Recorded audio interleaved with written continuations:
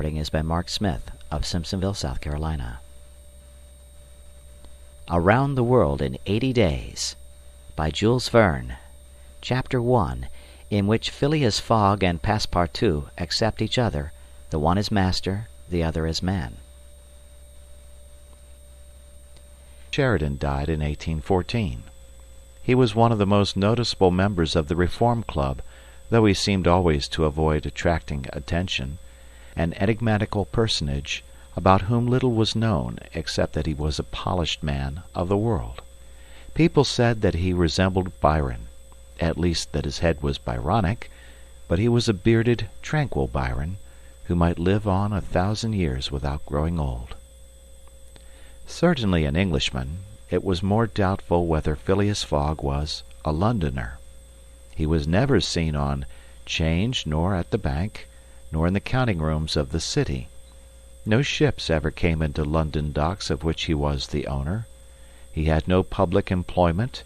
He had never been entered at any of the Inns of Court, either at the Temple, or Lincoln's Inn, or Gray's Inn, nor had his voice ever resounded in the Court of Chancery, or in the Exchequer, or the Queen's Branch, or the ecclesiastical courts.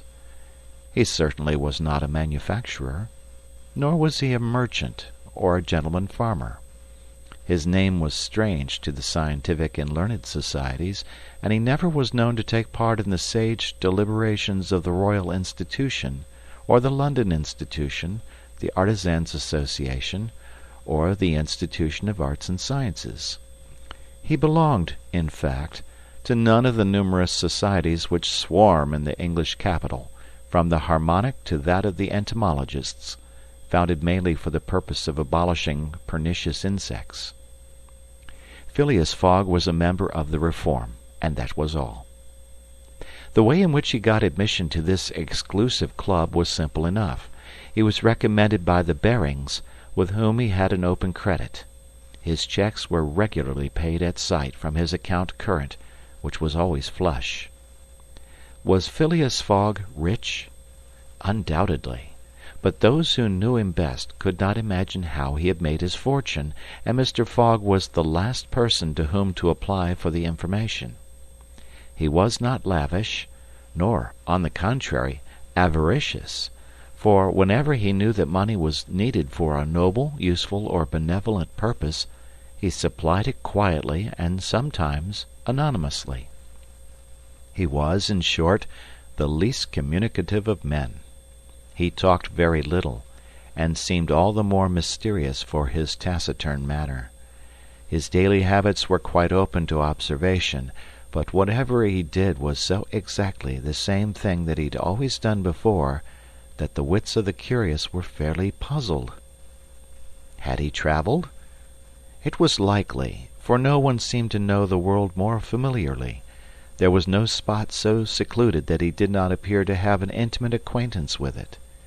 He often corrected, with a few clear words, the 1,000 conjectures advanced by members of the club as to lost and unheard-of travellers, pointing out the true probabilities, and seeming as if gifted with a sort of second sight, so often did events justify his predictions.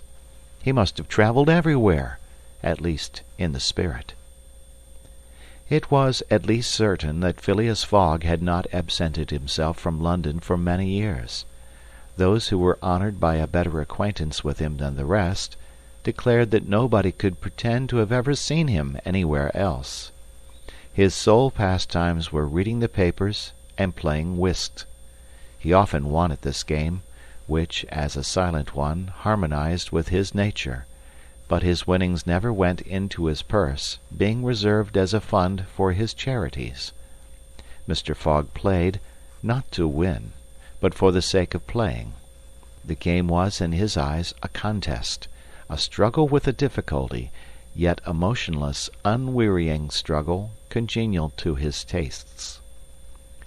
Phileas Fogg was not known to have either wife or children, which may happen to the most honest people, either relatives or near friends, which is certainly more unusual. He lived alone in his house in Savile Row, whither none penetrated. A single domestic sufficed to serve him. He breakfasted and dined at the club, at hours mathematically fixed, in the same room, at the same table, never taking his meals with other members, much less bringing a guest with him, and went home at exactly midnight, only retire at once to bed. He never used the cosy chambers which the Reform provides for its favored members. He passed 10 hours out of the 24 in Savile Row, either in sleeping or making his toilet.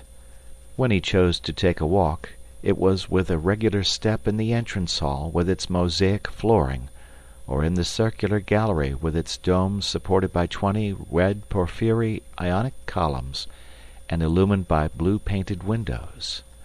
When he breakfasted or dined, all the resources of the club, its kitchens and pantries, its buttery and dairy, added to crowd his table with their most succulent stores.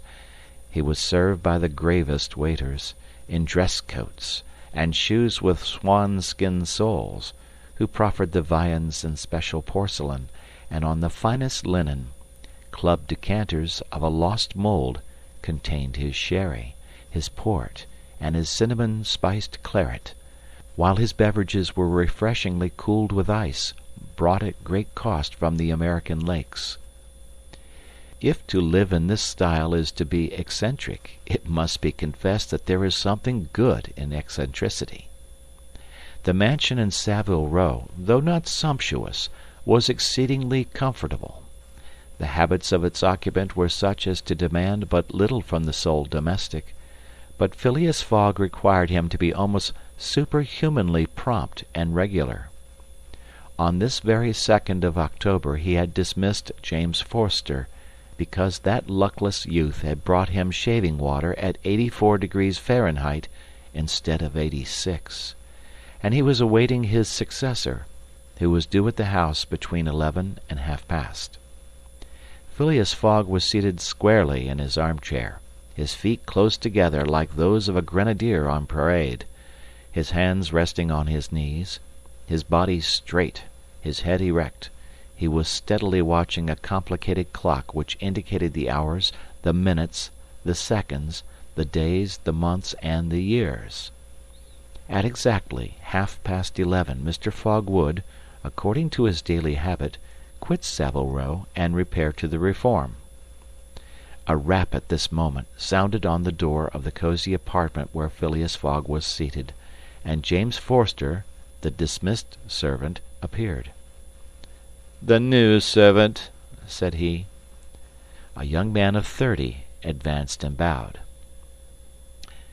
"You are a Frenchman, I believe?" asked Phileas Fogg. "And your name is John?" "Jean, if monsieur pleases," replied the newcomer. "Jean Passepartout, a surname which has clung to me because I have a natural aptness for going out of one business into another. I believe I'm honest, monsieur, but to be outspoken, I've had several trades. I've been an itinerant singer, a circus rider when I used to vault like Leotard, and dance on a rope like Blondin. Then I got to be a professor of gymnastics, so as to make better use of my talents, and then I was a sergeant fireman at Paris, and assisted at many a big fire. But I quitted France 5 years ago, and, wishing to taste the sweets of domestic life, took service as a valet here in England. Finding myself out of place, and hearing that Monsieur Phileas Fogg was the most exact and settled gentleman in the United Kingdom, I have come to Monsieur, in the hope of living with him a tranquil life, and forgetting even the name of Passepartout." "Passepartout suits me," responded Mr. Fogg. "You are well recommended to me. I hear a good report of you. You know my conditions?" "Yes, monsieur." "Good. What time is it?" 22 minutes after 11, returned Passepartout, drawing an enormous silver watch from the depths of his pocket. "You are too slow," said Mr. Fogg. "Pardon me, monsieur, it is impossible." "You are 4 minutes too slow." "No matter. It's enough to mention the error. Now, from this moment, 29 minutes after 11 a.m., This Wednesday, 2nd October. You are in my service." Phileas Fogg got up, took his hat in his left hand, put it on his head with an automatic motion, and went off without a word. Passepartout heard the street door shut once. It was his new master going out. He heard it shut again. It was his predecessor, James Forster, departing in his turn. Passepartout remained alone in the house in Savile Row. Chapter 2, in which Passepartout is convinced that he has at last found his ideal. "Faith," muttered Passepartout, somewhat flurried, "I've seen people at Madame Tussaud's as lively as my new master." Madame Tussaud's people, let it be said, are of wax, and are much visited in London. Speech is all that is wanting to make them human. During his brief interview with Mr. Fogg, Passepartout had been carefully observing him. He appeared to be a man about 40 years of age, with fine, handsome features, and a tall, well-shaped figure. His hair and whiskers were light, his forehead compact and unwrinkled, his face rather pale, his teeth magnificent. His countenance possessed in the highest degree what physiognomists call repose in action, a quality of those who act rather than talk. Calm and phlegmatic, with a clear eye, Mr. Fogg seemed a perfect type of that English composer which Angelica Kauffmann has so skilfully represented on canvas. Seen in the various phases of his daily life, he gave the idea of being perfectly well balanced, as exactly regulated as a Leroy chronometer. Phileas Fogg was, indeed, exactitude personified, and this was betrayed even in the expression of his very hands and feet, for in men, as well as in animals, the limbs themselves are expressive of the passions. He was so exact that he was never in a hurry, was always ready, and was economical alike of his steps and his motions. He never took one step too many, and always went to his destination by the shortest cut. He made no superfluous gestures, and was never seen to be moved or agitated. He was the most deliberate person in the world, yet always reached his destination at the exact moment. He lived alone, and, so to speak, outside of every social relation, and as he knew that in this world account must be taken of friction, and that friction retards, he never rubbed against anybody. As for Passepartout, he was a true Parisian of Paris.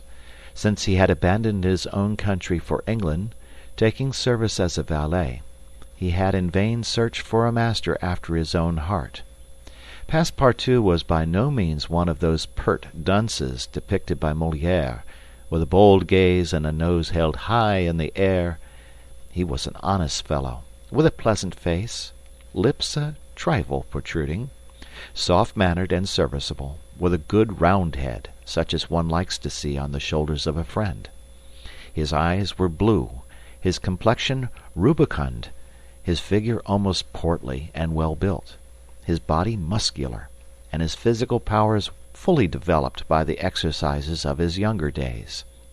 His brown hair was somewhat tumbled, for, while the ancient sculptors are said to have known 18 methods of arranging Minerva's tresses, Passepartout was familiar with but one of dressing his own. 3 strokes of a large-toothed comb completed his toilette. It would be rash to predict how Passepartout's lively nature would agree with Mr. Fogg. It was impossible to tell whether the new servant would turn out as absolutely methodical as his master required. Experience alone could solve the question. Passepartout had been a sort of vagrant in his early years, and now yearned for repose.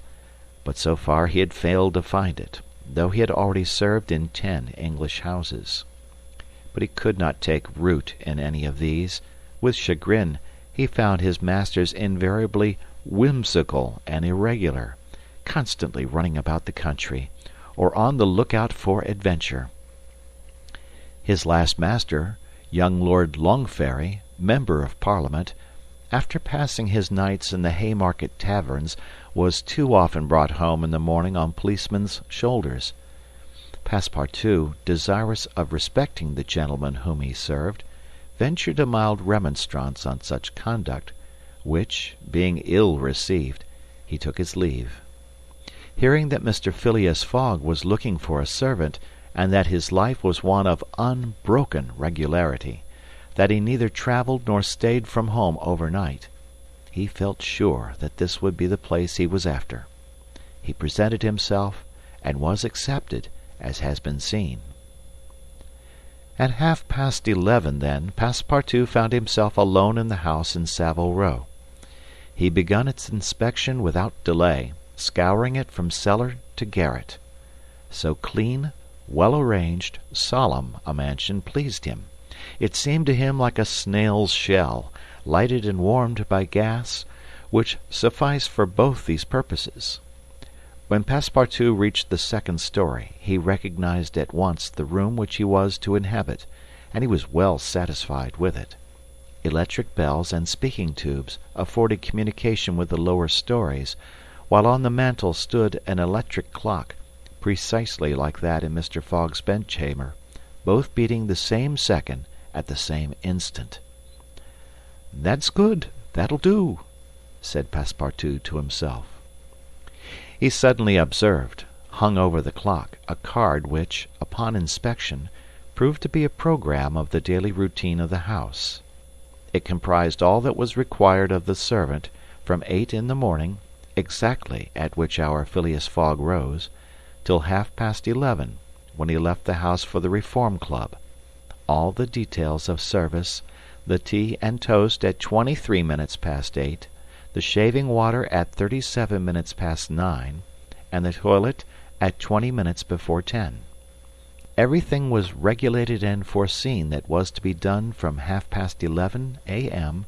till midnight, the hour at which the methodical gentleman retired. Mr. Fogg's wardrobe was amply supplied and in the best taste. Each pair of trousers, coat, and vest bore a number, indicating the time of year and season at which they were in turn to be laid out for wearing, and the same system was applied to the master's shoes. In short, the house in Savile Row, which must have been a very temple of disorder and unrest under the illustrious but dissipated Sheridan, was coziness, comfort, and method idealized. There was no study, nor were there books, which would have been quite useless to Mr. Fogg, for at the Reform 2 libraries, one of general literature and the other of law and politics, were at his service.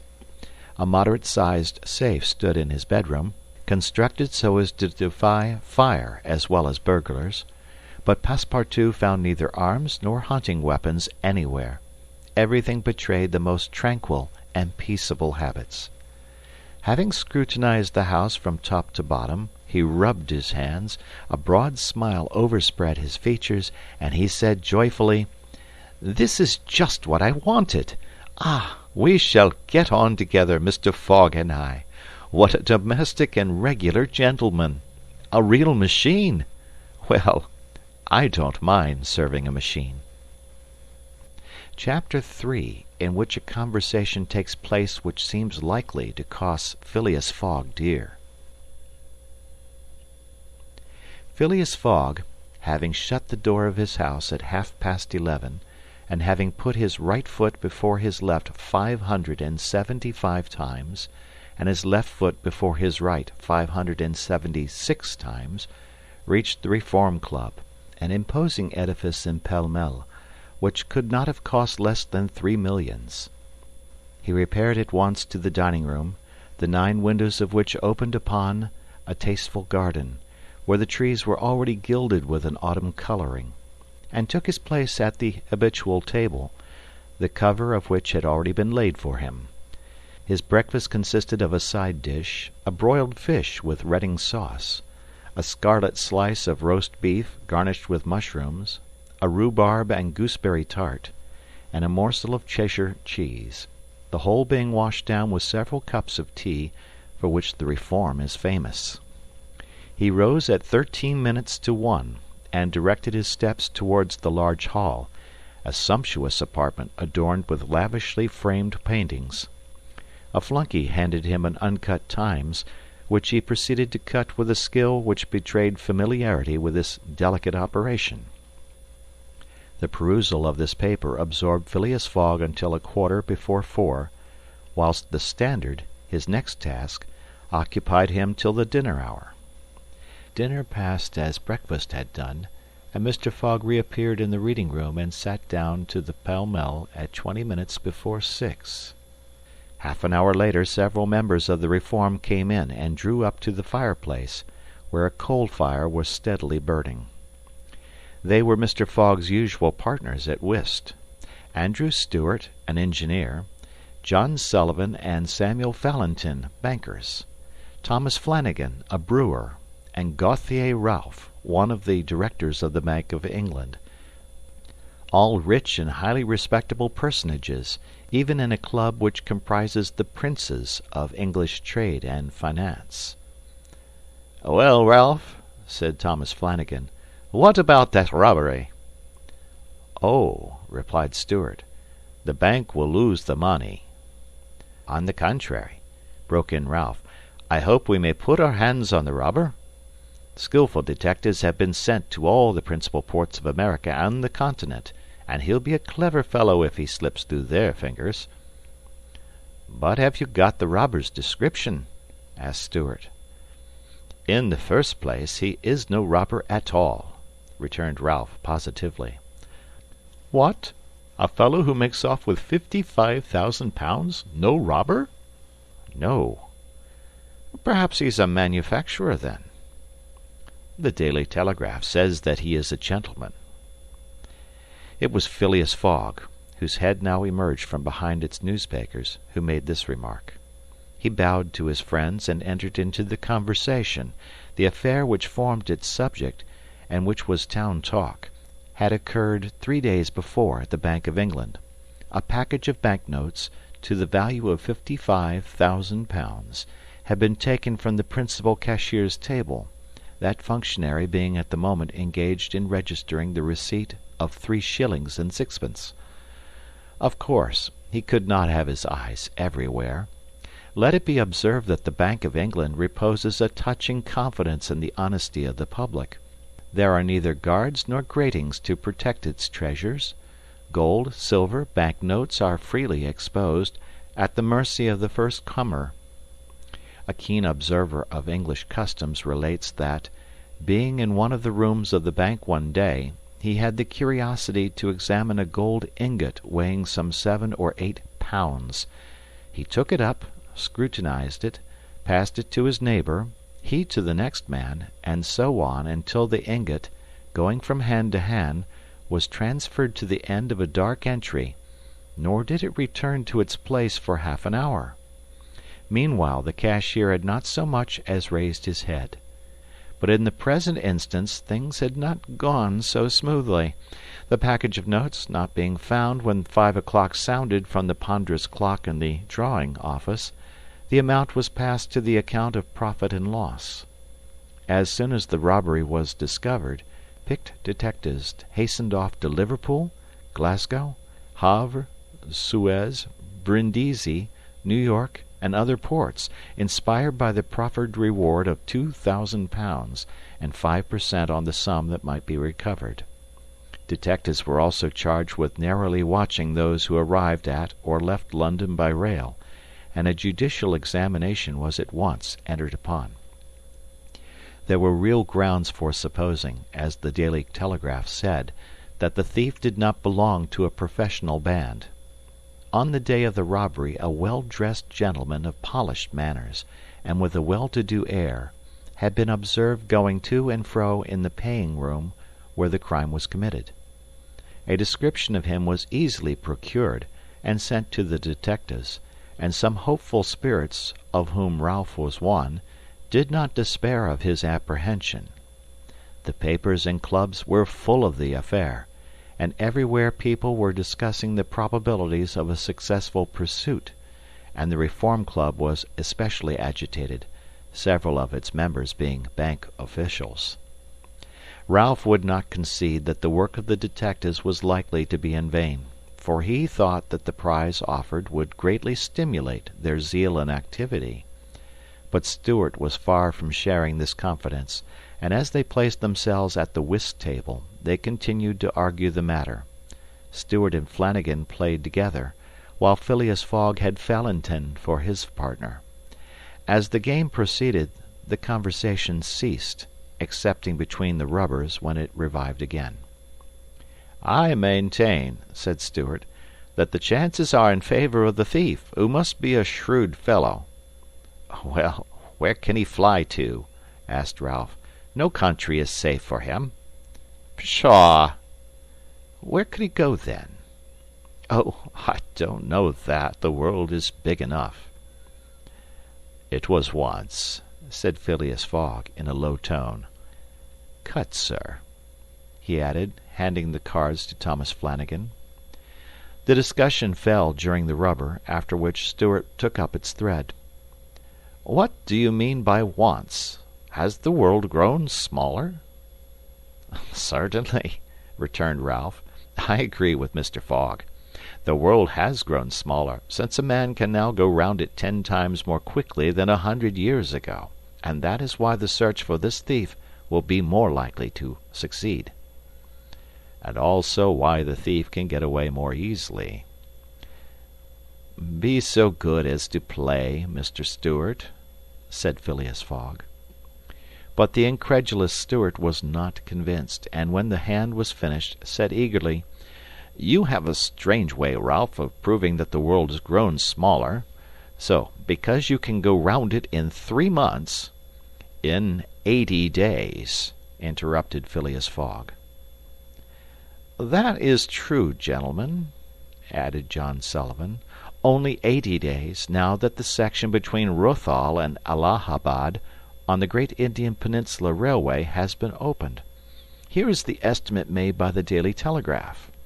From London to Suez via Mont Cenis and Brindisi, by rail and steamboats, 7 days. From Suez to Bombay, by steamer, 13 days. From Bombay to Calcutta, by rail, 3 days. From Calcutta to Hong Kong, by steamer, 13 days. From Hong Kong to Yokohama, Japan, by steamer, 6 days. From Yokohama to San Francisco by steamer, 22 days. From San Francisco to New York by rail, 7 days. From New York to London by steamer and rail, 9 days. Total, 80 days. "Yes, in 80 days," exclaimed Stewart, who in his excitement made a false deal. "But that doesn't take into account bad weather, contrary winds, shipwrecks, railway accidents, and so on." "All included," returned Phileas Fogg, continuing to play despite the discussion. "But suppose the Hindus or Indians pull up the rails," replied Stewart. "Suppose they stop the trains, pillage the luggage vans, and scalp the passengers." "All included," calmly retorted Fogg, adding, as he threw down the cards, "2 trumps." Stewart, whose turn it was to deal, gathered them up and went on. "You are right, theoretically, Mr. Fogg, but practically—" "Practically also, Mr. Stewart?" "I'd like to see you do it in 80 days." "It depends on you. Shall we go?" "Heaven preserve me, but I would wager £4,000 that such a journey made under these conditions is impossible." "Quite possible, on the contrary," returned Mr. Fogg. "Well, make it, then." "The journey round the world in 80 days?" "Yes." "I should like nothing better." "When?" "At once. Only I warn you that I shall do it at your expense." "It's absurd!" cried Stewart, who was beginning to be annoyed at the persistency of his friend. "Come, let's go on with the game." "Deal over again, then," said Phileas Fogg. "There's a false deal." Stewart took up the pack with a feverish hand, then suddenly put them down again. "Well, Mr. Fogg," said he, "it shall be so. I will wager the 4,000 on it." "Calm yourself, my dear Stuart," said Valentin. "It's only a joke." "When I say I'll wager," returned Stuart, "I mean it." "All right," said Mr. Fogg, and, turning to the others, he continued, "I have a deposit of 20,000 at Barings, which I will willingly risk upon it." "£20,000!" cried Stuart. £20,000, which you would lose by a single accidental delay." "The unforeseen does not exist," quietly replied Phileas Fogg. "But, Mr. Fogg, 80 days are only the estimate of the least possible time in which the journey can be made." "A well-used minimum suffices for everything." "But in order not to exceed it, you must jump mathematically from the trains upon the steamers, and from the steamers upon the trains again." "I will jump mathematically." "You are joking." "A true Englishman doesn't joke when he is talking about so serious a thing as a wager," replied Phileas Fogg solemnly. "I will bet £20,000 against any one who wishes that I will make the tour of the world in 80 days or less, in 1920 hours, or 115,200 minutes. Do you accept?" "We accept," replied Messieurs Stuart, Valentin, Sullivan, Flanagan, and Ralph, after consulting each other. "Good," said Mr. Fogg. "The train leaves for Dover at 9:15. I will take it." "This very evening?" asked Stuart. "This very evening," returned Phileas Fogg. He took out and consulted a pocket almanac, and added, "As today is Wednesday, the 2nd of October, I shall be due in London in this very room of the Reform Club on Saturday, the 21st of December, at 9:15 p.m., or else the £20,000, now deposited in my name at Barings, will belong to you, in fact and in right, gentlemen. Here is a cheque for the amount." A memorandum of the wager was at once drawn up and signed by the 6 parties, during which Phileas Fogg preserved a stoical composure. He certainly did not bet to win, and had only staked the £20,000, half of his fortune, because he foresaw that he might have to expend the other half to carry out this difficult, not to say unattainable, project.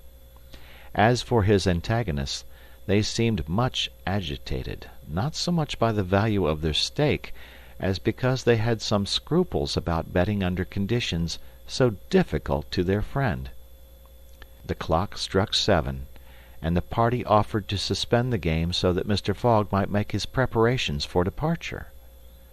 "I am quite ready now," was his tranquil response. "Diamonds or trumps? Be so good as to play, gentlemen." Chapter 4, in which Phileas Fogg astounds Passepartout, his servant. Having won 20 guineas at whist, and taken leave of his friends, Phileas Fogg, at 7:25, left the Reform Club. Passepartout, who had conscientiously studied the programme of his duties, was more than surprised to see his master guilty of the inexactness of appearing at this unaccustomed hour, for, according to rule, he was not due in Savile Row until precisely midnight. Mr. Fogg repaired to his bedroom, and called out, "Passepartout!" Passepartout did not reply. It could not be he who was called. It was not the right hour. "Passepartout!" repeated Mr. Fogg, without raising his voice. Passepartout made his appearance. "I've called you twice," observed his master. "But it is not midnight," responded the other, showing his watch. "I know it. I don't blame you. We start for Dover and Calais in 10 minutes." A puzzled grin overspread Passepartout's round face. Clearly he had not comprehended his master. "Monsieur is going to leave home?" "Yes," returned Phileas Fogg. "We are going round the world." Passepartout opened wide his eyes, raised his eyebrows, held up his hands, and seemed about to collapse, so overcome was he with stupefied astonishment. "Round the world!" he murmured. "In 80 days," responded Mr. Fogg, "so we haven't a moment to lose." "But the trunks!" gasped Passepartout, unconsciously swaying his head from right to left. "We'll have no trunks, only a carpet-bag, with 2 shirts and 3 pairs of stockings for me, and the same for you. We'll buy our clothes on the way. Bring down my mackintosh and travelling cloak, and some stout shoes, though we shall do little walking. Make haste." Passepartout tried to reply, but could not. He went out, mounted to his own room, fell into a chair, and muttered, "That's good, that is, and I, who wanted to remain quiet." He mechanically set about making the preparations for departure. Around the world in 80 days! Was his master a fool? No. Was this a joke, then? They were going to Dover. Good. To Calais. Good again. After all, Passepartout, who had been away from France 5 years, would not be sorry to set foot on his native soil again. Perhaps they would go as far as Paris, and it would do his eyes good to see Paris once more. But surely a gentleman so chary of his steps would stop there, no doubt. But then it was none the less true that he was going away, this so domestic person hitherto. By 8 o'clock Passepartout had packed the modest carpet-bag, containing the wardrobes of his master and himself. Then, still troubled in mind, he carefully shut the door of his room and descended to Mr. Fogg. Mr. Fogg was quite ready. Under his arm might have been observed a red-bound copy of Bradshaw's Continental Railway Steam Transit and General Guide, with its timetables showing the arrival and departure of steamers and railways.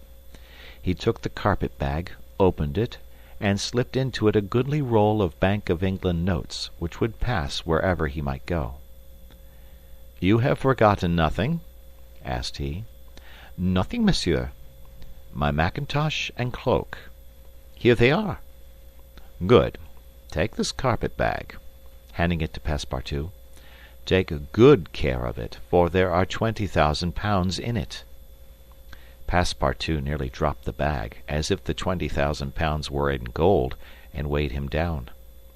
Master and man then descended. The street door was double-locked, and at the end of Savile Row they took a cab and drove rapidly to Charing Cross. The cab stopped before the railway station in 20 minutes past 8. Passepartout jumped off the box and followed his master, who, after paying the cabman, was about to enter the station, when a poor beggar woman, with a child in her arms, her naked feet smeared with mud, her head covered with a wretched bonnet, from which hung a tattered feather, and her shoulders shrouded in a ragged shawl, approached, and mournfully asked for alms. Mr. Fogg took out the 20 guineas he had just won at whist, and handed them to the beggar, saying, "Here, my good woman, I'm glad that I met you," and passed on. Passepartout had a moist sensation about the eyes. His master's action touched his susceptible heart. 2 first-class tickets for Paris having been speedily purchased, Mr. Fogg was crossing the station to the train when he perceived his 5 friends of the Reform. "Well, gentlemen," said he, "I'm off, you see, and if you will examine my passport when I get back, you will be able to judge whether I have accomplished the journey agreed upon." "Oh, that would be quite unnecessary, Mr. Fogg," said Ralph, politely.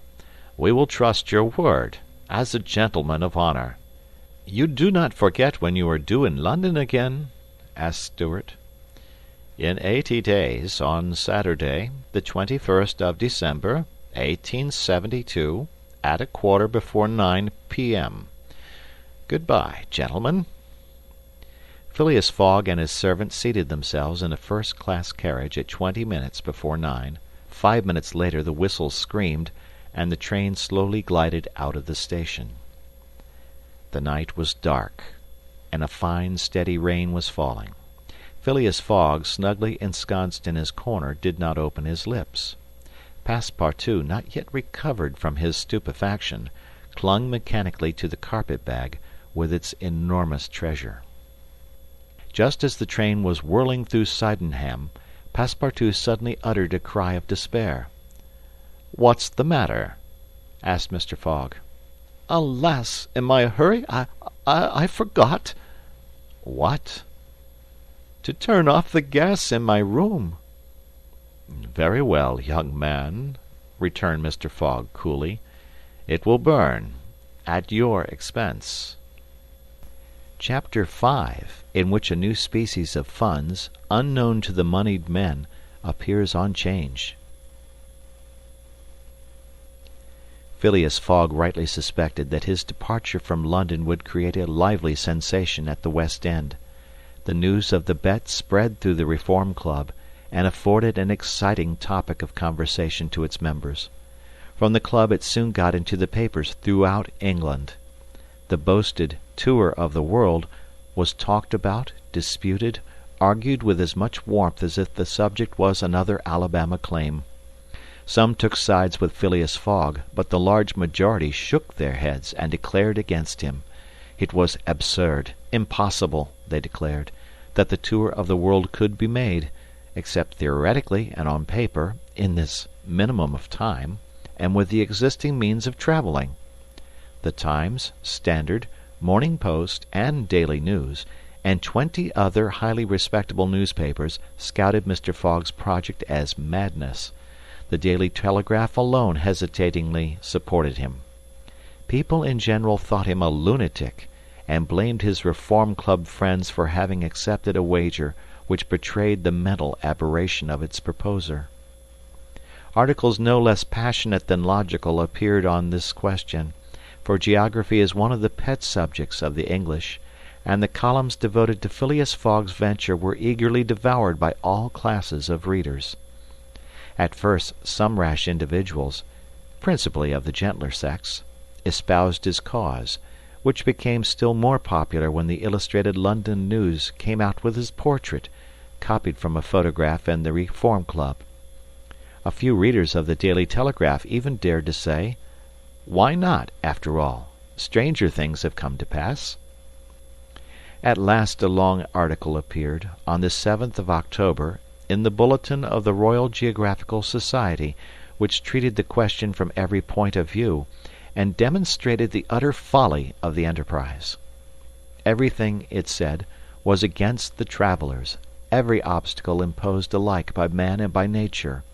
A miraculous agreement of the times of departure and arrival, which was impossible, was absolutely necessary to his success.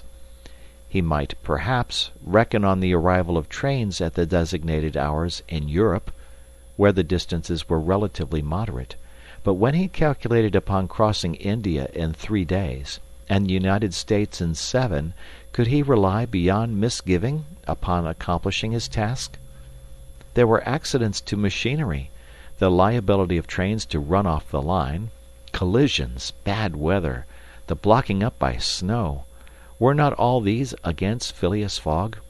Would he not find himself, when travelling by steamer in winter, at the mercy of the winds and fogs?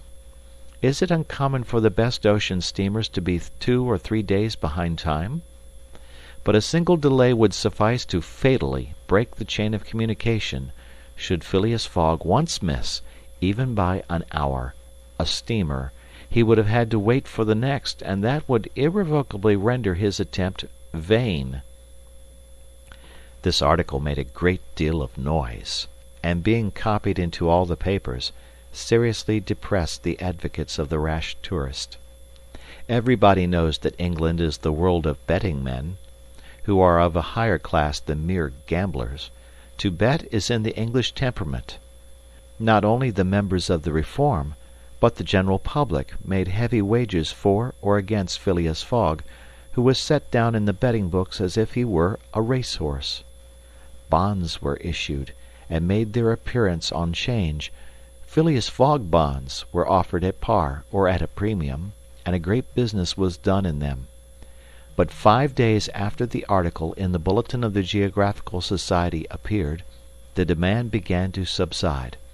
Phileas Fogg declined. They were offered by packages, at first of 5, then of 10, until at last nobody would take less than 20, 50, 100. Lord Albemarle, an elderly paralytic gentleman, was now the only advocate of Phileas Fogg left. This noble lord, who was fastened to his chair, would have given his fortune to be able to make the tour of the world if it took 10 years, and he bet £5,000 on Phileas Fogg.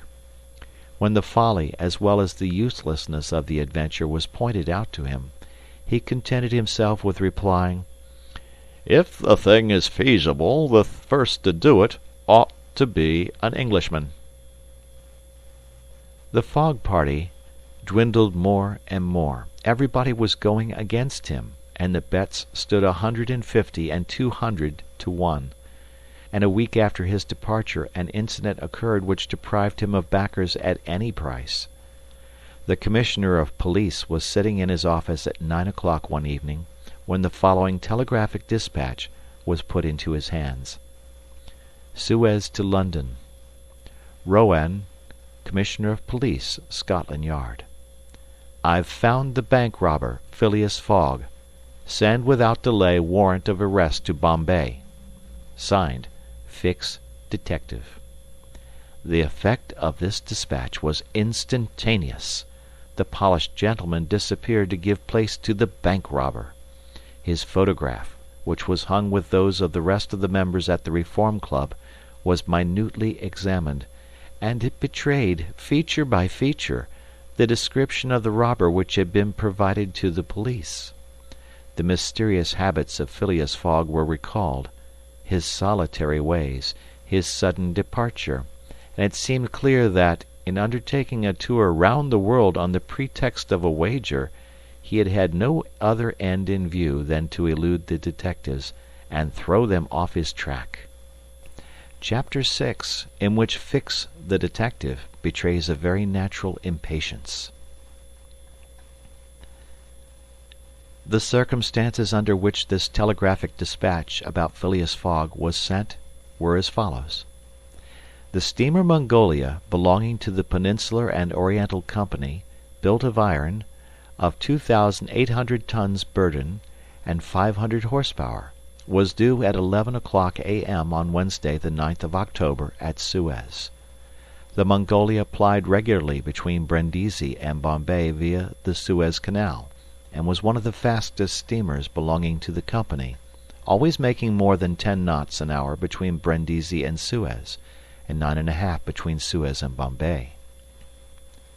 2 men were promenading up and down the wharves, among the crowd of natives, and strangers who were sojourning at this once straggling village, now, thanks to the enterprise of Monsieur Lesseps, a fast-growing town. One was the British consul at Suez, who, despite the prophecies of the English government and the unfavorable predictions of Stevenson, was in the habit of seeing, from his office window, English ships daily passing to and fro on the great canal, by which the old roundabout route from England to India by the Cape of Good Hope was abridged by at least a half. The other was a small, slight-built personage, with a nervous, intelligent face, and bright eyes peering out from under eyebrows which he was incessantly twitching. He was just now manifesting unmistakable signs of impatience, nervously pacing up and down, and unable to stand still for a moment.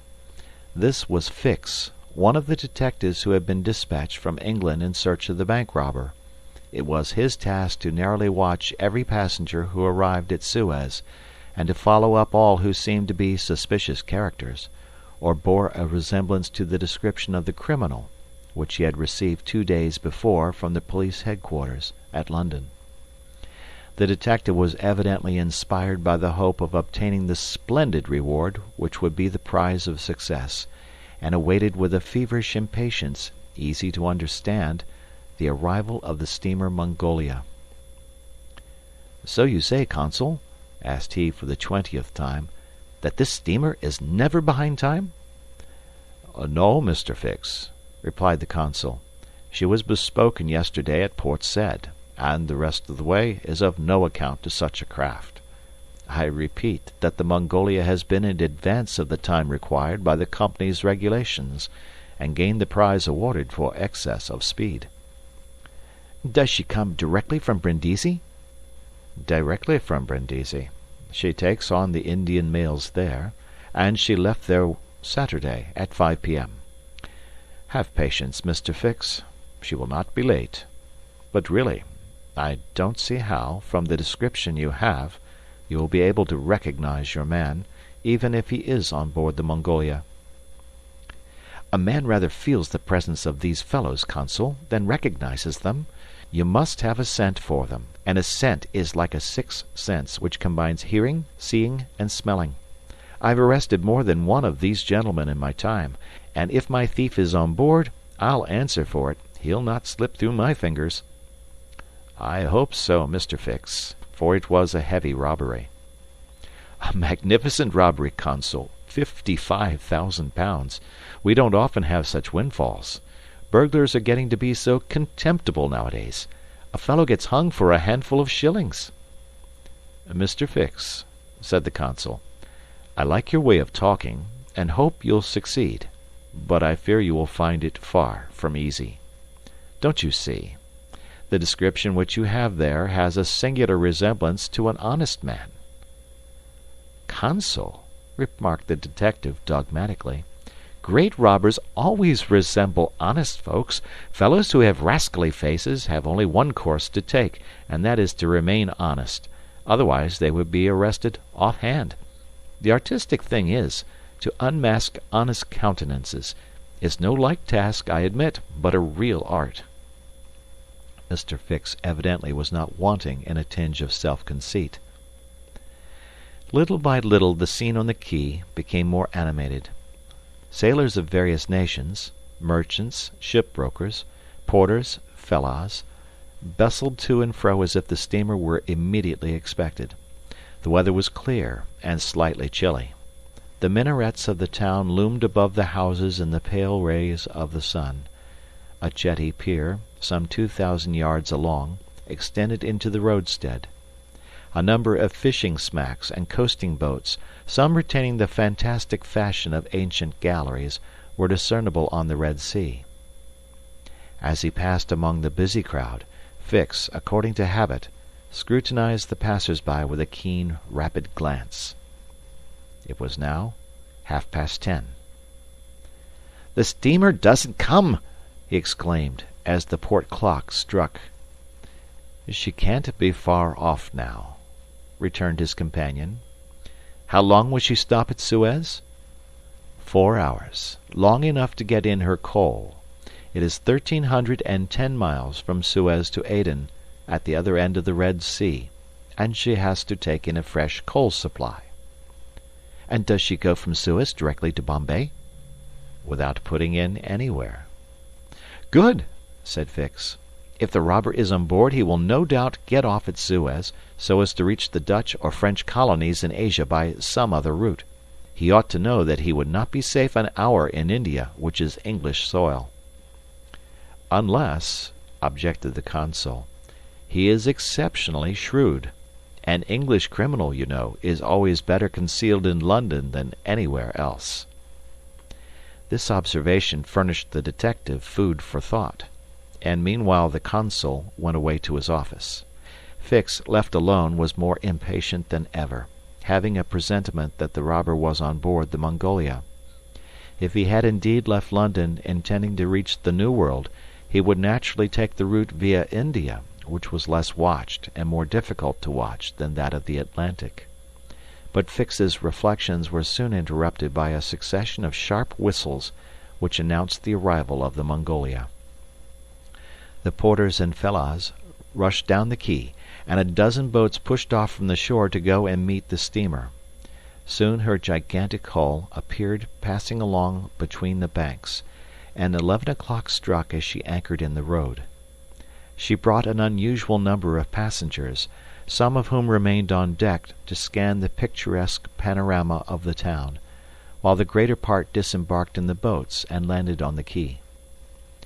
Fix took up a position and carefully examined each face and figure which made its appearance. Presently one of the passengers, after vigorously pushing his way through the importunate crowd of porters, came up to him and politely asked if he could point out the English consulate, at the same time showing a passport which he wished to have visaed. Fix instinctively took the passport, and with a rapid glance read the description of its bearer.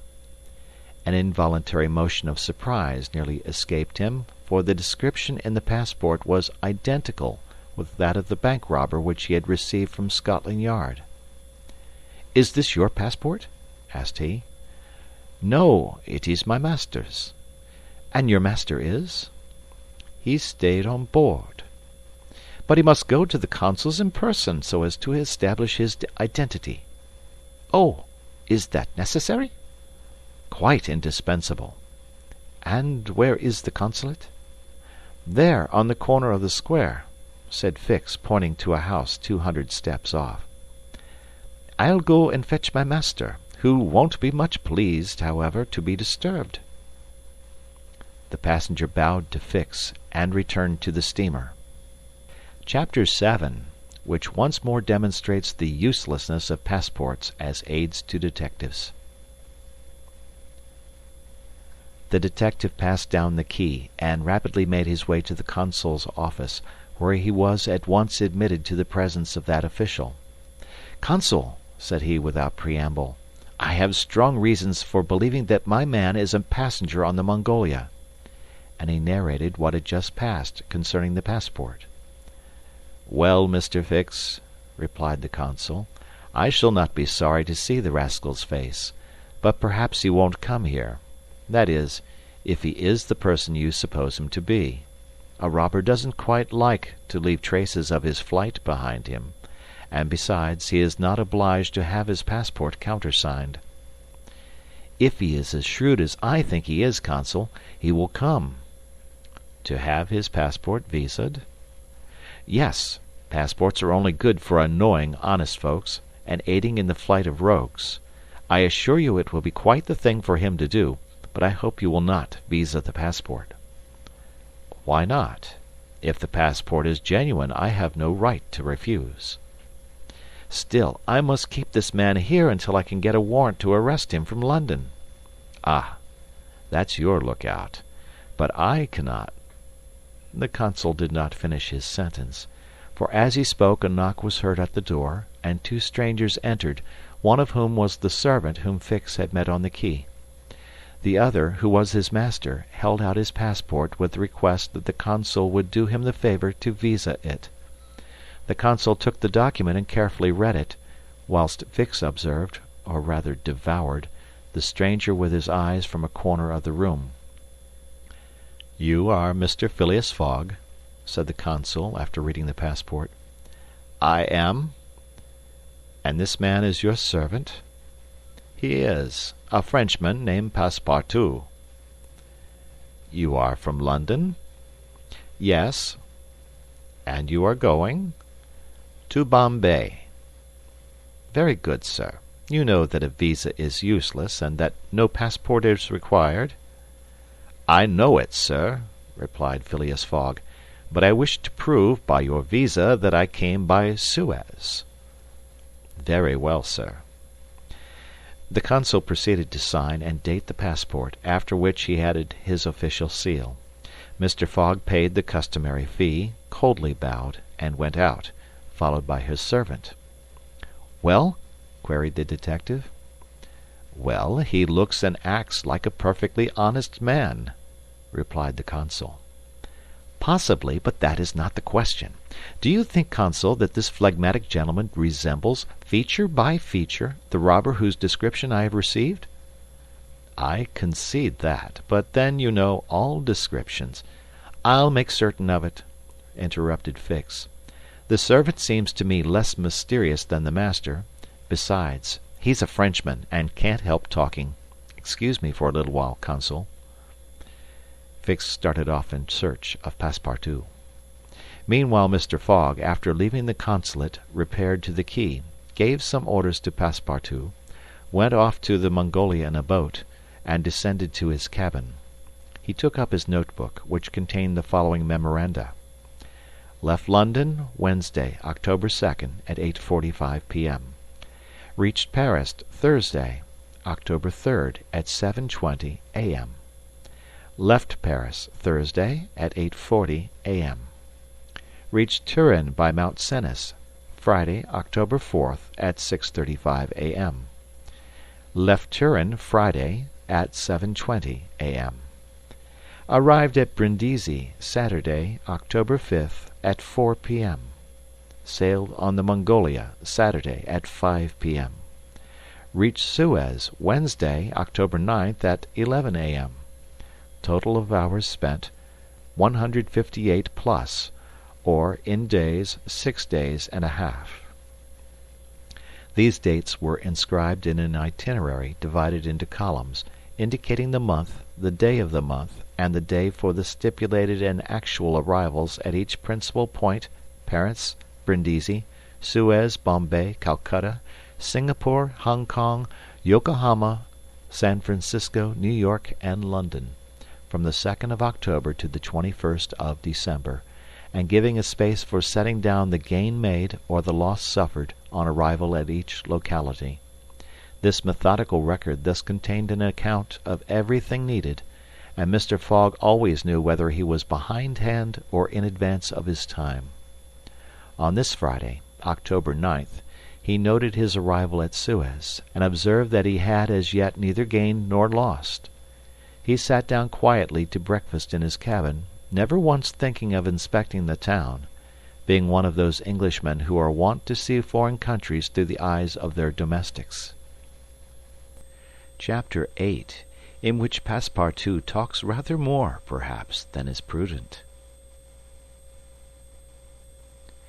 Fix soon rejoined Passepartout, who was lounging and looking about on the quay, as if he did not feel that he at least was obliged not to see anything.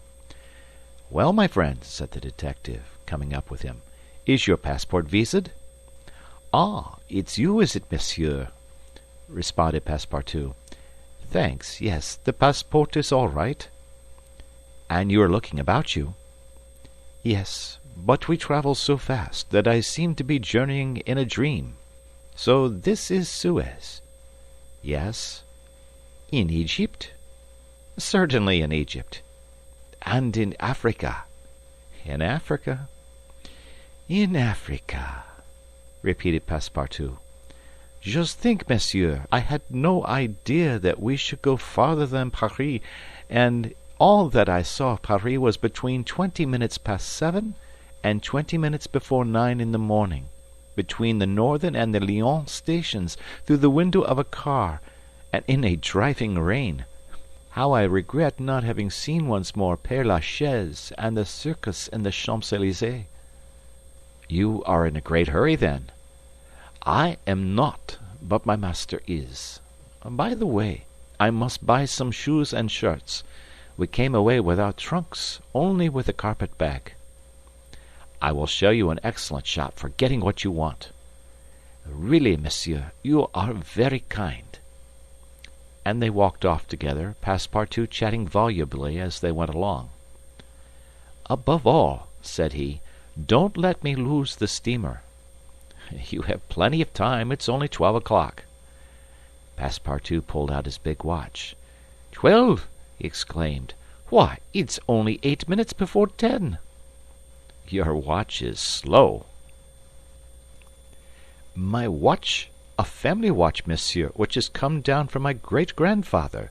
It doesn't vary 5 minutes in the year. It is a perfect chronometer, look you." "I see how it is," said Fix. "You have kept London time, which is 2 hours behind that of Suez. You ought to regulate your watch at noon in each country." "I regulate my watch? Never!" "Well, then, it will not agree with the sun." "So much the worse for the sun, monsieur. The sun will be wrong, then." And the worthy fellow returned the watch to its fob with a defiant gesture. After a few minutes' silence, Fix resumed. "You left London hastily, then?" "I rather think so. Last Friday at 8 o'clock in the evening, Monsieur Fogg came home from his club, and 3/4 of an hour afterwards we were off." "But where is your master going?" "Always straight ahead. He is going round the world." "Round the world!" cried Fix. "Yes, and in 80 days. He says it is on a wager, but, between us, I don't believe a word of it. That wouldn't be common sense. There's something else in the wind." "Ah, Mr. Fogg is a character, is he?" "I should say he was." "Is he rich?" "No doubt, for he is carrying an enormous sum in brand-new banknotes with him. And he doesn't spare the money on the way, either. He has offered a large reward to the engineer of the Mongolia if he gets us to Bombay well in advance of time." "And you have known your master a long time?" "Why, no. I entered his service the very day we left London." The effect of these replies upon the already suspicious and excited detective may be imagined. The hasty departure from London soon after the robbery, the large sum carried by Mr. Fogg, his eagerness to reach distant countries, the pretext of an eccentric and foolhardy bet, all confirmed Fix in his theory. He continued to pump poor Passepartout, and learned that he really knew little or nothing of his master, who lived a solitary existence in London, was said to be rich, though no one knew whence came his riches, and was mysterious and impenetrable in his affairs and habits. Fix felt sure that Phileas Fogg would not land at Suez, but was really going on to Bombay. "Is Bombay far from here?" asked Passepartout. "Pretty far. It is a 10 days' voyage by sea." "And in what country is Bombay?" "India." "In Asia?" "Certainly." "The deuce! I was going to tell you that there's one thing that worries me. My burner." "What burner?" "My gas burner, which I forgot to turn off, and which is at this moment burning at my expense. I have calculated, monsieur, that I lose 2 shillings every 24 hours, exactly 6 pence more than I earn, and you will understand that the longer our journey—" Did Fix pay any attention to Passepartout's trouble about the gas? It is not probable. He was not listening, but was cogitating a project.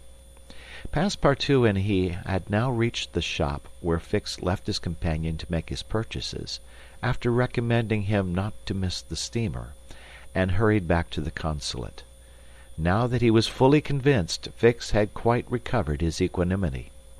"Consul," said he, "I have no longer any doubt. I have spotted my man.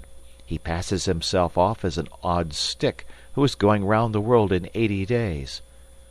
"Then he's a sharp fellow," returned the consul, "and counts on returning to London after putting the police of the 2 countries off his track." "We'll see about that," replied Fix. "But are you not mistaken?" "I am not mistaken." Why was this robber so anxious to prove by the visa that he had passed through Suez? "Why? I have no idea. But listen to me." He reported in a few words the most important parts of his conversation with Passepartout. "In short," said the consul, "appearances are wholly against this man. And what are you going to do?" "Send a dispatch to London for a warrant of arrest to be dispatched instantly to Bombay. Take passage on board the Mongolia, follow my rogue to India, and there, on English ground, arrest him politely, with my warrant in my hand and my hand on his shoulder." Having uttered these words with a cool, careless air, the detective took leave of the consul, and repaired to the telegraph office, whence he sent the dispatch which we have seen to the London police office. A quarter of an hour later found Fix, with a small bag in his hand, proceeding on board the Mongolia, and, ere many moments longer, the noble steamer rode out at full steam upon the waters of the Red Sea. Chapter 9, in which the Red Sea and the Indian Ocean prove propitious to the designs of Phileas Fogg.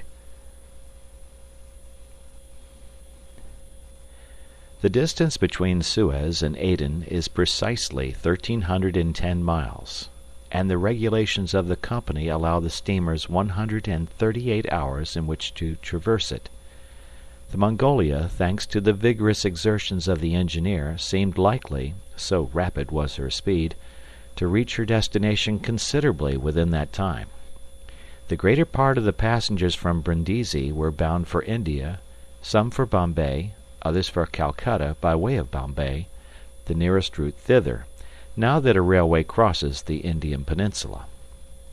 Among the passengers was a number of officials and military officers of various grades, the latter being either attached to the regular British forces or commanding the sepoy troops, and receiving high salaries ever since the central government had assumed the powers of the East India Company. For the sub-lieutenants get £280, brigadiers £2,400, and generals of divisions £4,000. What with the military men, a number of rich young Englishmen on their travels, and the hospitable efforts of the purser, the time passed quickly on the Mongolia.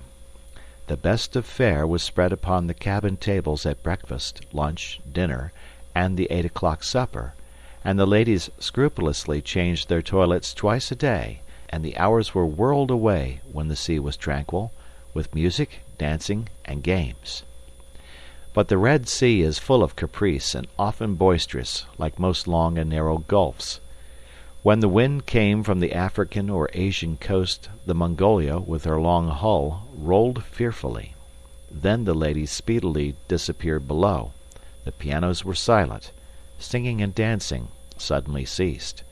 Yet the good ship ploughed straight on, unretarded by wind or wave, towards the straits of Bab el Mandeb. What was Phileas Fogg doing all this time?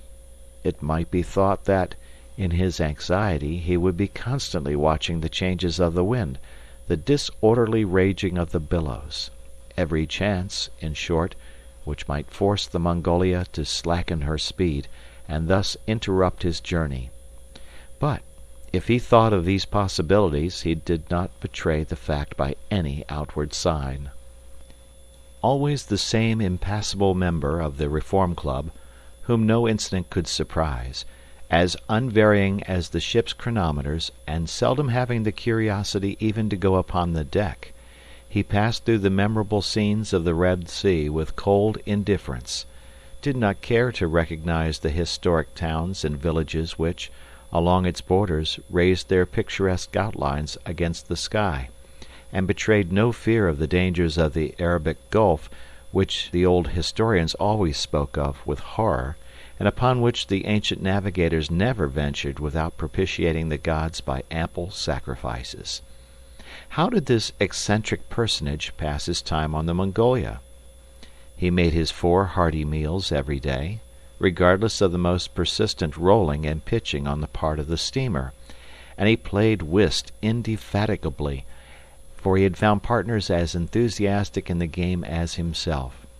A tax collector, on the way to his post at Goa, the Reverend Decimus Smith, returning to his parish at Bombay, and a brigadier general of the English army who was about to rejoin his brigade at Benares, made up the party, and with Mr. Fogg played whist by the hour together in absorbing silence. As for Passepartout, he too had escaped seasickness and took his meals conscientiously in the forward cabin. He rather enjoyed the voyage, for he was well fed and well lodged, took a great interest in the scenes through which they were passing, and consoled himself with the delusion that his master's whim would end at Bombay.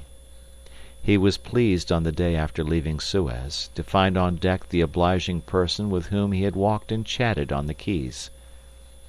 "If I am not mistaken," said he, approaching this person, with his most amiable smile, "you are the gentleman who so kindly volunteered to guide me at Suez? Ah, I quite recognize you. You are the servant of the strange Englishman." "Just so, monsieur." "Fix." "Monsieur Fix," resumed Passepartout, "I'm charmed to find you on board. Where are you bound?" "Like you, to Bombay." "That's capital. Have you made this trip before?" "Several times. I am one of the agents of the Peninsular Company." "Then you know India?"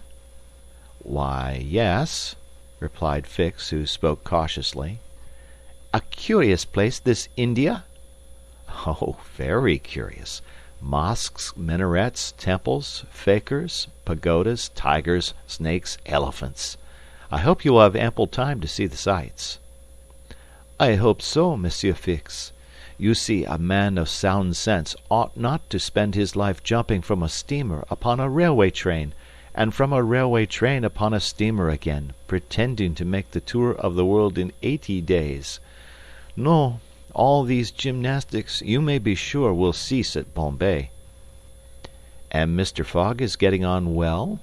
asked Fix in the most natural tone in the world. "Quite well, and I too. I eat like a famished ogre. It is the sea air." "But I never see your master on deck." "Never. He hasn't the least curiosity." "Do you know, Mr. Passepartout, that this pretended tour in 80 days may conceal some secret errand? Perhaps a diplomatic mission?" "Faith, Monsieur Fix, I assure you I know nothing about it, nor would I give half a crown to find out." After this meeting, Passepartout and Fix got into the habit of chatting together, the latter making it a point to gain the worthy man's confidence. He frequently offered him a glass of whiskey or pale ale in the steamer bar-room, which Passepartout never failed to accept with graceful alacrity, mentally pronouncing Fix the best of good fellows. Meanwhile the Mongolia was pushing forward rapidly. On the 13th, Mocha, surrounded by its ruined walls whereon date trees were growing, was sighted, and on the mountains beyond were espied vast coffee fields. Passepartout was ravished to behold this celebrated place, and thought that with its circular walls and dismantled fort it looked like an immense coffee cup and saucer. The following night they passed through the Strait of Bab el Mandeb, which means in Arabic the Bridge of Tears, and the next day they put in at Steamer Point, northwest of Aden Harbor, to take in coal. This matter of fueling steamers is a serious one at such distances from the coal mines. It cost the Peninsular Company some 800,000 pounds a year. In these distant seas, coal is worth 3 or 4 pounds sterling a ton. The Mongolia had still 1,650 miles to traverse before reaching Bombay, and was obliged to remain 4 hours at Steamer Point to coal up. But this delay, as it was foreseen, did not affect Phileas Fogg's program. Besides, the Mongolia, instead of reaching Aden on the morning of the 15th, when she was due, arrived there on the evening of the 14th, a gain of 15 hours. Mr. Fogg and his servant went ashore at Aden to have the passport again visaed. Fix, unobserved, followed them. The visa procured, Mr. Fogg returned on board to resume his former habits, while Passepartout, according to custom, sauntered about among the mixed population of Somalis, Banyans, Parsees, Jews, Arabs, and Europeans who comprised the 25,000 inhabitants of Aden.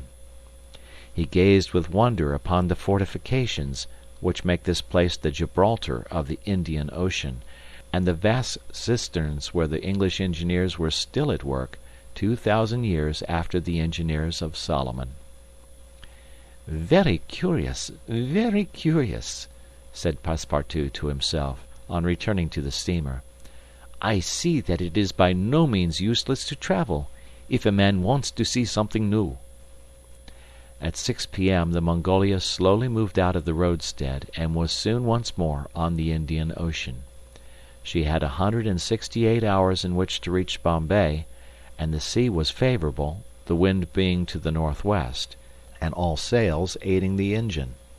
The steamer rolled but little. The ladies, in fresh toilets, reappeared on deck, and the singing and dancing were resumed. The trip was being accomplished most successfully, and Passepartout was enchanted with the congenial companion which chance had secured him in the person of the delightful Fix. On Sunday, October 20th, towards noon, they came in sight of the Indian coast. 2 hours later, the pilot came on board. A range of hills lay against the sky in the horizon, and soon the rows of palms which adorn Bombay came distinctly into view. The steamer entered the road formed by the islands in the bay, and at 4:30 she hauled up at the quays of Bombay. Phileas Fogg was in the act of finishing the 33rd rubber of the voyage, and his partner and himself having, by a bold stroke, captured all 13 of the tricks, concluded this fine campaign with a brilliant victory. The Mongolia was due at Bombay on the 22nd. She arrived on the 20th. This was a gain to Phileas Fogg of 2 days since his departure from London, and he calmly entered the fact in the itinerary in the column of gains. Chapter 10, in which Passepartout is only too glad to get off with the loss of his shoes. Everybody knows that the great reversed triangle of land, with its base in the north and its apex in the south, which is called India, embraces 1,400,000 square miles, upon which is spread unequally a population of 180 millions of souls. The British Crown exercises a real and despotic dominion over the larger portion of this vast country, and has a Governor-General stationed at Calcutta, governors at Madras, Bombay, and in Bengal, and a lieutenant governor at Agra. But British India, properly so called, only embraces 700,000 square miles, and a population of from 100 to 110 millions of inhabitants. A considerable portion of India is still free from British authority, and there are certain ferocious Rajas in the interior who are absolutely independent. The celebrated East India Company was all-powerful from 1756, when the English first gained a foothold on the spot where now stands the city of Madras, down to the time of the great Sepoy insurrection. It gradually annexed province after province, purchasing them of the native chiefs, whom it seldom paid, and appointed the Governor-General and his subordinates, civil and military. But the East India Company has now passed away, leaving the British possessions in India directly under the control of the Crown. The aspect of the country, as well as the manners and distinctions of race, is daily changing. Formerly one was obliged to travel in India by the old cumbrous methods of going on foot or on horseback, in palanquins or unwieldy coaches. Now, fast steamboats ply on the Indus and the Ganges, and a great railway, with branch lines joining the main line at many points on its route, traverses the peninsula from Bombay to Calcutta in 3 days. This railway does not run in a direct line across India. The distance between Bombay and Calcutta, as the bird flies, is only from 1,000 to 1,100 miles, but the deflections of the road increase this distance by more than a third. The general route of the Great Indian Peninsula Railway is as follows. Leaving Bombay, it passes through Salsette, crossing to the continent opposite Tanna, goes over the chain of the Western Ghauts, runs thence northeast as far as Burhampur, skirts the nearly independent territory of Bundelkund, ascends to Allahabad, turns thence easterly, meeting the Ganges at Benares, then departs from the river a little and, descending southeastward by Burdivan and the French town of Chandernagore, has its terminus at Calcutta. The passengers of the Mongolia went ashore at 4:30 p.m. At exactly 8 the train would start for Calcutta. Mr. Fogg, after bidding good-bye to his whist partners, left the steamer, gave his servant several errands to do, urged it upon him to be at the station promptly at 8, and with his regular step, which beat to the second like an astronomical clock, directed his steps to the passport office. As for the wonders of Bombay, its famous city hall, its splendid library, its forts and docks, its bazaars, mosques, synagogues, its Armenian churches, and the noble pagoda on Malabar Hill with its 2 polygonal towers, he cared not a straw to see them. He would not deign to examine even the masterpieces of Elephanta, or the mysterious hypogea, concealed southeast from the docks, or those fine remains of Buddhist architecture, the Canarian grottos of the island of Salsette. Having transacted his business at the passport office, Phileas Fogg repaired quietly to the railway station, where he ordered dinner.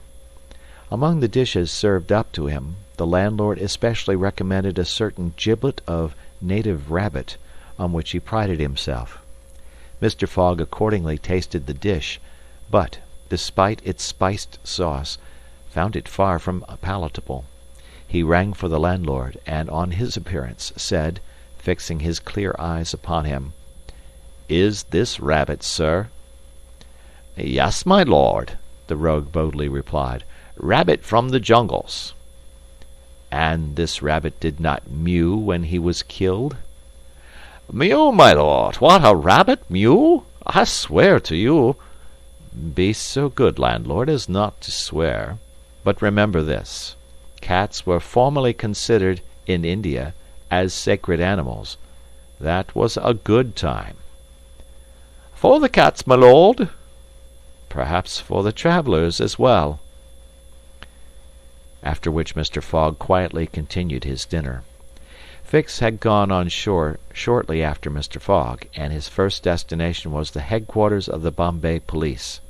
He made himself known as a London detective, told his business at Bombay, and the position of affairs relative to the supposed robber, and nervously asked if a warrant had arrived from London. It had not reached the office. Indeed, there had not yet been time for it to arrive. Fix was sorely disappointed, and tried to obtain an order of arrest from the director of the Bombay police. This the director refused, as the matter concerned the London office, which alone could legally deliver the warrant. Fix did not insist, and was fain to resign himself to await the arrival of the important document, but he was determined not to lose sight of the mysterious rogue as long as he stayed in Bombay. He did not doubt for a moment, any more than Passepartout, that Phileas Fogg would remain there, at least until it was time for the warrant to arrive. Passepartout, however, had no sooner heard his master's orders on leaving the Mongolia than he saw at once that they were to leave Bombay as they had done Suez and Paris, and that the journey would be extended at least as far as Calcutta, and perhaps beyond that place. He began to ask himself if this bet that Mr. Fogg talked about was not really in good earnest, and whether his fate was not in truth forcing him, despite his love of repose, around the world in 80 days. Having purchased the usual quota of shirts and shoes, he took a leisurely promenade about the streets, where crowds of people of many nationalities, Europeans, Persians with pointed caps, Banyas with round turbans, Sindhis with square bonnets, Parsees with black mitres, and long-robed Armenians, were collected. It happened to be a day of a Parsee festival. These descendants of the sect of Zoroaster, the most thrifty, civilized, intelligent, and austere of the East Indians, among whom are counted the richest native merchants of Bombay, were celebrating a sort of religious carnival, with processions and shows, in the midst of which Indian dancing girls, clothed in rose-colored gauze, looped up with gold and silver, danced airily, but with perfect modesty, to the sound of viols and the clanging of tambourines. It is needless to say that Passepartout watched these curious ceremonies with staring eyes and gaping mouth, and that his countenance was that of the greenest booby imaginable. Unhappily for his master, as well as himself, his curiosity drew him unconsciously farther off than he intended to go. At last, having seen the Parsee carnival wind away in the distance, he was turning his steps towards the station, when he happened to espy the splendid pagoda on Malabar Hill, and was seized with an irresistible desire to see its interior. He was quite ignorant that it was forbidden to Christians to enter certain Indian temples, and that even the faithful must not go in without first leaving their shoes outside the door. It may be said here that the wise policy of the British government severely punishes a disregard of the practices of the native religions. Passepartout, however, thinking no harm, went in like a simple tourist, and was soon lost in admiration of the splendid Brahmin ornamentation which everywhere met his eyes, when all of a sudden he found himself sprawling on the sacred flagging. He looked up to behold 3 enraged priests, who forthwith fell upon him, tore off his shoes, and began to beat him with loud, savage exclamations. The agile Frenchman was soon upon his feet again, and lost no time in knocking down 2 of his long-gowned adversaries with his fists and a vigorous application of his toes. Then, rushing out of the pagoda as fast as his legs could carry him, he soon escaped the 3rd priest by mingling with the crowd in the streets. At 5 minutes before 8, Passepartout, hatless, shoeless, and having in the squabble lost his package of shirts and shoes, rushed breathlessly into the station. Fix, who had followed Mr. Fogg to the station, and saw that he was really going to leave Bombay, was there upon the platform. He had resolved to follow the supposed robber to Calcutta, and farther if necessary. Passepartout did not observe the detective, who stood in an obscure corner, but Fix heard him relate his adventures in a few words to Mr. Fogg. "I hope this will not happen again," said Phileas Fogg coldly, as he got into the train. Poor Passepartout, quite crestfallen, followed his master without a word. Fix was on the point of entering another carriage, when an idea struck him which induced him to alter his plan. "No, I'll stay," muttered he. "An offense has been committed on Indian soil. I've got my man." Just then the locomotive gave a sharp screech, and the train passed out into the darkness of the night. Chapter 11, in which Phileas Fogg secures a curious means of conveyance at a fabulous price. The train had started punctually. Among the passengers were a number of officers, government officials, and opium and indigo merchants, whose business called them to the eastern coast. Passepartout rode in the same carriage with his master, and a 3rd passenger occupied a seat opposite to them. This was Sir Francis Cromarty, one of Mr. Fogg's whist partners on the Mongolia, now on his way to join his corps at Benares. Sir Francis was a tall, fair man of 50, who had greatly distinguished himself in the last Sepoy revolt. He made India his home, only paying brief visits to England at rare intervals, and was almost as familiar as a native with the customs, history, and character of India and its people. But Phileas Fogg, who was not traveling, but only describing a circumference, took no pains to inquire into these subjects. He was a solid body, traversing an orbit around the terrestrial globe, according to the laws of rational mechanics. He was at this moment calculating in his mind the number of hours spent since his departure from London, and had it been in his nature to make a useless demonstration, would have rubbed his hands for satisfaction. Sir Francis Cromarty had observed the oddity of his travelling companion, although the only opportunity he had for studying him had been while he was dealing the cards, and between 2 rubbers, and questioned himself whether a human heart really beat beneath this cold exterior, and whether Phileas Fogg had any sense of the beauties of nature. The Brigadier General was free to mentally confess that, of all the eccentric persons he had ever met, none was comparable to this product of the exact sciences.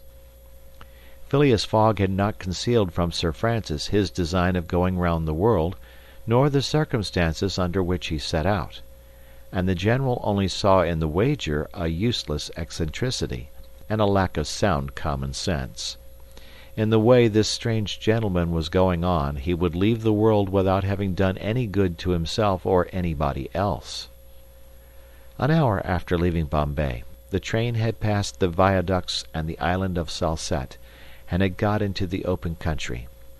At Kalyan they reached the junction of the branch line which descends towards southeastern India by Kandala and Poona, and, passing Palwell, they entered the defiles of the mountains, with their basalt bases, and their summits crowned with thick and verdant forests.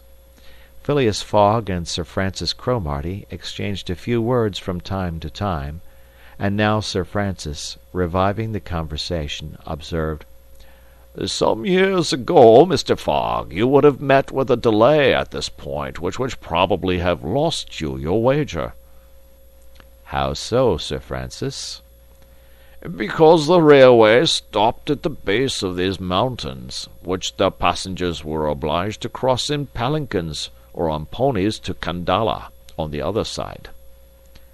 "Such a delay would not have deranged my plans in the least," said Mr. Fogg.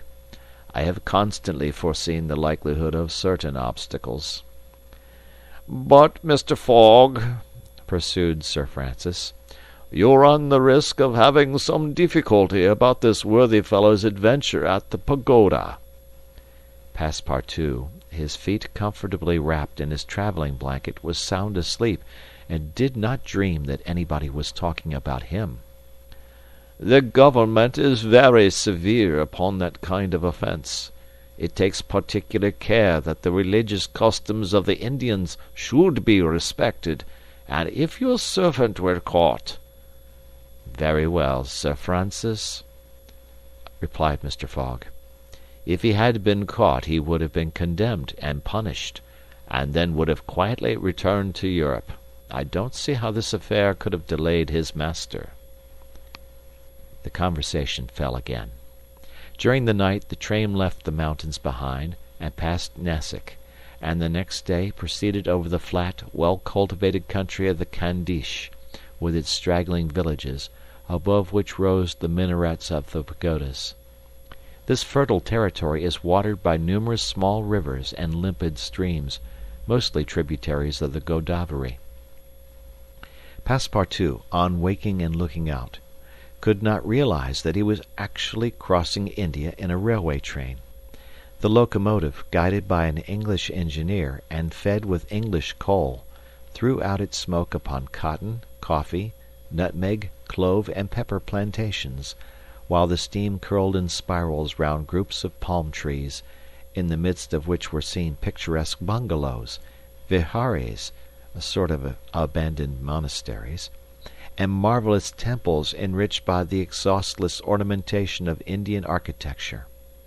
Then they came upon vast tracts extending to the horizon, with jungles inhabited by snakes and tigers, which fled at the noise of the train, succeeded by forests penetrated by the railway, and still haunted by elephants, which, with pensive eyes, gazed at the train as it passed. The travellers crossed beyond Milligom, the fatal country so often stained with blood by the sectaries of the goddess Kali. Not far off rose Elora with its graceful pagodas, and the famous Aurungabad, capital of the ferocious Aurangzeb, now the chief town of one of the detached provinces of the kingdom of the Nizam. It was thereabouts that Feringhea, the Thuggee chief, king of the Stranglers, held his sway. These ruffians, united by a secret bond, strangled victims of every age in honor of the goddess Death, without ever shedding blood. There was a period when this part of the country could scarcely be travelled over without corpses being found in every direction. The English government had succeeded in greatly diminishing these murders, though the Thuggees still exist and pursue the exercise of their horrible rights. At 12:30 the train stopped at Burhampur, where Passepartout was able to purchase some Indian slippers, ornamented with false pearls, in which, with evident vanity, he proceeded to encase his feet. The travellers made a hasty breakfast and started off for Assurgur, after skirting for a little the banks of the small river Tapti, which empties into the Gulf of Cambrai near Surat. Passepartout was now plunged into absorbing reverie. Up to his arrival at Bombay he had entertained hopes that their journey would end there, but, now that they were plainly whirling across India at full speed, a sudden change had come over the spirit of his dreams. His old vagabond nature returned to him. The fantastic ideas of his youth once more took possession of him. He came to regard his master's project as intended in good earnest, believed in the reality of the bet, and therefore in the tour of the world and the necessity of making it without fail within the designated period. Already he began to worry about possible delays and accidents which might happen on the way. He recognized himself as being personally interested in the wager, and trembled at the thought that he might have been the means of losing it by his unpardonable folly of the night before. Being much less cool-headed than Mr. Fogg, he was much more restless, counting and recounting the days passed over, uttering maledictions when the train stopped, and accusing it of sluggishness, and mentally blaming Mr. Fogg for not having bribed the engineer.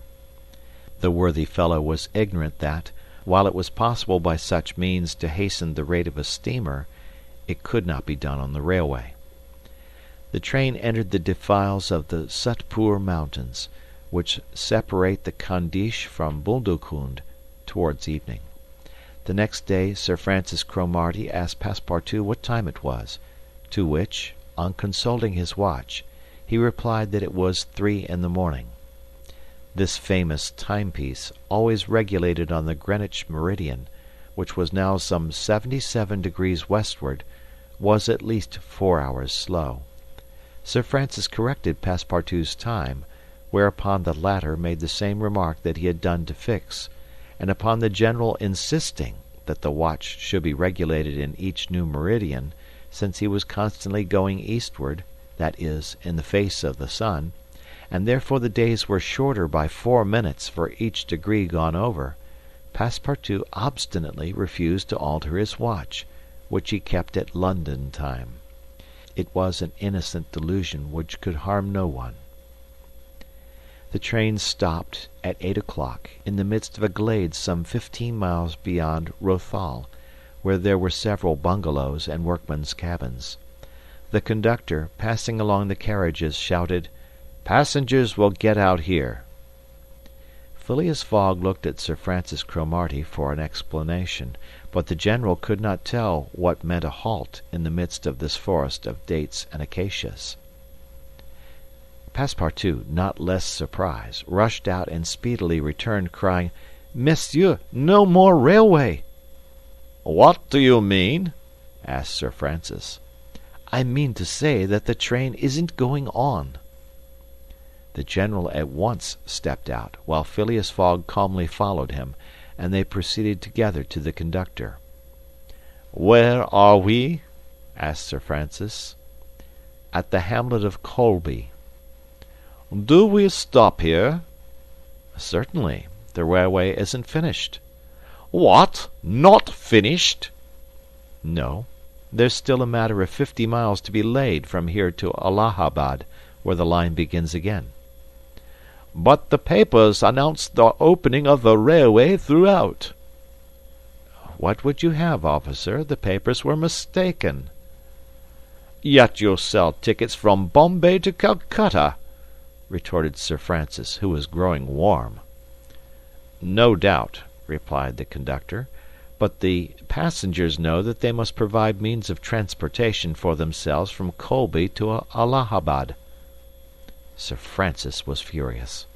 Passepartout would willingly have knocked the conductor down, and did not dare to look at his master.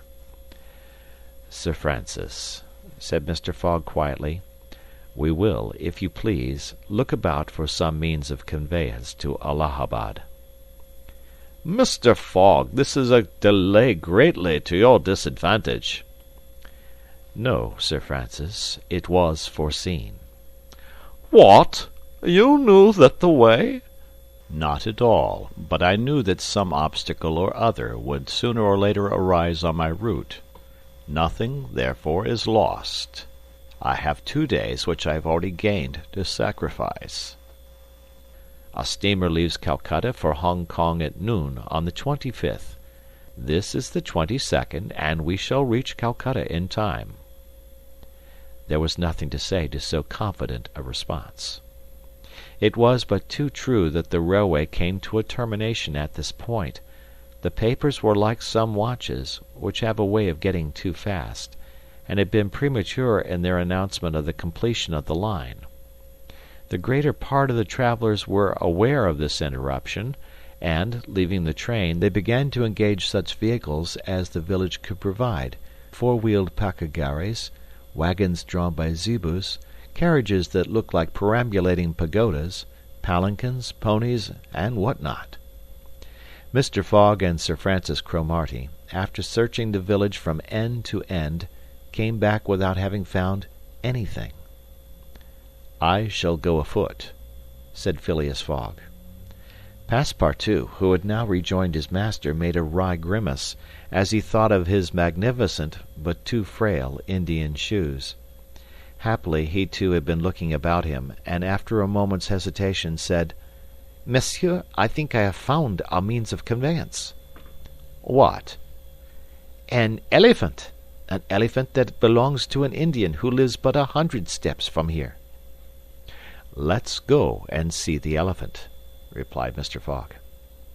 They soon reached a small hut, near which, enclosed within some high palings, was the animal in question.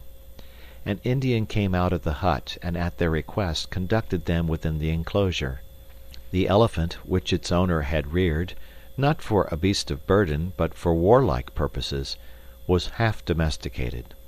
The Indian had begun already, by often irritating him, and feeding him every 3 months on sugar and butter, to impart to him a ferocity not in his nature, this method being often employed by those who train the Indian elephants for battle. Happily, however, for Mr. Fogg, the animal's instruction in this direction had not gone far, and the elephant still preserved his natural gentleness. Kiuni, this was the name of the beast, could doubtless travel rapidly for a long time, and in default of any other means of conveyance, Mr. Fogg resolved to hire him. But elephants are far from cheap in India, where they are becoming scarce. The males, which alone are suitable for circus shows, are much sought, especially as but few of them are domesticated. When therefore Mr. Fogg proposed to the Indian to hire Kiuni, he refused point blank. Mr. Fogg persisted, offering the excessive sum of £10 an hour for the loan of the beast to Allahabad. Refused. £20. Refused also. £40. Still refused. Passepartout jumped at each advance, but the Indian declined to be tempted.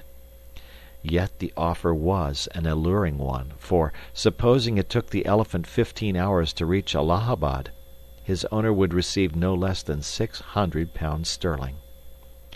Phileas Fogg, without getting in the least flurried, then proposed to purchase the animal outright, and at first offered £1,000 for him. The Indian, perhaps thinking he was going to make a great bargain, still refused.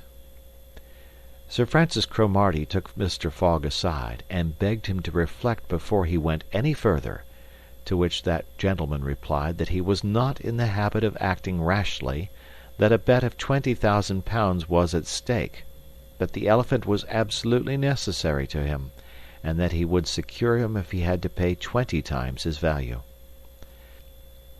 Returning to the Indian, whose small, sharp eyes, glistening with avarice, betrayed that with him it was only a question of how great a price he could obtain, Mr. Fogg offered first £1,200, then £1,500, £1,800, £2,000. Passepartout, usually so rubicund, was fairly white with suspense. At £2,000 the Indian yielded. "What a price, good heavens!" cried Passepartout, "for an elephant!" It only remained now to find a guide, which was comparatively easy. A young Parsee, with an intelligent face, offered his services, which Mr. Fogg accepted, promising so generous a reward as to materially stimulate his zeal. The elephant was led out and equipped. The Parsee, who was an accomplished elephant driver, covered his back with a sort of saddle-cloth, and attached to each of his flanks some curiously uncomfortable howdahs.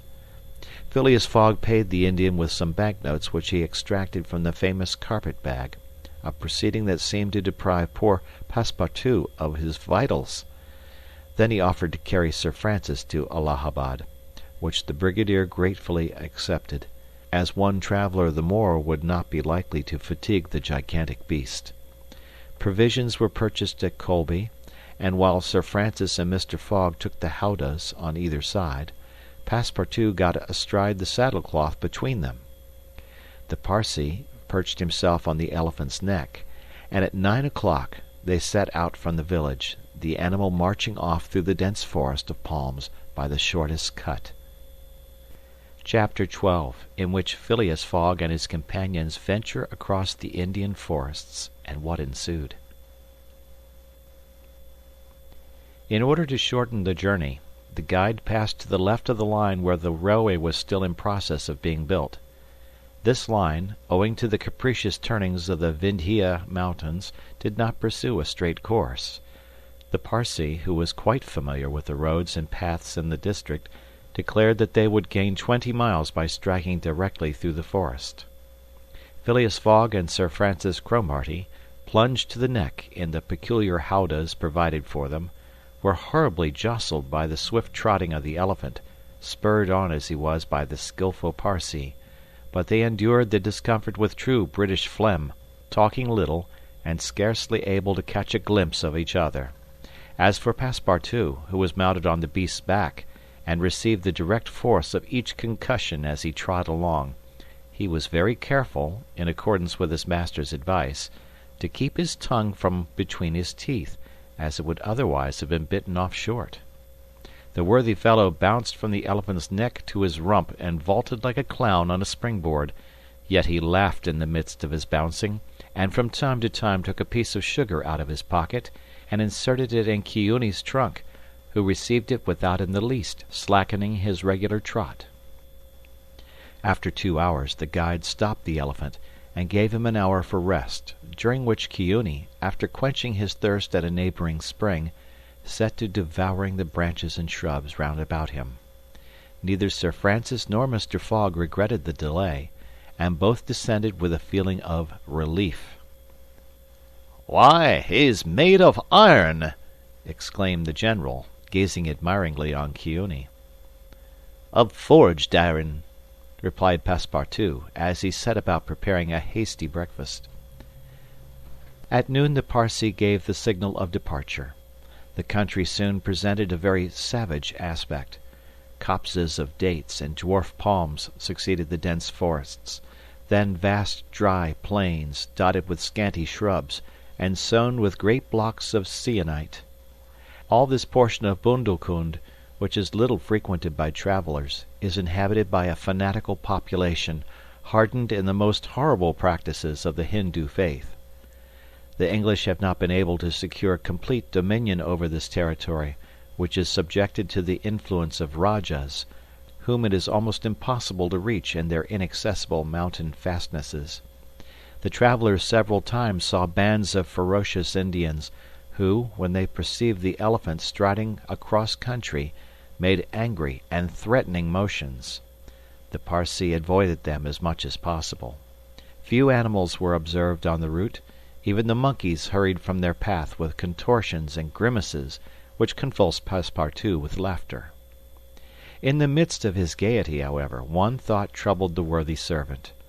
What would Mr. Fogg do with the elephant when he got to Allahabad? Would he carry him on with him? Impossible! The cost of transporting him would make him ruinously expensive. Would he sell him or set him free? The estimable beast certainly deserves some consideration. Should Mr. Fogg choose to make him, Passepartout, a present of Chiuni, he would be very much embarrassed, and these thoughts did not cease worrying him for a long time. The principal chain of the Vindhyas was crossed by 8 in the evening, and another halt was made on the northern slope in a ruined bungalow. They had gone nearly 25 miles that day, and an equal distance still separated them from the station of Allahabad. The night was cold. The Parsee lit a fire in the bungalow with a few dry branches, and the warmth was very grateful. Provisions purchased at Colby sufficed for supper, and the travelers ate ravenously. The conversation, beginning with a few disconnected phrases, soon gave place to loud and steady snores. The guide watched Keowney, who slept standing, bolstering himself against the trunk of a large tree. Nothing occurred during the night to disturb the slumberers, although occasional growls from panthers and chatterings of monkeys broke the silence. The more formidable beasts made no cries or hostile demonstration against the occupants of the bungalow. Sir Francis slept heavily, like an honest soldier, overcome with fatigue.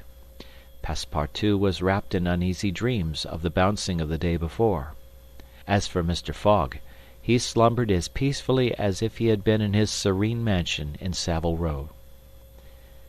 The journey was resumed at 6 in the morning. The guide hoped to reach Allahabad by evening. In that case, Mr. Fogg would only lose a part of the 48 hours saved since the beginning of the tour. Keowney, resuming his rapid gait, soon descended the lower spurs of the Vindhyas, and towards noon they passed by the village of Callinger on the Cani, one of the branches of the Ganges. The guide avoided inhabited places, thinking it safer to keep the open country, which lies along the first depressions of the basin of the great river. Allahabad was now only 12 miles to the northeast. They stopped under a clump of bananas, the fruit of which, as healthy as bread and as succulent as cream, was amply partaken of and appreciated. At 2 o'clock the guide entered a thick forest which extended several miles. He preferred to travel under cover of the woods. They had not as yet had any unpleasant encounters, and the journey seemed on the point of being successfully accomplished, when the elephant, becoming restless, suddenly stopped. It was then 4 o'clock. "What's the matter?" asked Sir Francis, putting out his head. "I don't know, officer," replied the Parsee, listening attentively to a confused murmur which came through the thick branches. The murmur soon became more distinct. It now seemed like a distant concert of human voices, accompanied by brass instruments. Passepartout was all eyes and ears. Mr. Fogg patiently waited without a word. The Parsee jumped to the ground, fastened the elephant to a tree, and plunged into the thicket. He soon returned, saying, "A procession of Brahmins is coming this way. We must prevent their seeing us, if possible." The guide unloosed the elephant and led him into a thicket, at the same time asking the travelers not to stir. He held himself ready to bestride the animal at a moment's notice, should flight become necessary, but he evidently thought that the procession of the faithful would pass without perceiving them amid the thick foliage, in which they were wholly concealed. The discordant tones of the voices and instruments drew nearer, and now droning songs mingled with the sound of the tambourines and cymbals. The head of the procession soon appeared beneath the trees, 100 paces away, and the strange figures who performed the religious ceremony were easily distinguished through the branches. First came the priests, with mitres on their heads, and clothed in long lace robes. They were surrounded by men, women, and children, who sang a kind of lugubrious psalm, interrupted at regular intervals by the tambourines and cymbals, while behind them was drawn a car with large wheels, the spokes of which represented serpents entwined with each other. Upon the car, which was drawn by 4 richly caparisoned zebras, stood a hideous statue with 4 arms, the body colored a dull red, with haggard eyes, dishevelled hair, protruding tongue, and lips tinted with betel. It stood upright upon the figure of a prostrate and headless giant. Sir Francis, recognizing the statue, whispered, "The goddess Kali, the goddess of love and death." "Of death, perhaps," muttered back Passepartout, "but of love? That ugly old hag? Never." The Parsee made a motion to keep silence. A group of old fakirs were capering and making a wild ado around the statue. These were striped with ochre and covered with cuts whence their blood issued drop by drop. stupid fanatics who, in the great Indian ceremonies, still throw themselves under the wheels of Juggernaut. Some Brahmins, clad in all the sumptuousness of Oriental apparel, and leading a woman who faltered at every step, followed. This woman was young, and as fair as a European. Her head and neck, shoulders, ears, arms, hands, and toes were loaded down with jewels and gems, with bracelets, earrings, and rings, while a tunic bordered with gold and covered with a light muslin robe betrayed the outline of her form. The guards who followed the young woman presented a violent contrast to her, armed as they were with naked sabres hung at their waists, and long damascened pistols, and bearing a corpse on a palanquin. It was the body of an old man, gorgeously arrayed in the habiliments of a Rajah, wearing, as in life, a turban embroidered with pearls, a robe of tissue of silk and gold, a scarf of cashmere sewed with diamonds, and the magnificent weapons of a Hindu prince. Next came the musicians and a rearguard of capering fakirs, whose cries sometimes drowned the noise of the instruments. These closed the procession. Sir Francis watched the procession with a sad countenance, and, turning to the guide, said, "A suttee." The Parsee nodded, and put his finger to his lips. The procession slowly wound under the trees, and soon its last ranks disappeared in the depths of the wood. The songs gradually died away. Occasionally cries were heard in the distance, until at last all was silence again. Phileas Fogg had heard what Sir Francis said, and as soon as the procession had disappeared, asked, "What is a suttee?" "A suttee," returned the general, "is a human sacrifice, but a voluntary one. The woman you have just seen will be burned tomorrow at the dawn of day." "Oh, the scoundrels!" cried Passepartout, who could not repress his indignation. "And the corpse?" asked Mr. Fogg. "Is that of the prince, her husband," said the guide, "an independent Rajah of Bundelkund." "Is it possible," resumed Phileas Fogg, his voice betraying not the least emotion, "that these barbarous customs still exist in India, and that the English have been unable to put a stop to them?" "These sacrifices do not occur in the larger portion of India," replied Sir Francis. "But we have no power over these savage territories, and especially here in Bundelkund. The whole district north of the Vendhirs is the theatre of incessant murders and pillage." "The poor wretch!" exclaimed Passepartout. "To be burned alive!" "Yes," returned Sir Francis, "burned alive. And, if she were not, you cannot conceive what treatment she would be obliged to submit to from her relatives. They would shave off her hair, feed her on a scanty allowance of rice, treat her with contempt. She would be looked upon as an unclean creature, and would die in some corner like a scurvy dog. The prospect of so frightful an existence drives these poor creatures to the sacrifice much more than love or religious fanaticism. Sometimes, however, the sacrifice is really voluntary, and it requires the active interference of the government to prevent it. Several years ago, when I was living at Bombay, a young widow asked permission of the governor to be burned along with her husband's body. But, as you may imagine, he refused. The woman left the town, took refuge with an independent Rajah, and there carried out her self-devoted purpose." While Sir Francis was speaking, the guide shook his head several times, and now said, "The sacrifice which will take place tomorrow at dawn is not a voluntary one." "How do you know?" "Everybody knows about this affair in Bundelkund."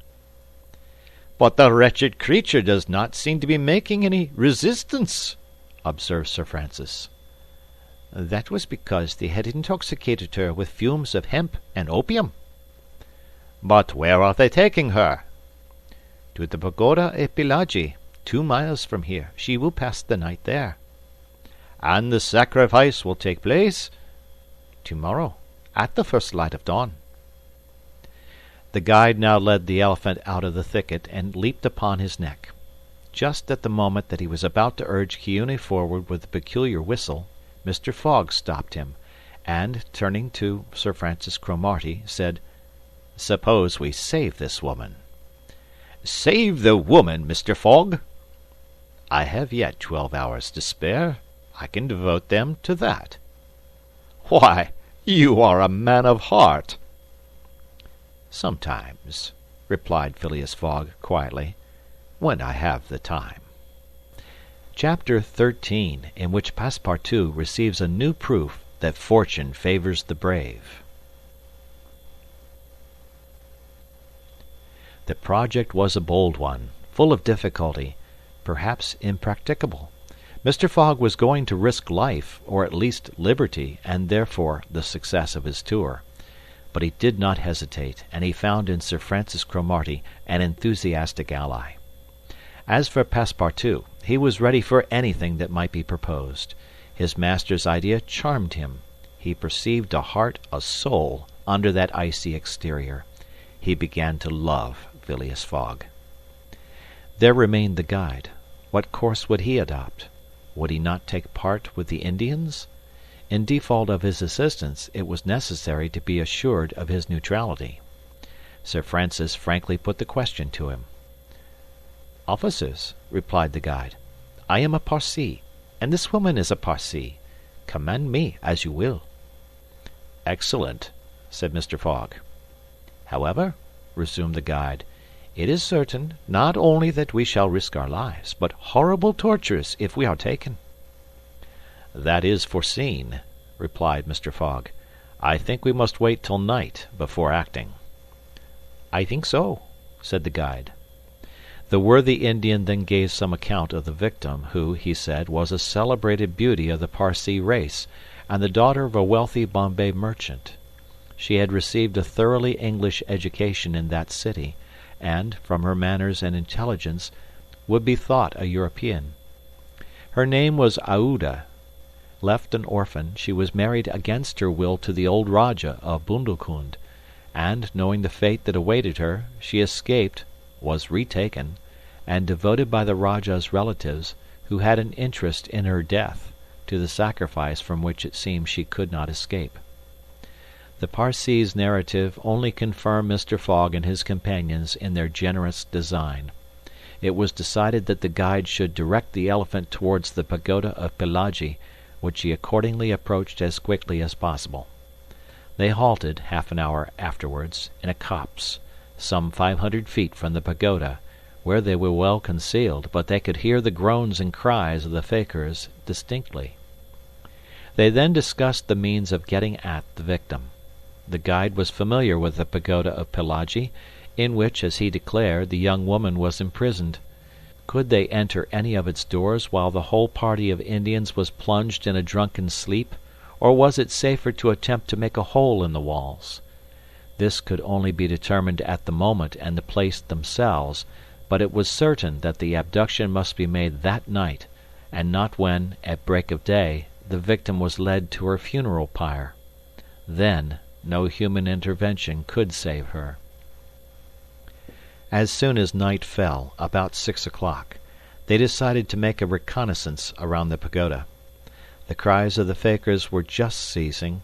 The Indians were in the act of plunging themselves into the drunkenness caused by liquid opium mingled with hemp, and it might be possible to slip between them to the temple itself. The Parsee, leading the others, noiselessly crept through the wood, and in 10 minutes they found themselves on the banks of a small stream, whence by the light of the rosin torches they perceived a pyre of wood, on the top of which lay the embalmed body of the Rajah, which was to be burned with his wife. The pagoda, whose minarets loomed above the trees in the deepening dusk, stood 100 steps away. "Come," whispered the guide. He slipped more cautiously than ever through the brush, followed by his companions.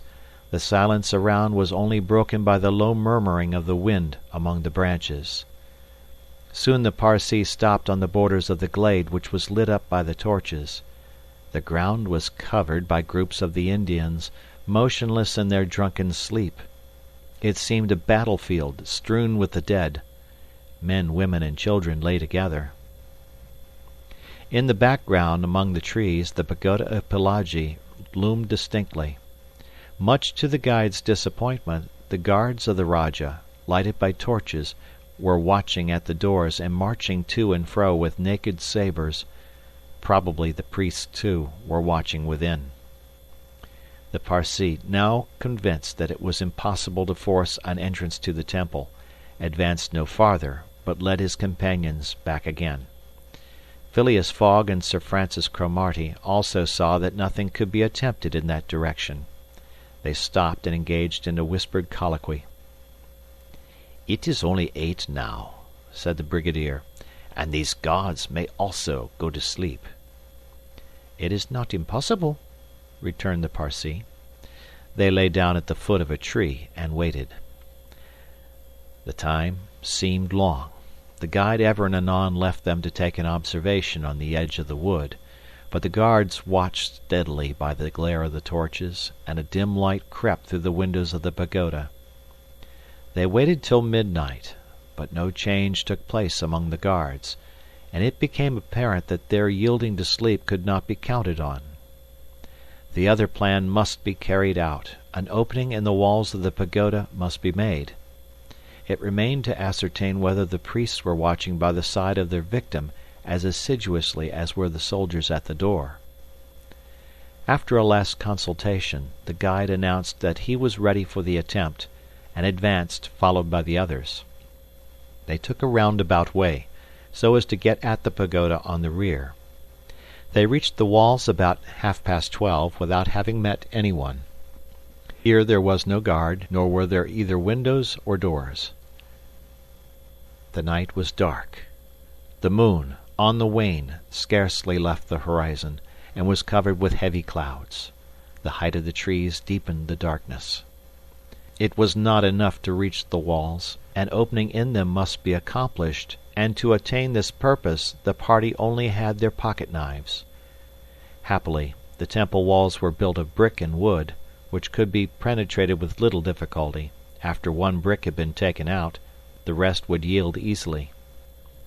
They set noiselessly to work, and the Parsee on one side and Passepartout on the other began to loosen the bricks, so as to make an aperture 2 feet wide. They were getting on rapidly, when suddenly a cry was heard in the interior of the temple, followed almost instantly by other cries replying from the outside. Passepartout and the guide stopped. Had they been heard? Was the alarm being given? Common prudence urged them to retire, and they did so, followed by Phileas Fogg and Sir Francis. They again hid themselves in the wood, and waited till the disturbance, whatever it might be, ceased, holding themselves ready to resume their attempt without delay. But, awkwardly enough, the guards now appeared at the rear of the temple, and there installed themselves in readiness to prevent a surprise. It would be difficult to describe the disappointment of the party, thus interrupted in their work. They could not now reach the victim. How, then, could they save her? Sir Francis shook his fists, Passepartout was beside himself, and the guide gnashed his teeth with rage. The tranquil Fogg waited, without betraying any emotion. "We have nothing to do but to go away," whispered Sir Francis. "Nothing but to go away," echoed the guide. "Stop," said Fogg. "I am only due at Allahabad tomorrow before noon." "But what can you hope to do?" asked Sir Francis. "In a few hours it will be daylight, and the chance which now seems lost may present itself at the last moment." Sir Francis would have liked to read Phileas Fogg's eyes. What was this cool Englishman thinking of?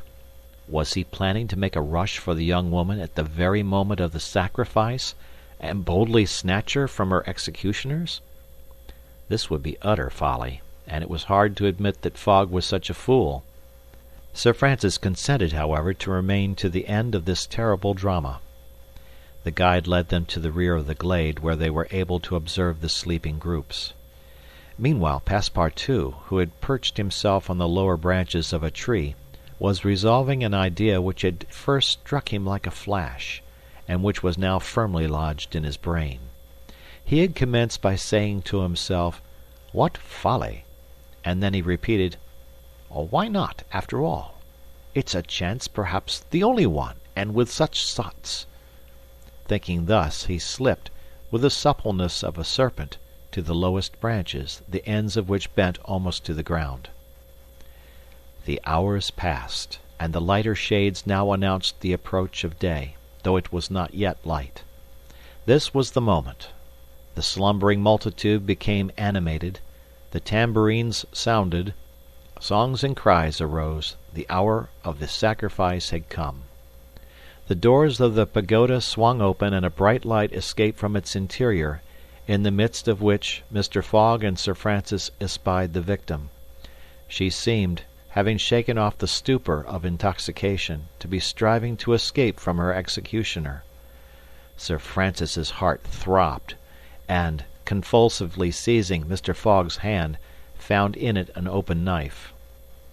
Just at this moment the crowd began to move. The young woman had again fallen into a stupor caused by the fumes of hemp, and passed among the fakirs, who escorted her with their wild religious cries.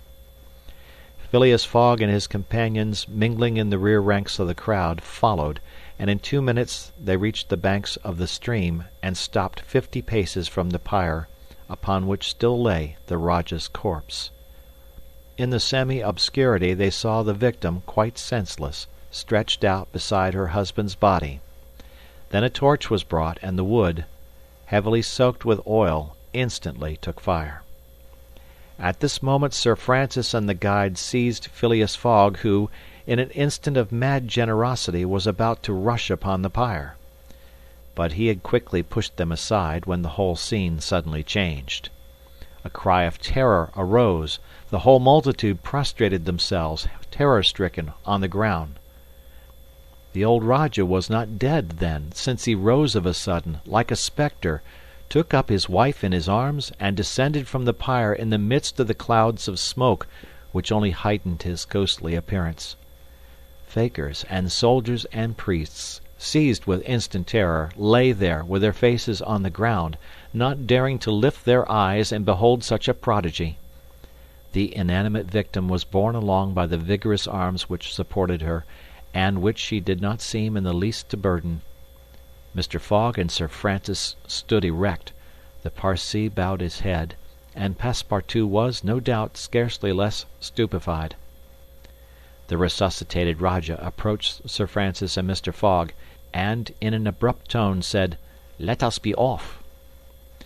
It was Passepartout himself, who had slipped upon the pyre in the midst of the smoke, and, profiting by the still overhanging darkness, had delivered the young woman from death. It was Passepartout who, playing his part with a happy audacity, had passed through the crowd amid the general terror. A moment after, all 4 of the party had disappeared in the woods, and the elephant was bearing them away at a rapid pace.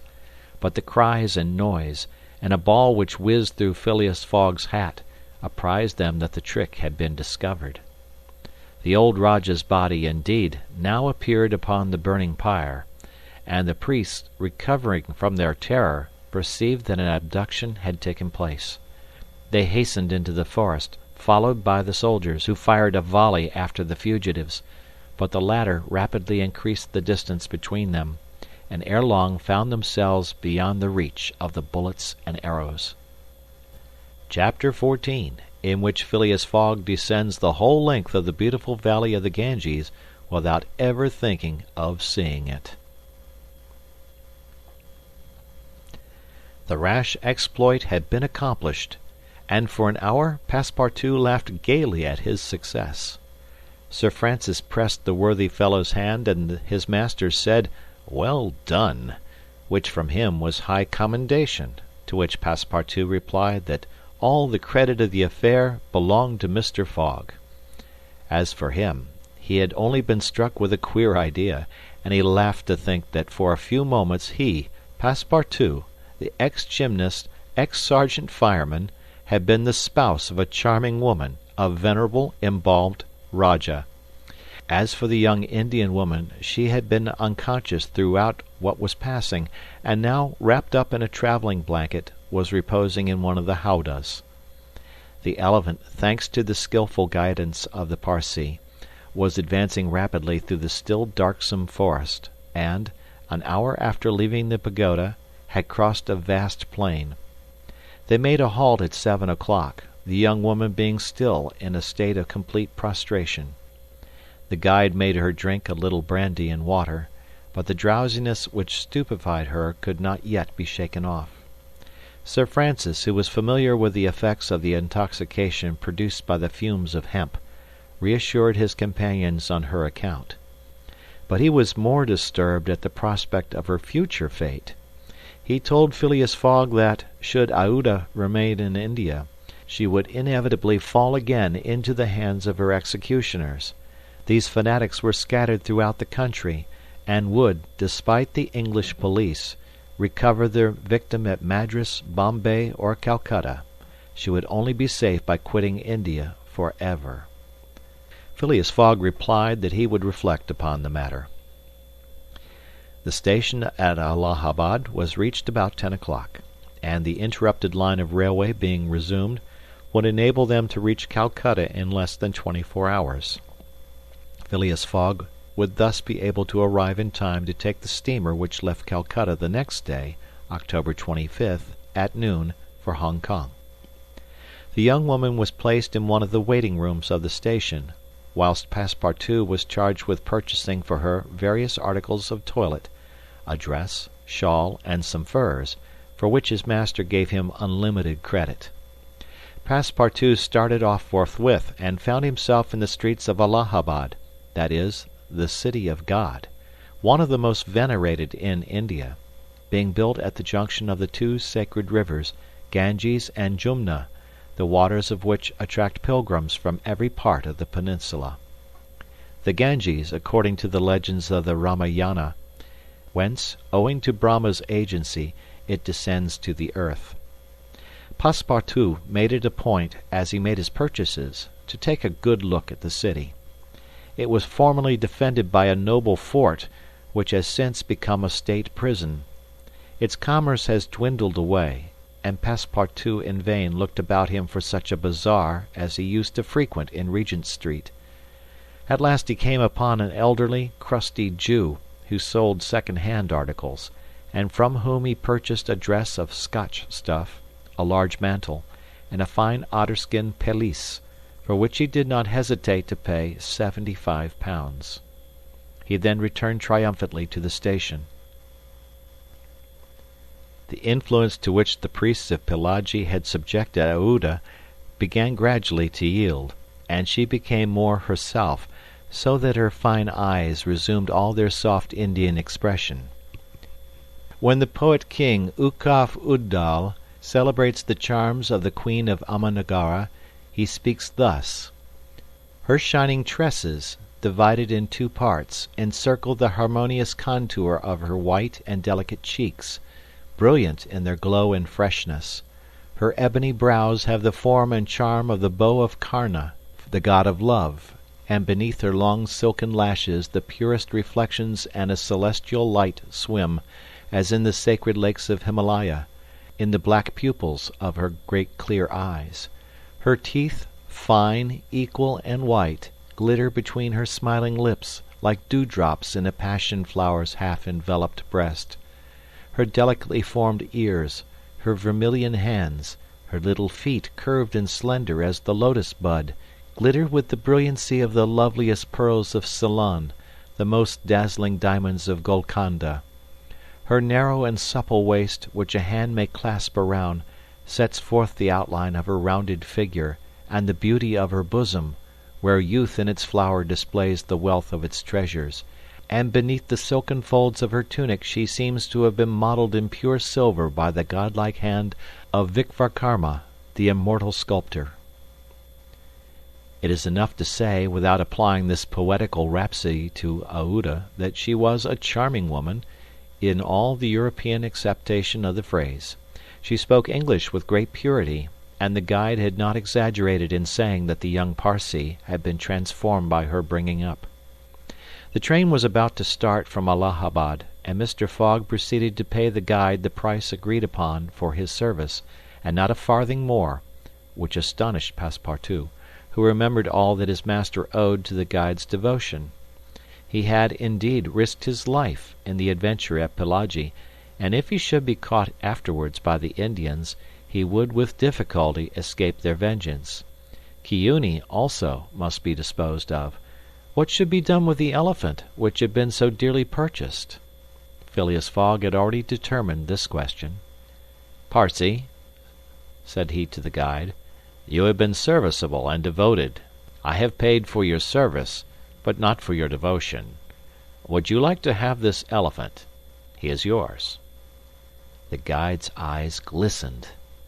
"Your honor is giving me a fortune," cried he.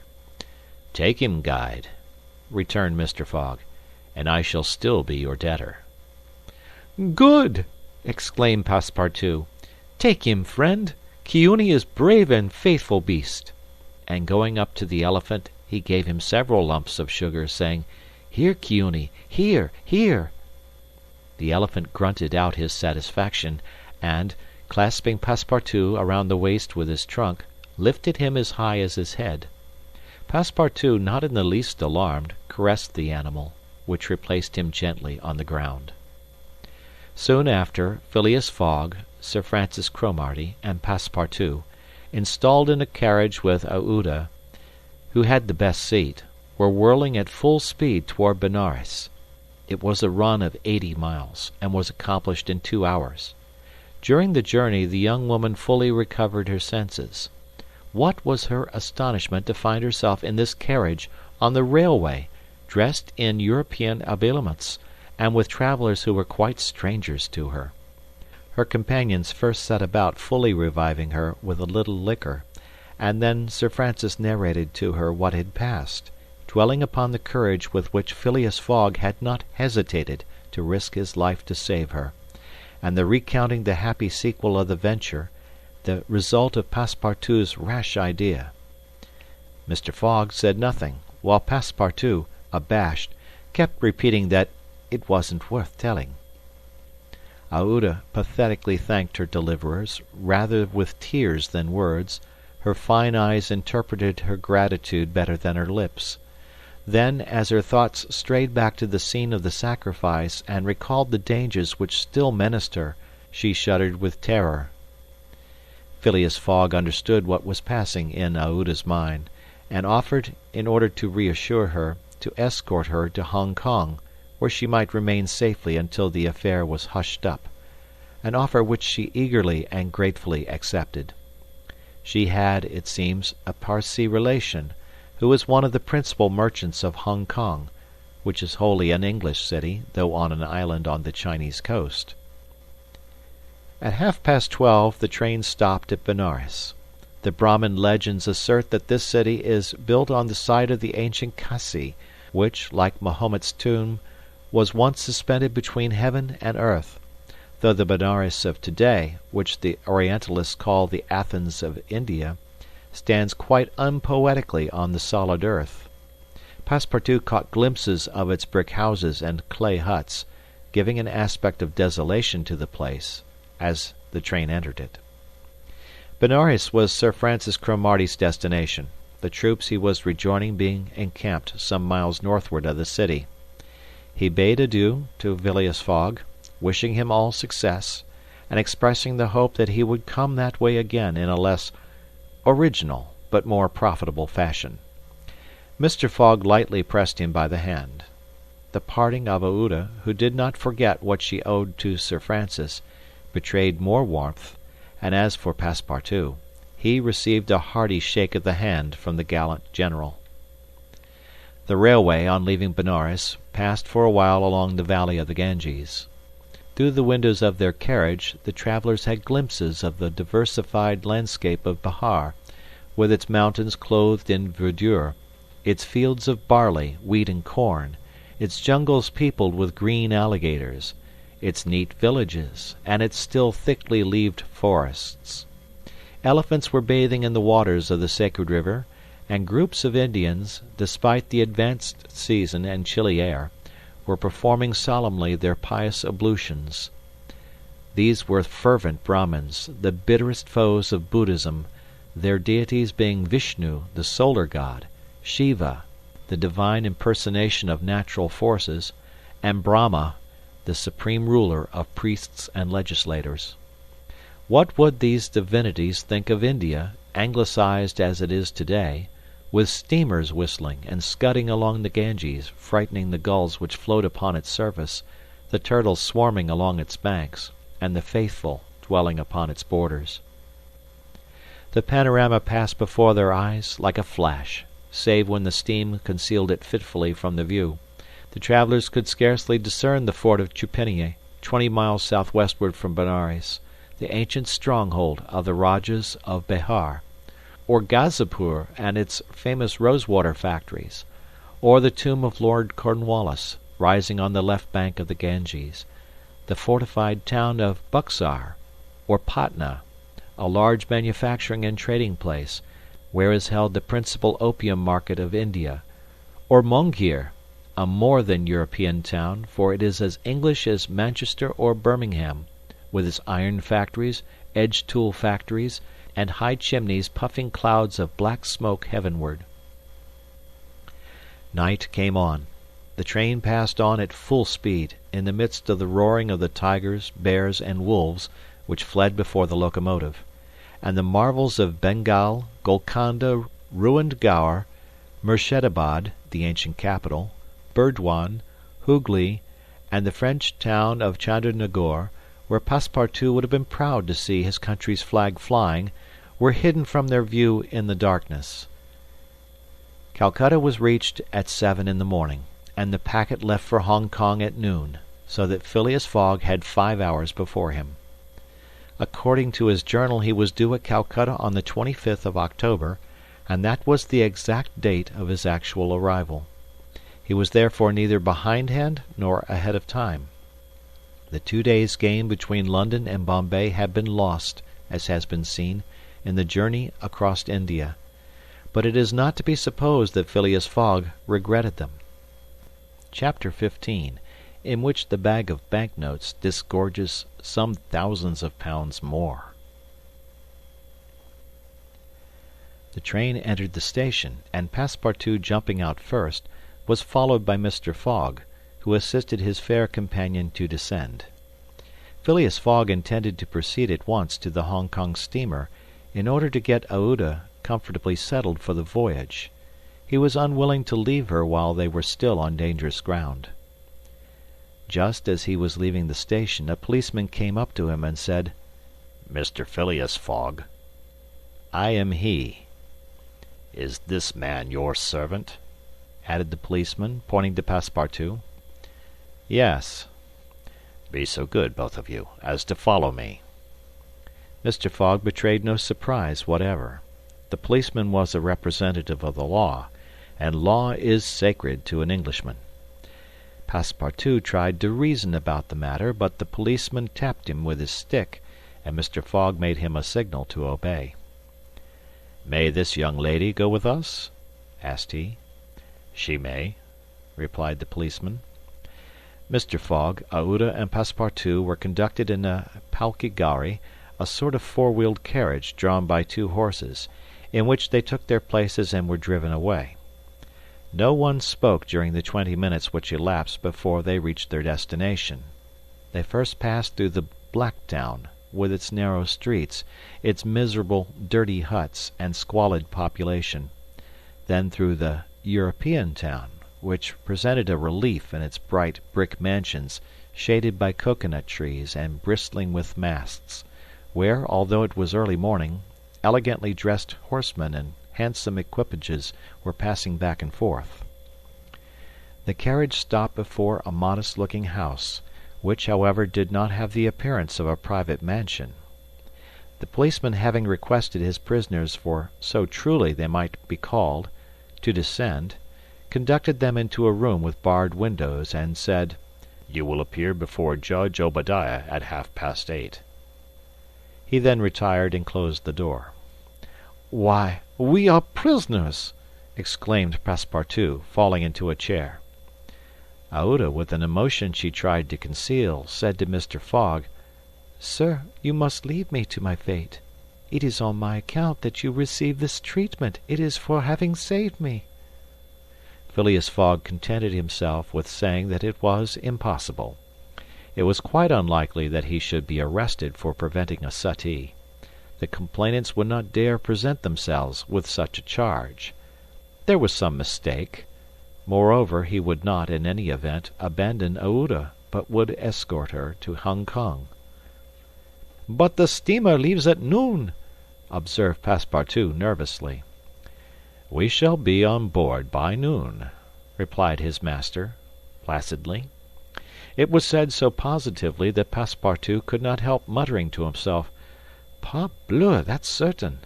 Before noon we shall be on board." But he was by no means reassured. At 8:30 the door opened, the policeman appeared, and, requesting them to follow him, led the way to an adjoining hall. It was evidently a court room, and a crowd of Europeans and natives already occupied the rear of the apartment. Mr. Fogg and his two companions took their places on a bench opposite the desks of the magistrate and his clerk. Immediately after, Judge Obadiah, a fat, round man, followed by the clerk, entered. He had proceeded to take down a wig which was hanging on a nail and put it hurriedly on his head. "The first case," said he. Then, putting his hand to his head, he exclaimed, "Heh! This is not my wig." "No, your worship," returned the clerk. "It is mine." "My dear Mr. Oysterpuff, how can a judge give a wise sentence in a clerk's wig?" The wigs were exchanged. Passepartout was getting nervous, for the hands on the face of the big clock over the judge seemed to go around with terrible rapidity. "The first case," repeated Judge Obadiah. "Phileas Fogg," demanded Oysterpuff. "I am here," replied Mr. Fogg. "Passepartout."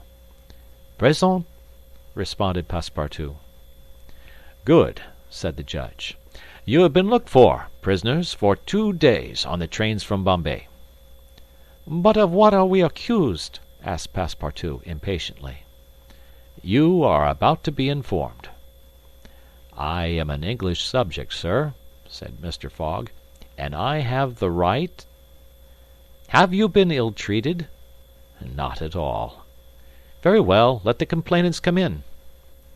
A door was swung open by order of the judge, and 3 Indian priests entered. "That's it," muttered Passepartout. "These are the rogues who are going to burn our young lady." The priests took their places in front of the judge, and the clerk proceeded to read in a loud voice a complaint of sacrilege against Phileas Fogg and his servant, who were accused of having violated a place held consecrated by the Brahmin religion. "You hear the charge?" asked the judge. "Yes, sir," replied Mr. Fogg, consulting his watch, "and I admit it." "You admit it?" "I admit it, and I wish to hear these priests admit in their turn what they were going to do at the pagoda of Pillaji." The priests looked at each other. They did not seem to understand what was said. "Yes," cried Passepartout warmly, "at the pagoda of Pillaji, where they were on the point of burning their victim." The judge stared with astonishment, and the priests were stupefied. "What victim?" said Judge Obadiah. "Burn whom? In Bombay itself?" "Bombay!" cried Passepartout. "Certainly. We are not talking of the pagoda of Pillaji, but of the pagoda of Malabar Hill at Bombay. And as a proof," added the clerk, "here are the desecrator's very shoes which he left behind him." Whereupon he placed a pair of shoes on his desk. "My shoes!"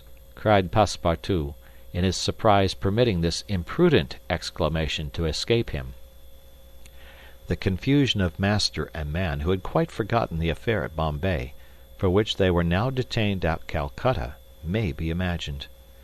Fix, the detective, had foreseen the advantage which Passepartout's escapade gave him, and, delaying his departure for 12 hours, had consulted the priests of Malabar Hill.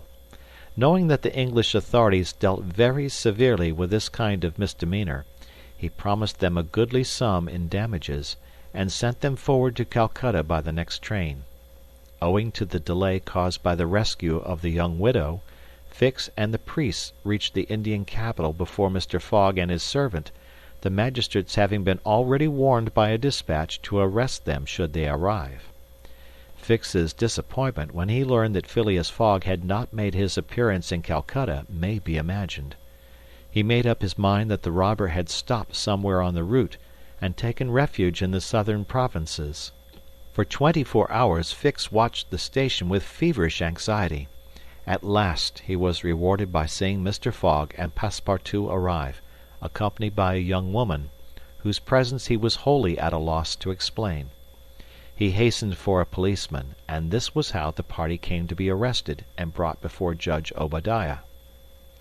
Had Passepartout been a little less preoccupied, he would have espied the detective ensconced in a corner of the courtroom, watching the proceedings with an interest easily understood, for the warrant had failed to reach him at Calcutta, as it had done at Bombay and Suez. Judge Obadiah had unfortunately caught Passepartout's rash exclamation, which the poor fellow would have given the world to recall. "The facts are admitted?" asked the judge. "Admitted," replied Mr. Fogg coldly. "Inasmuch," resumed the judge, "as the English law protects equally and sternly the religions of the Indian people, and as the man Passepartout has admitted that he violated the sacred pagoda of Malabar Hill at Bombay on the 20th of October, I condemn the said Passepartout to imprisonment for 15 days and a fine of £300. £300! cried Passepartout, startled at the largeness of the sum. "Silence!" shouted the constable. "And inasmuch," continued the judge, "as it is not proved that the act was not done by the connivance of the master with the servant, and as the master in any case must be held responsible for the acts of his paid servant, I condemn Phileas Fogg to a week's imprisonment and a fine of £150. Fix rubbed his hands softly with satisfaction. If Phileas Fogg could be detained in Calcutta a week, it would be more than time for the warrant to arrive. Passepartout was stupefied. This sentence ruined his master. A wager of £20,000 lost, because he, like a precious fool, had gone into that abominable pagoda. Phileas Fogg, as self-composed as if the judgment did not in the least concern him, did not even lift his eyebrows while it was being pronounced. Just as the clerk was calling the next case, he rose and said, "I offer bail." "You have that right," returned the judge. Fix's blood ran cold, but he resumed his composure when he heard the judge announce that the bail required for each prisoner would be £1,000. "I will pay it at once," said Mr. Fogg, taking a roll of bank bills from the carpet-bag, which Passepartout had by him, and placing them on the clerk's desk. "The sum will be restored to you upon your release from prison," said the judge. "Meanwhile you are liberated on bail." "Come," said Phileas Fogg to his servant. "But let them at least give me back my shoes," cried Passepartout angrily. "Ah, these are pretty dear shoes," he muttered as they were handed to him. "More than £1,000 apiece. Besides, they pinch my feet." Mr. Fogg, offering his arm to Aouda, then departed, followed by the crestfallen Passepartout. Fix still nourished hopes that the robber would not, after all, leave the £2,000 behind him, but would decide to serve out his week in jail, and issued forth on Mr. Fogg's traces. That gentleman took a carriage, and the party were soon landed on one of the quays. The Rangoon was moored half a mile off in the harbor, its signal of departure hoisted at the masthead. 11 o'clock was striking. Mr. Fogg was an hour in advance of time. Fix saw them leave the carriage and push off in a boat for the steamer, and stamped his feet with disappointment. "The rascal is off after all," he exclaimed. £2,000 sacrificed. He's as prodigal as a thief. I'll follow him to the end of the world if necessary, but at the rate he is going on, the stolen money will soon be exhausted." The detective was not far wrong in making this conjecture. Since leaving London, what with travelling expenses, bribes, the purchase of the elephant, bails, and fines, Mr. Fogg had already spent more than £5,000 on the way, and the percentage of the sum recovered from the bank robber promised to the detectives was rapidly diminishing. Chapter 16, in which Fix does not seem to understand in the least what is said to him. The Rangoon, one of the Peninsular and Oriental Company's boats plying in the Chinese and Japanese seas, was a screw steamer built of iron, weighing about 1,770 tons, and with engines of 400 horsepower. She was as fast but not as well fitted up as the Mongolia, and Aouda was not as comfortably provided for on board of her as Phileas Fogg could have wished. However, the trip from Calcutta to Hong Kong only comprised some 3,500 miles, occupying from 10 to 12 days, and the young woman was not difficult to please. During the first days of the journey Aouda became better acquainted with her protector, and constantly gave evidence of her deep gratitude for what he had done. The phlegmatic gentleman listened to her, apparently at least, with coldness, neither his voice nor his manner betraying the slightest emotion. But he seemed to be always on the watch that nothing should be wanting to Aouda's comfort. He visited her regularly each day at certain hours, not so much to talk himself as to sit and hear her talk. He treated her with the strictest politeness, but with the precision of an automaton, the movements of which had been arranged for this purpose. Aouda did not know quite what to make of him, though Passepartout had given her some hints of his master's eccentricity, and made her smile by telling her of the wager which was sending him around the world. After all, she owed Phileas Fogg her life, and she always regarded him through the exalting medium of her gratitude. Aouda confirmed the Parsee guide's narrative of her touching history. She did, indeed, belong to the highest of the native races of India. Many of the Parsee merchants have made great fortunes there by dealing in cotton, and one of them, Sir Jammet C. Jejeebhoy, was made a baronet by the English government. Aouda was a relative of this great man, and it was her cousin, Jiji, whom she hoped to join at Hong Kong. Whether she would find a protector in him she could not tell, but Mr. Fogg essayed to calm her anxieties, and to assure her that everything would be mathematically, he used the very word, arranged. Aouda fastened her great eyes, clear as the sacred lakes of the Himalaya, upon him, but the intractable Fogg, as reserved as ever, did not seem at all inclined to throw himself into this lake. The first few days of the voyage passed prosperously, amid favourable weather and propitious winds, and they soon came in sight of the great Andaman, the principal of the islands in the Bay of Bengal, with its picturesque Saddle Peak, 2,400 feet high, looming above the waters. The steamer passed along near the shores, but the savage Papuans, who are in the lowest scale of humanity, but are not, as has been asserted, cannibals, did not make their appearance. The panorama of the islands as they steamed by them was superb. Vast forests of palms, arrax, bamboo, teakwood, of the giant mimosa, and tree-like ferns covered the foreground, while behind, the graceful outlines of the mountains were traced against the sky, and along the coast swarmed by thousands the precious swallows whose nests furnish a luxurious dish to the tables of the Celestial Empire. The varied landscape afforded by the Andaman Islands was soon passed, however, and the Rangoon rapidly approached the Straits of Malacca, which gave access to the China seas. What was Detective Fix, so unluckily drawn on from country to country, doing all this while? He had managed to embark on the Rangoon at Calcutta without being seen by Passepartout, after leaving orders that, if the warrant should arrive, it should be forwarded to him at Hong Kong, and he hoped to conceal his presence to the end of the voyage. It would have been difficult to explain why he was on board without awakening Passepartout's suspicions, who thought him still at Bombay. But necessity impelled him, nevertheless, to renew his acquaintance with the worthy servant, as will be seen.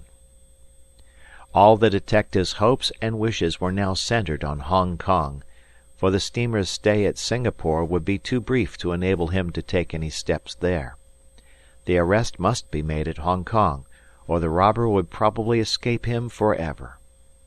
Hong Kong was the last English ground on which he could set foot. Beyond, China, Japan, America offered to Fogg an almost certain refuge. If the warrant should at last make its appearance at Hong Kong, Fix could arrest him and give him into the hands of the local police, and there would be no further trouble. But beyond Hong Kong, a simple warrant would be of no avail. An extradition warrant would be necessary, and that would result in delays and obstacles, of which the rascal would take advantage to elude justice.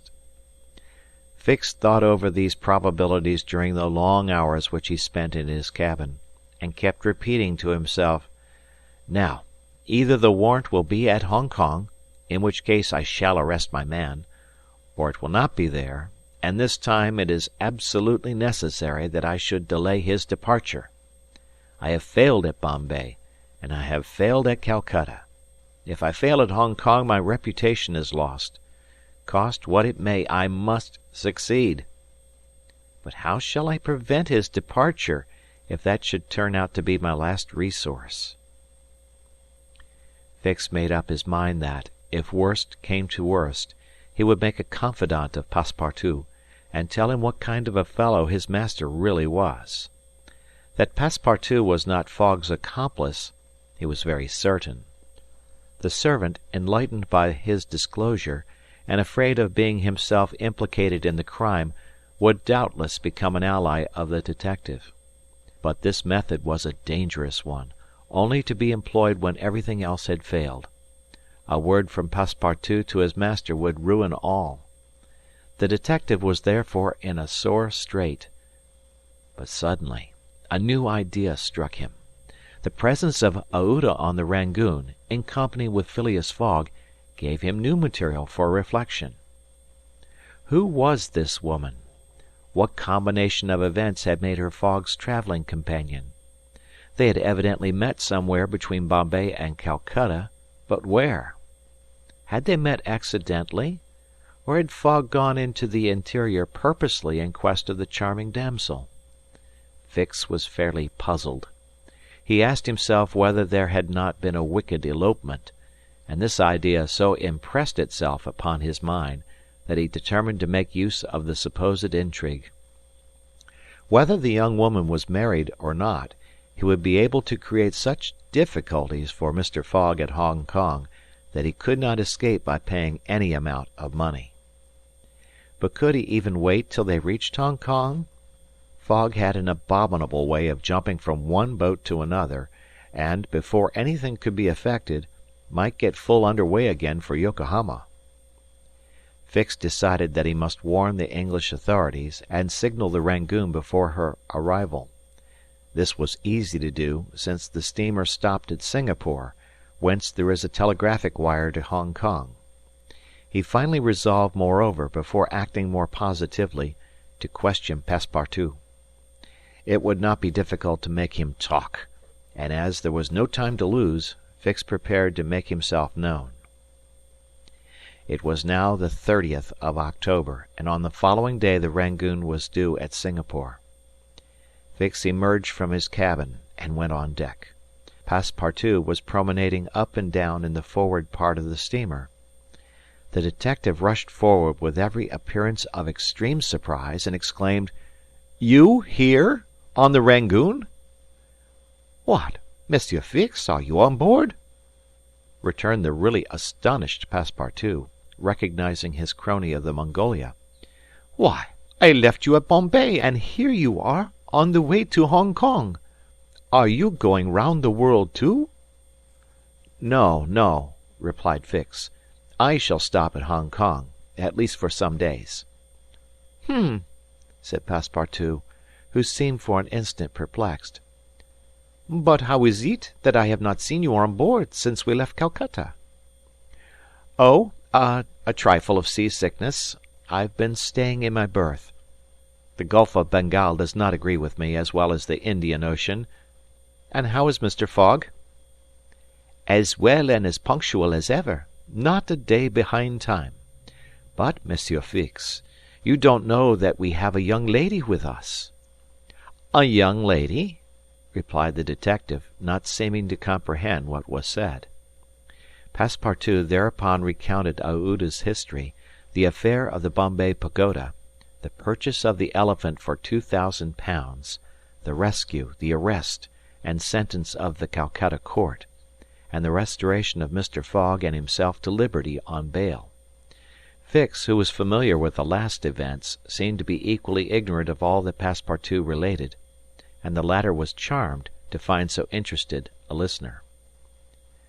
"But does your master propose to carry this young woman to Europe?" "Not at all. We are simply going to place her under the protection of one of her relatives, a rich merchant at Hong Kong." "Nothing to be done there," said Fix to himself, concealing his disappointment. "A glass of gin, Mr. Passepartout?" "Willingly, Monsieur Fix. We must at least have a friendly glass on board the Rangoon." Chapter 17, showing what happened on the voyage from Singapore to Hong Kong. The detective and Passepartout met often on deck after this interview, though Fix was reserved, and did not attempt to induce his companion to divulge any more facts concerning Mr. Fogg. He caught a glimpse of that mysterious gentleman once or twice, but Mr. Fogg usually confined himself to the cabin, where he kept Aouda company, or, according to his inveterate habit, took a hand at whist. Passepartout began very seriously to conjecture what strange chance kept Fix still on the route that his master was pursuing. It was really worth considering why this certainly very amiable and complacent person, whom he had first met at Suez, had then encountered on board the Mongolia, who disembarked at Bombay, which he announced as his destination, and now turned up so unexpectedly on the Rangoon, was following Mr. Fogg's tracks step by step. What was Fix's object? Passepartout was ready to wager his Indian shoes, which he had religiously preserved, that Fix would also leave Hong Kong at the same time with them, and probably on the same steamer. Passepartout might have cudgelled his brain for a century without hitting upon the real object which the detective had in view. He never could have imagined that Phileas Fogg was being tracked as a robber around the globe. But, as it is in human nature to attempt the solution of every mystery, Passepartout suddenly discovered an explanation of Fix's movements, which was in truth far from unreasonable. Fix, he thought, could only be an agent of Mr. Fogg's friends at the Reform Club, sent to follow him up, and to ascertain that he really went round the world as had been agreed upon. "It's clear," repeated the worthy servant to himself, proud of his shrewdness. "He's a spy sent to keep us in view. That isn't quite the thing either to be spying Mr. Fogg, who is so honourable a man. Ah, gentlemen of the Reform, this shall cost you dear." Passepartout, enchanted with his discovery, resolved to say nothing to his master, lest he should be justly offended at this mistrust on the part of his adversaries. But he determined to chaff Fix, when he had the chance, with mysterious allusions, which, however, need not betray his real suspicions. During the afternoon of Wednesday, 30th October, the Rangoon entered the Strait of Malacca, which separates the peninsula of that name from Sumatra. The mountainous and craggy islets intercepted the beauties of this noble island from the view of the travellers. The Rangoon weighed anchor at Singapore the next day at 4 a.m., to receive coal, having gained half a day on the prescribed time of her arrival. Phileas Fogg noted this gain in his journal, and then, accompanied by Aouda, who betrayed a desire for a walk on shore, disembarked. Fix, who suspected Mr. Fogg's every movement, followed them cautiously, without being himself perceived, while Passepartout, laughing in his sleeve at Fix's manoeuvres, went about his usual errands. The island of Singapore is not imposing in aspect, for there are no mountains, yet its appearance is not without attractions. It is a park chequered by pleasant highways and avenues. A handsome carriage, drawn by a sleek pair of New Holland horses, carried Phileas Fogg and Aouda into the midst of rows of palms with brilliant foliage, and of clove trees, whereof the cloves formed the heart of a half-open flower. Pepper plants replaced the prickly hedges of European fields. Sago bushes, large ferns with gorgeous branches, varied the aspect of this tropical clime, while nutmeg trees in full foliage filled the air with a penetrating perfume. Agile and grinning bands of monkeys skipped about in the trees, nor were tigers wanting in the jungles. After a drive of 2 hours through the country, Aouda and Mr. Fogg returned to the town, which is a vast collection of heavy-looking, irregular houses, surrounded by charming gardens, rich in tropical fruits and plants, and at 10 o'clock they re-embarked, closely followed by the detective, who had kept them constantly in sight. Passepartout, who had been purchasing several dozen mangoes, a fruit as large as good-sized apples, of a dark brown colour outside and a bright red within, and whose white pulp melting in the mouth affords gourmands a delicious sensation, was waiting for them on deck. He was only too glad to offer some mangoes to Aouda, who thanked him very gracefully for them. At 11 o'clock the Rangoon rode out of Singapore harbour, and in a few hours the high mountains of Malacca, with their forests, inhabited by the most beautifully furred tigers in the world, were lost to view. Singapore is distant some 1,300 miles from the island of Hong Kong, which is a little English colony near the Chinese coast. Phileas Fogg hoped to accomplish the journey in 6 days, so as to be in time for the steamer which would leave on the 6th of November for Yokohama, the principal Japanese port. The Rangoon had a large quota of passengers, many of whom disembarked at Singapore, among them a number of Indians, Ceylonese, Chinamen, Malays, and Portuguese, mostly second-class travellers. The weather, which had hitherto been fine, changed with the last quarter of the moon. The seas rolled heavily, and the wind at intervals rose almost to a storm, but happily blew from the southwest and thus aided the steamer's progress. The captain as often as possible put up his sails, and under the double action of steam and sail the vessel made rapid progress along the coasts of Annam and Cochin China. Owing to the defective construction of the Rangoon, however, unusual precautions became necessary in unfavourable weather, but the loss of time which resulted from this cause, while it nearly drove Passepartout out of his senses, did not seem to affect his master in the least.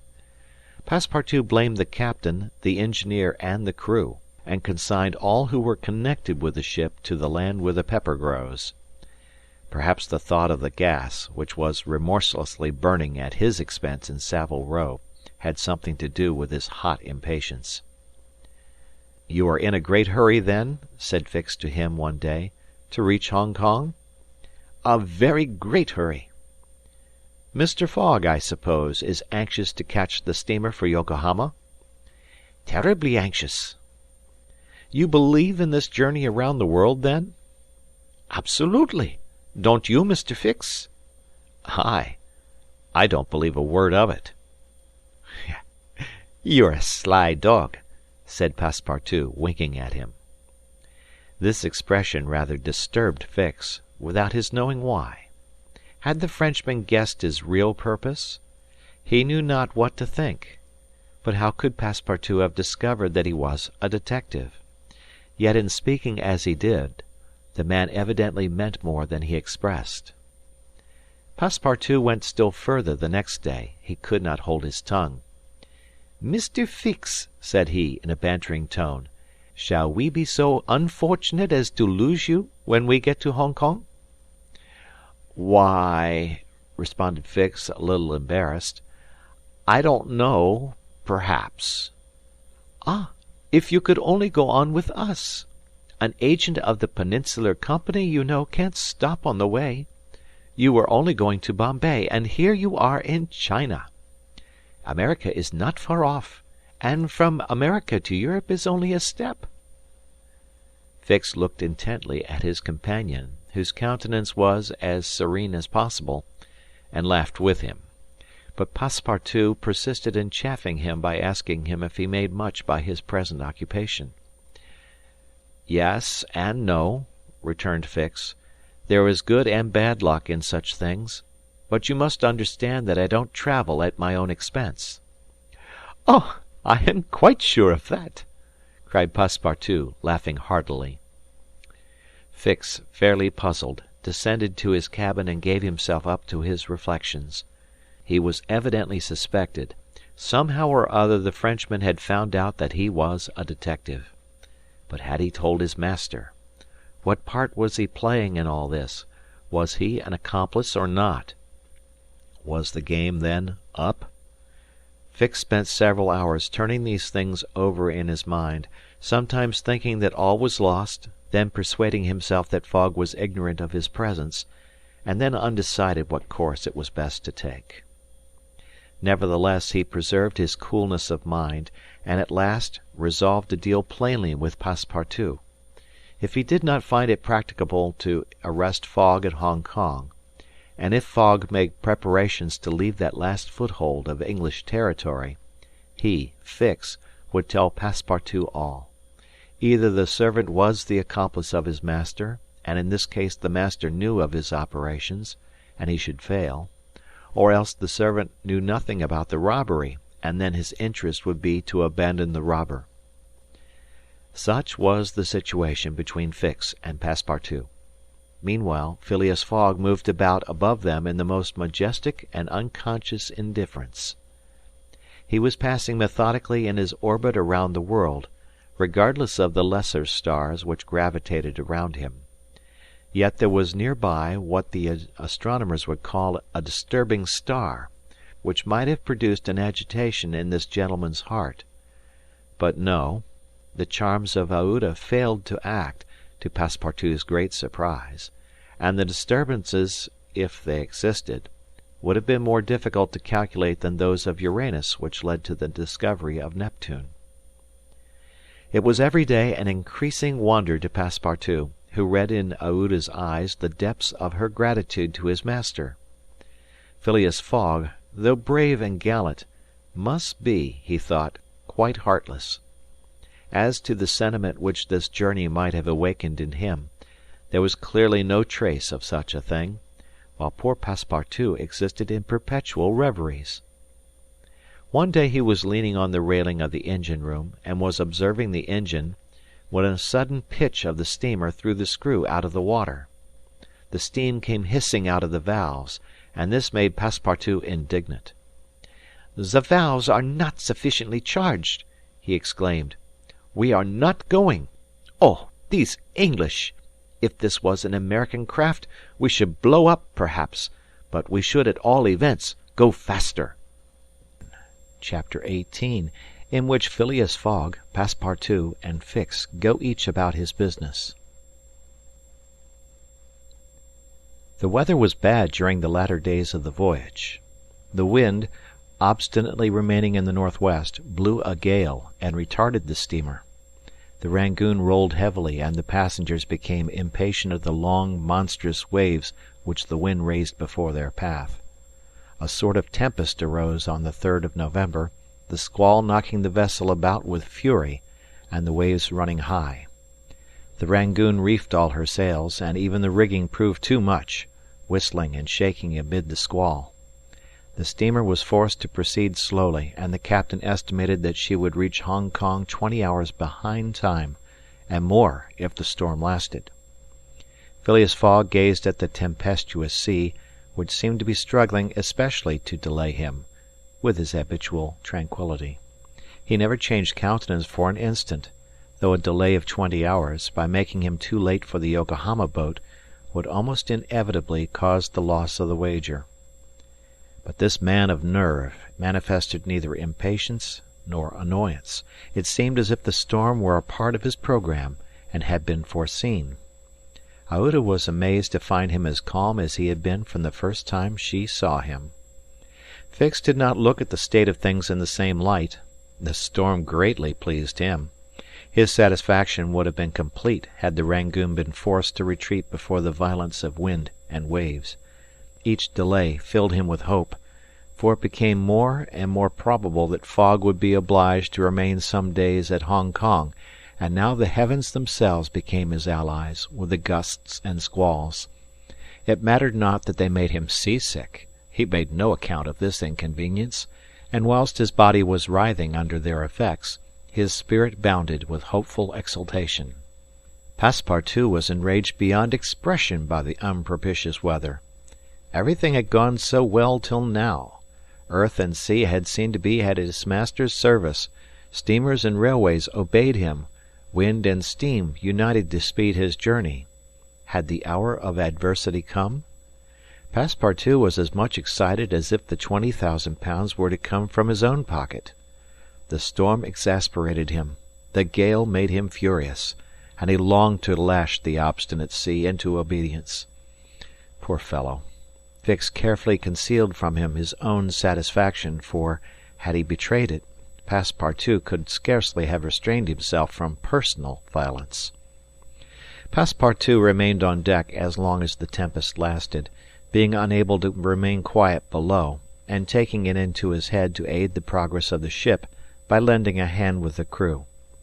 He overwhelmed the captain, officers, and sailors, who could not help laughing at his impatience, with all sorts of questions. He wanted to know exactly how long the storm was going to last, whereupon he was referred to the barometer, which seemed to have no intention of rising. Passepartout shook it, but with no perceptible effect, for neither shaking nor maledictions could prevail upon it to change its mind. On the 4th, however, the sea became more calm, and the storm lessened its violence. The wind veered southward, and was once more favourable. Passepartout cleared up with the weather. Some of the sails were unfurled, and the Rangoon resumed its most rapid speed. The time lost could not, however, be regained. Land was not signalled until 5 o'clock in the morning of the 6th. The steamer was due on the 5th. Phileas Fogg was 24 hours behindhand, and the Yokohama steamer would, of course, be missed. The pilot went on board at 6 and took his place on the bridge, to guide the Rangoon through the channels to the port of Hong Kong. Passepartout longed to ask him if the steamer had left for Yokohama, but he dared not, for he wished to preserve the spark of hope, which still remained till the last moment. He had confided his anxiety to Fix, who, the sly rascal, tried to console him by saying that Mr. Fogg would be in time if he took the next boat, but this only put Passepartout in a passion. Mr. Fogg, bolder than his servant, did not hesitate to approach the pilot, and tranquilly ask him if he knew when a steamer would leave Hong Kong for Yokohama. "At high tide tomorrow morning," answered the pilot. "Ah!" said Mr. Fogg, without betraying any astonishment. Passepartout, who heard what passed, would willingly have embraced the pilot, while Fix would have been glad to twist his neck. "What is the steamer's name?" asked Mr. Fogg. "The Carnatic." "Ought she not have gone yesterday?" "Yes, sir, but they had to repair one of her boilers, and so her departure was postponed till tomorrow." "Thank you," returned Mr. Fogg, descending mathematically to the saloon. Passepartout clasped the pilot's hand, and shook it heartily in his delight, exclaiming, "Pilot, you are the best of good fellows!" The pilot probably does not know to this day why his responses won him this enthusiastic greeting. He remounted the bridge, and guided the steamer through the flotilla of junks, tankas, and fishing boats, which crowd the harbour of Hong Kong. At 1 o'clock the Rangoon was at the quay, and the passengers were going ashore. Chance had strangely favoured Phileas Fogg, for had not the Carnatic been forced to lie over for repairing her boilers, she would have left on the 6th of November, and the passengers for Japan would have been obliged to await for a week the sailing of the next steamer. Mr. Fogg was, it is true, 24 hours behind his time, but this could not seriously imperil the remainder of his tour. The steamer which crossed the Pacific from Yokohama to San Francisco made a direct connection with that from Hong Kong, and it could not sail until the latter reached Yokohama, and if Mr. Fogg was 24 hours late on reaching Yokohama, this time would no doubt be easily regained in the voyage of 22 days across the Pacific. He found himself then about 24 hours behindhand, 35 days after leaving London. The Carnatic was announced to leave Hong Kong at 5 the next morning. Mr. Fogg had 16 hours in which to attend to his business there, which was to deposit Aouda safely with her wealthy relative. On landing, he conducted her to a palanquin, in which they repaired to the club hotel. A room was engaged for the young woman, and Mr. Fogg, after seeing that she wanted for nothing, set out in search of her cousin Gigi. He instructed Passepartout to remain at the hotel until his return, that Aouda might not be left entirely alone. Mr. Fogg repaired to the Exchange, where, he did not doubt, every one would know so wealthy and considerable a personage as the Parsee merchant. Meeting a broker, he made the inquiry, to learn that Gigi had left China 2 years before, and, retiring from business with an immense fortune, had taken up his residence in Europe. In Holland, the broker thought, with the merchants of which country he had principally traded. Phileas Fogg returned to the hotel, begged a moment's conversation with Aouda, and without more ado apprised her that Gigi was no longer at Hong Kong, but probably in Holland. Aouda at first said nothing. She passed her hand across her forehead and reflected a few moments. Then in her sweet, soft voice she said, "What ought I to do, Mr. Fogg?" "It is very simple," responded the gentleman. "Go on to Europe." "But I cannot intrude." "You do not intrude, nor do you in the least embarrass my project. Passepartout." "Monsieur." "Go to the Carnatic and engage 3 cabins." Passepartout, delighted that the young woman, who was very gracious to him, was going to continue the journey with them, went off at a brisk gait to obey his master's order. Chapter 19, in which Passepartout takes a too great interest in his master, and what comes of it. Hong Kong is an island which came into the possession of the English by the Treaty of Nankin, after the War of 1842, and the colonizing genius of the English has created upon it an important city and an excellent port. The island is situated at the mouth of the Canton River, and is separated by about 60 miles from the Portuguese town of Macao on the opposite coast. Hong Kong has beaten Macao in the struggle for the Chinese trade, and now the greater part of the transportation of Chinese goods finds its depot at the former place.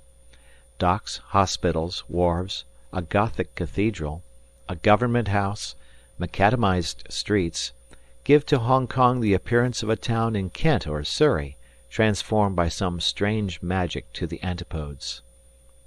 Passepartout wandered, with his hands in his pockets, towards the Victoria port, gazing as he went at the curious palanquins and other modes of conveyance, and the groups of Chinese, Japanese, and Europeans who passed to and fro in the streets.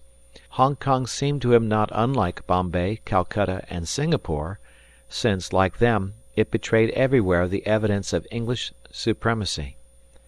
At the Victoria port he found a confused mass of ships of all nations, English, French, American, and Dutch, men of war and trading vessels, Japanese and Chinese junks, sempas, tankas, and flower boats, which formed so many floating parterres. Passepartout noticed in the crowd a number of the natives, who seemed very old and were dressed in yellow. On going into a barber's to get shaved, he learned that these ancient men were all at least 80 years old, at which age they are permitted to wear yellow, which is the imperial color. Passepartout, without exactly knowing why, thought this very funny. On reaching the quay where they were to embark on the Carnatic, he was not astonished to find Fix walking up and down. The detective seemed very much disturbed and disappointed. "This is bad," muttered Passepartout, "for the gentlemen of the Reform Club." he accosted Fix with a merry smile, as if he had not perceived that gentleman's chagrin. The detective had, indeed, good reasons to inveigh against the bad luck which pursued him. The warrant had not come. It was certainly on the way, but as certainly it could not now reach Hong Kong for several days, and, this being the last English territory on Mr. Fogg's route, the robber would escape, unless he could manage to detain him. "Well, Monsieur Fix," said Passepartout, "have you decided to go with us, so far as America?" "Yes," returned Fix through his set teeth. "Good!" exclaimed Passepartout, laughing heartily. "I knew you could not persuade yourself to separate from us. Come and engage your berth." They entered the steamer office, and secured cabins for 4 persons. The clerk, as he gave them the tickets, informed them that, the repairs on the Carnatic having been completed, the steamer would leave that very evening, and not next morning as had been announced. "That will suit my master all the better," said Passepartout. "I will go and let him know." Fix now decided to make a bold move. He resolved to tell Passepartout all. It seemed to be the only possible way to keep Phileas Fogg several days longer at Hong Kong. He accordingly invited his companion into a tavern which caught his eye on the quay. On entering, they found themselves in a large room handsomely decorated, at the end of which was a large camp bed furnished with cushions. Several persons lay upon this bed in a deep sleep. At the small tables which were arranged about the room, some 30 customers were drinking English beer, porter, gin, and brandy, smoking the while long red clay pipes stuffed with little balls of opium mingled with the essence of rose. From time to time one of the smokers, overcome with the narcotic, would slip under the table, whereupon the waiters, taking him by the head and feet, carried and laid him upon the bed. The bed already supported 20 of these stupefied sots. Fix and Passepartout saw that they were in a smoking-house haunted by those wretched, cadaverous, idiotic creatures to whom the English merchants sell every year the miserable drug called opium, to the amount of £1,400,000, thousands devoted to one of the most despicable vices which afflict humanity. The Chinese government has in vain attempted to deal with the evil by stringent laws.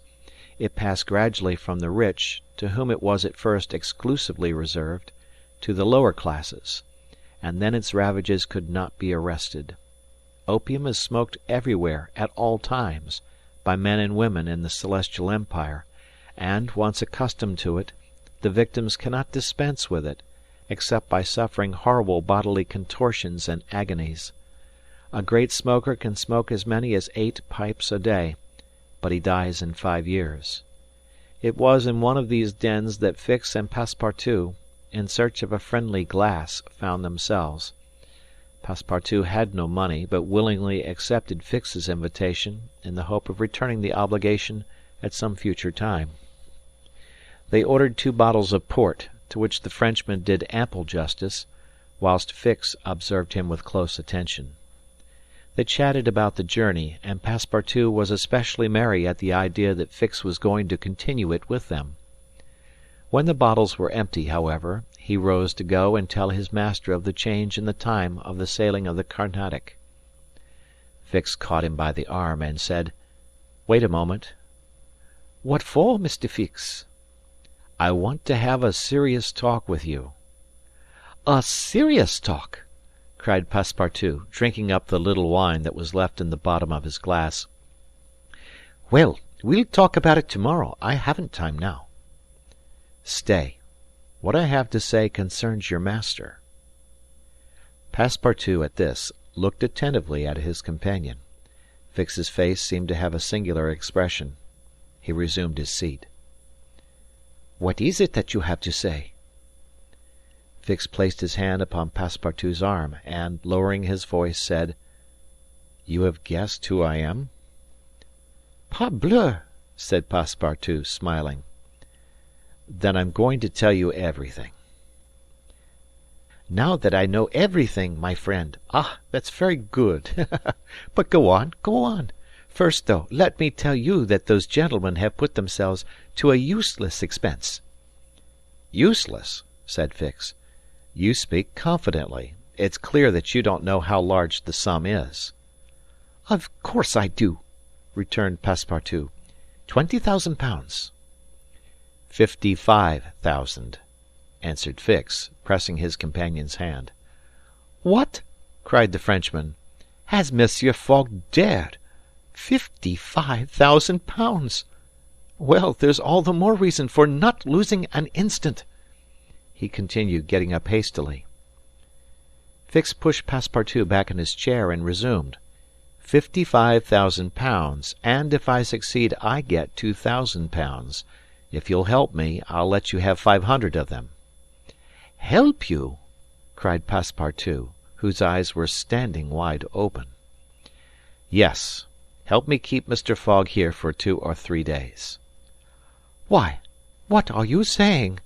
Those gentlemen are not satisfied with following my master and suspecting his honour, but they must try to put obstacles in his way. I blush for them." "What do you mean?" "I mean that it is a piece of shameful trickery. They might as well waylay Mr. Fogg and put his money in their pockets." "That's just what we count on doing."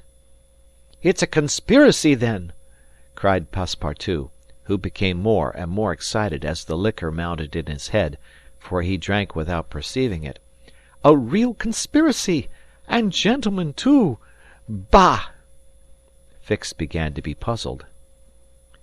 "Members of the Reform Club," continued Passepartout, "you must know, Monsieur Fix, that my master is an honest man, and that, when he makes a wager, he tries to win it fairly." "But who do you think I am?" asked Fix, looking at him intently. "Parbleu!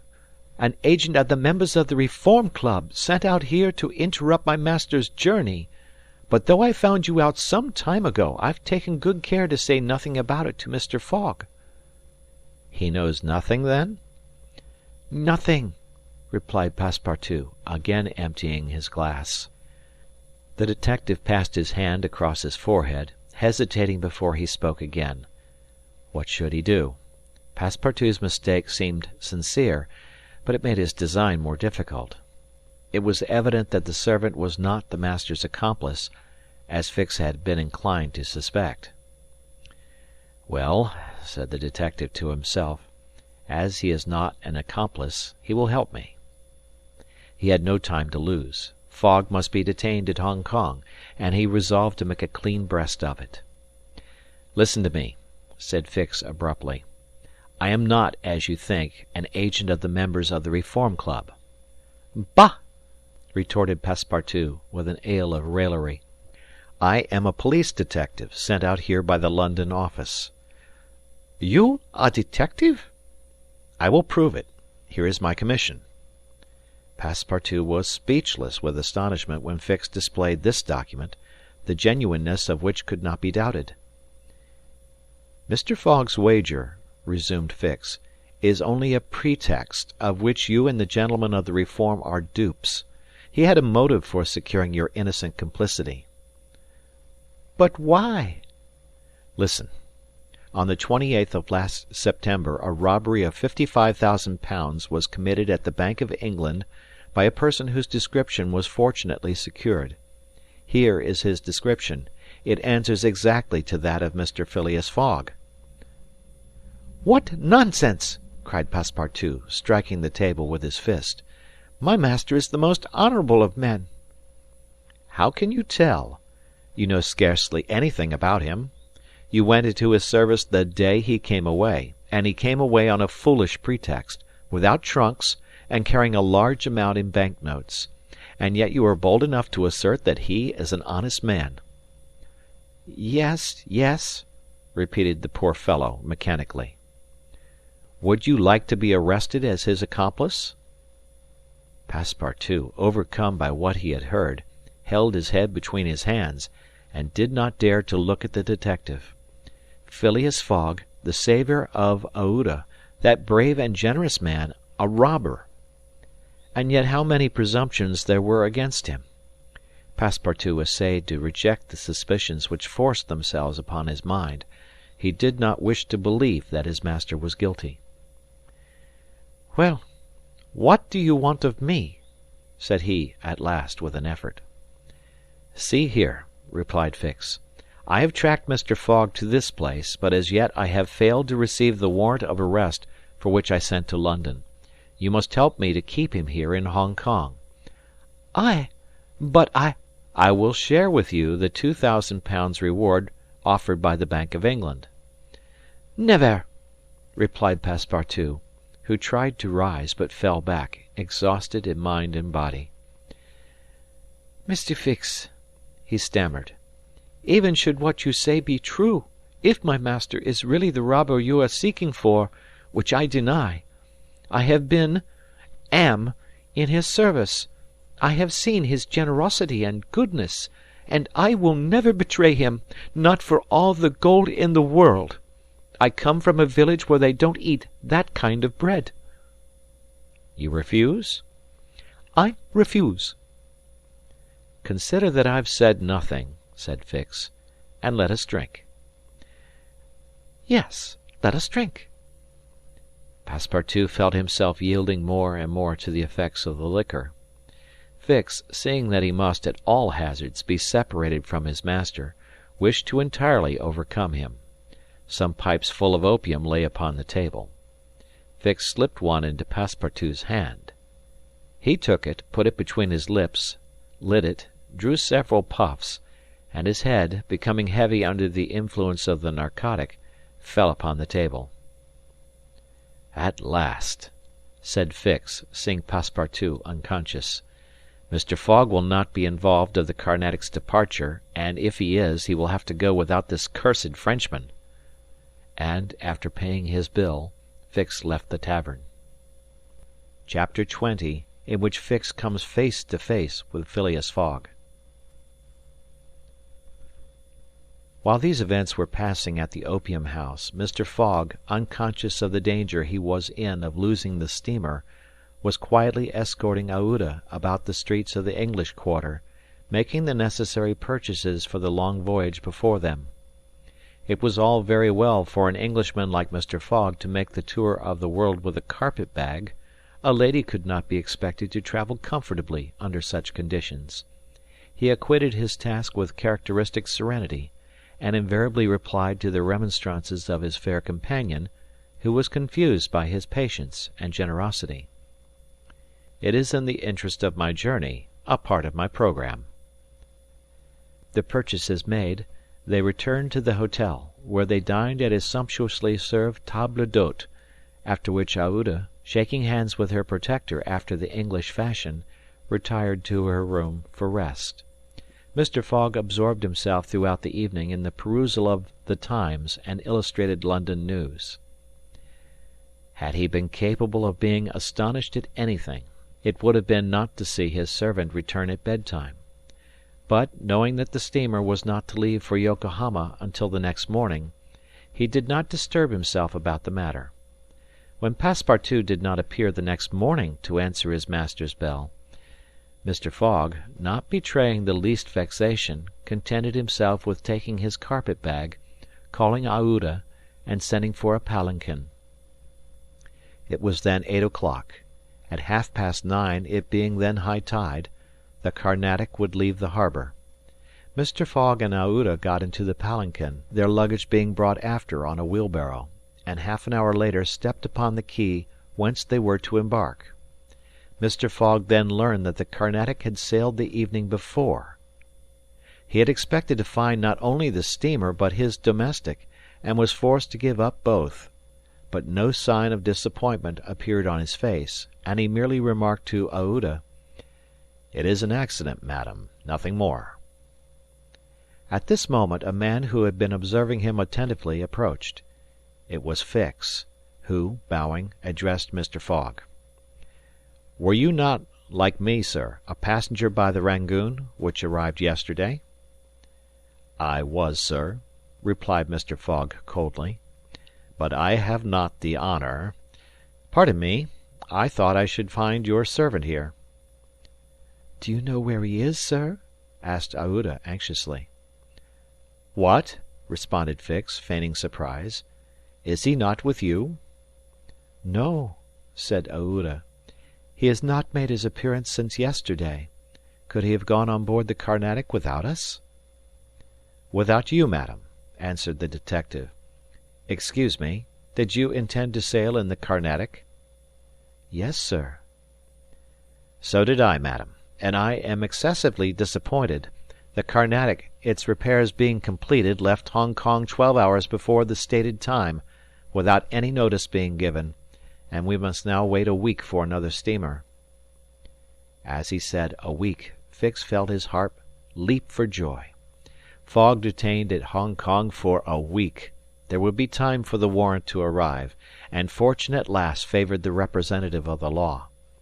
His horror may be imagined when he heard Mr. Fogg say, in his placid voice, "But there are other vessels besides the Carnatic, it seems to me, in the harbour of Hong Kong." And, offering his arm to Aouda, he directed his steps toward the docks in search of some craft about to start. Fix, stupefied, followed. It seemed as if he were attached to Mr. Fogg by an invisible thread. Chance, however, appeared really to have abandoned the man it had hitherto served so well. For 3 hours Phileas Fogg wandered about the docks, with the determination, if necessary, to charter a vessel to carry him to Yokohama. But he could only find vessels which were loading or unloading, and which could not therefore set sail. Fix began to hope again. But Mr. Fogg, far from being discouraged, was continuing his search, resolved not to stop if he had to resort to Macao, when he was accosted by a sailor on one of the wharves. "Is your honour looking for a boat?" "Have you a boat ready to sail?" "Yes, your honour, a pilot boat, for number 43, the best in the harbour." "Does she go fast?" "Between 8 and 9 knots the hour." "Will you look at her?" "Yes."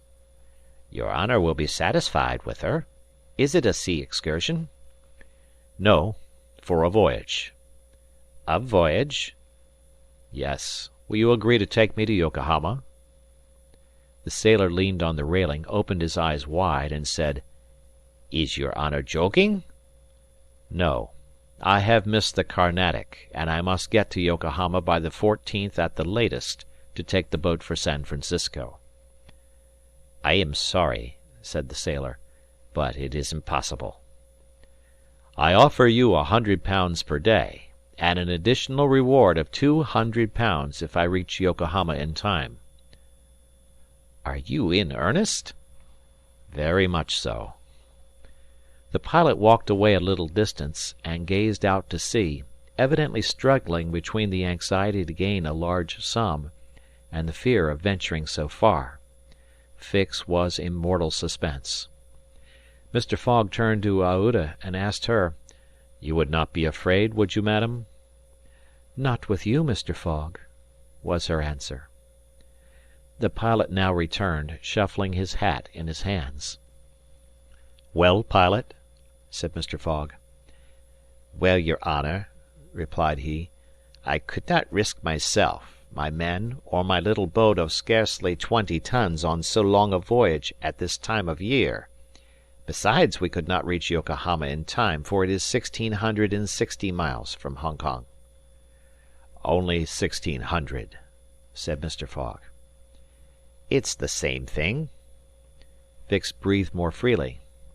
"But," added the pilot, "it might be arranged another way." Fix ceased to breathe at all. "How?" asked Mr. Fogg. "By going to Nagasaki, at the extreme south of Japan, or even to Shanghai, which is only 800 miles from here. In going to Shanghai, we should not be forced to sail wide of the Chinese coast, which would be a great advantage, as the currents run northeast, and would aid us." "Pilot," said Mr. Fogg, "I must take the American steamer at Yokohama, and not at Shanghai or Nagasaki." "Why not?" returned the pilot. "The San Francisco steamer does not start from Yokohama. It puts in at Yokohama and Nagasaki, but it starts from Shanghai." "You are sure of that?" "Perfectly." "And when does the boat leave Shanghai?" "On the 11th, at 7 in the evening. We have, therefore, 4 days before us, that is 96 hours, and in that time, if we had good luck, and a southwest wind, and the sea was calm, we could make those 800 miles to Shanghai." "And you could go?" "In an hour, as soon as provisions could be got aboard and the sails put up." "It is a bargain. Are you the master of the boat?" "Yes. John Bunsby, master of the Tankadere." "Would you like some earnest money?" "If it would not put your honour out." "Here are £200 on account, sir," added Phileas Fogg, turning to Fix. "If you would like to take advantage." "Thanks, sir. I was about to ask the favour." "Very well. In half an hour we shall go on board." "But poor Passepartout," urged Aouda, who was much disturbed by the servant's disappearance. "I shall do all I can to find him," replied Phileas Fogg. While Fix, in a feverish, nervous state, repaired to the pilot boat, the others directed their course to the police station at Hong Kong. Phileas Fogg there gave Passepartout's description, and left a sum of money, to be spent in the search for him. The same formalities having been gone through at the French consulate, and the palanquin having stopped at the hotel for the luggage, which had been sent back there, they returned to the wharf. It was now 3 o'clock, and pilot boat number 43, with its crew on board and its provisions stored away, was ready for departure. The Tankadere was a neat little craft of 20 tons, as gracefully built as if she were a racing yacht. Her shining copper sheathing, her galvanized ironwork, her deck, white as ivory, betrayed the pride taken by John Bunsby in making her presentable. Her 2 masts leaned a trifle backward. She carried brigantine, foresail, storm jib, and standing jib, and was well rigged for running before the wind, and she seemed capable of brisk speed, which, indeed, she had already proved by gaining several prizes in pilot boat races. The crew of the Tankadere was composed of John Bunsby, the master, and 4 hardy mariners who were familiar with the Chinese seas. John Bunsby himself, a man of 45 or thereabouts, vigorous, sunburnt, with a sprightly expression of the eye, an energetic and self-reliant countenance, would have inspired confidence in the most timid. Phileas Fogg and Aouda went on board, where they found Fix already installed. Below deck was a square cabin, of which the walls bulged out in the form of cots, above a circular divan. In the centre was a table provided with a swinging lamp. The accommodation was confined, but neat. "I am sorry to have nothing better to offer you," said Mr. Fogg to Fix, who bowed without responding. The detective had a feeling akin to humiliation in profiting by the kindness of Mr. Fogg. "It's certain," thought he, "though rascal as he is a polite one." The sails and the English flag were hoisted at 10 minutes past 3. Mr. Fogg and Aouda, who were seated on deck, cast a last glance at the quay, in the hope of espying Passepartout. Fix was not without his fears lest chance should direct the steps of the unfortunate servant, whom he had so badly treated, in this direction, in which case an explanation the reverse of satisfactory to the detective must have ensued.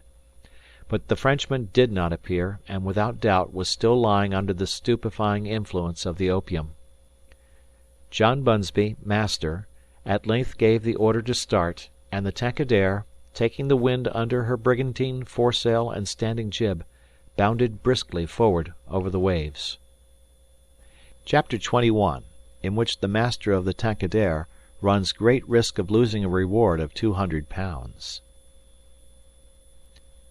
This voyage of 800 miles was a perilous venture on a craft of 20 tons, and at that season of the year. The Chinese seas are usually boisterous, subject to terrible gales of wind, and especially during the equinoxes, and it was now early November. It would clearly have been to the master's advantage to carry his passengers to Yokohama, since he was paid a certain sum per day, but he would have been rash to attempt such a voyage, and it was imprudent even to attempt to reach Shanghai. But John Bunsby believed in the Tankadere, which rode on the waves like a seagull, and perhaps he was not wrong. Late in the day they passed through the capricious channels of Hong Kong, and the Tankadere, impelled by favourable winds, conducted herself admirably. "I do not need, pilot," said Phileas Fogg, when they got into the open sea, "to advise you to use all possible speed." "Trust me, your honour. We are carrying all the sail the wind will let us. The poles would add nothing, and are only used when we are going into port." "It's your trade, not mine, pilot, and I confide in you." Phileas Fogg, with body erect and legs wide apart, standing like a sailor, gazed without staggering at the swelling waters. The young woman, who was seated aft, was profoundly affected as she looked out upon the ocean, darkening now with the twilight, on which she had ventured in so frail a vessel. Above her head rustled the white sails, which seemed like great white wings. The boat, carried forward by the wind, seemed to be flying in the air. Night came. The moon was entering her first quarter, and her insufficient light would soon die out in the mist on the horizon. Clouds were rising from the east and already overcast a part of the heavens. The pilot had hung out his lights, which was very necessary in these seas crowded with vessels bound landward, for collisions are not uncommon occurrences, and at the speed she was going, the least shock would shatter the gallant little craft. Fix, seated in the bow, gave himself up to meditation. He kept apart from his fellow travellers, knowing Mr. Fogg's taciturn tastes. Besides, he did not quite like to talk to the man whose favours he had accepted. He was thinking, too, of the future. It seemed certain that Fogg would not stop at Yokohama, but would at once take the boat for San Francisco, and the vast extent of America would ensure him impunity and safety. Fogg's plan appeared to him the simplest in the world. Instead of sailing directly from England to the United States, like a common villain, he had traversed three-quarters of the globe, so as to gain the American continent more surely, and there, after throwing the police off his track, he would quietly enjoy himself with the fortune stolen from the bank. But, once in the United States, what should he, Fix, do? Should he abandon this man? No, 100 times no. Until he had secured his extradition, he would not lose sight of him for an hour. It was his duty, and he would fulfill it to the end. At all events, there was one thing to be thankful for. Passepartout was not with his master, and it was above all important, after the confidences Fix had imparted to him, that the servant should never have speech with his master. Phileas Fogg was also thinking of Passepartout, who had so strangely disappeared. Looking at the matter from every point of view, it did not seem to him impossible that, by some mistake, the man might have embarked on the Carnatic at the last moment, and this was also Aouda's opinion, who regretted very much the loss of the worthy fellow to whom she owed so much. They might then find him at Yokohama, for, if the Carnatic was carrying him thither, it would be easy to ascertain if he had been on board. A brisk breeze arose about 10 o'clock, but though it might have been prudent to take in a reef, the pilot, after carefully examining the heavens, let the craft remain rigged as before. The Tankadere bore sail admirably, as she drew a great deal of water, and everything was prepared for high speed in case of a gale. Mr. Fogg and Aouda descended into the cabin at midnight, having been already preceded by Fix, who had lain down on one of the cots. The pilot and crew remained on deck all night. At sunrise the next day, which was 8th November, the boat had made more than 100 miles. The log indicated a mean speed of between 8 and 9 miles. The Tankadere still carried all sail, and was accomplishing her greatest capacity of speed. If the wind held as it was, the chances would be in her favour. During the day she kept along the coast, where the currents were favourable. The coast, irregular in profile, and visible sometimes across the clearings, was at most 5 miles distant.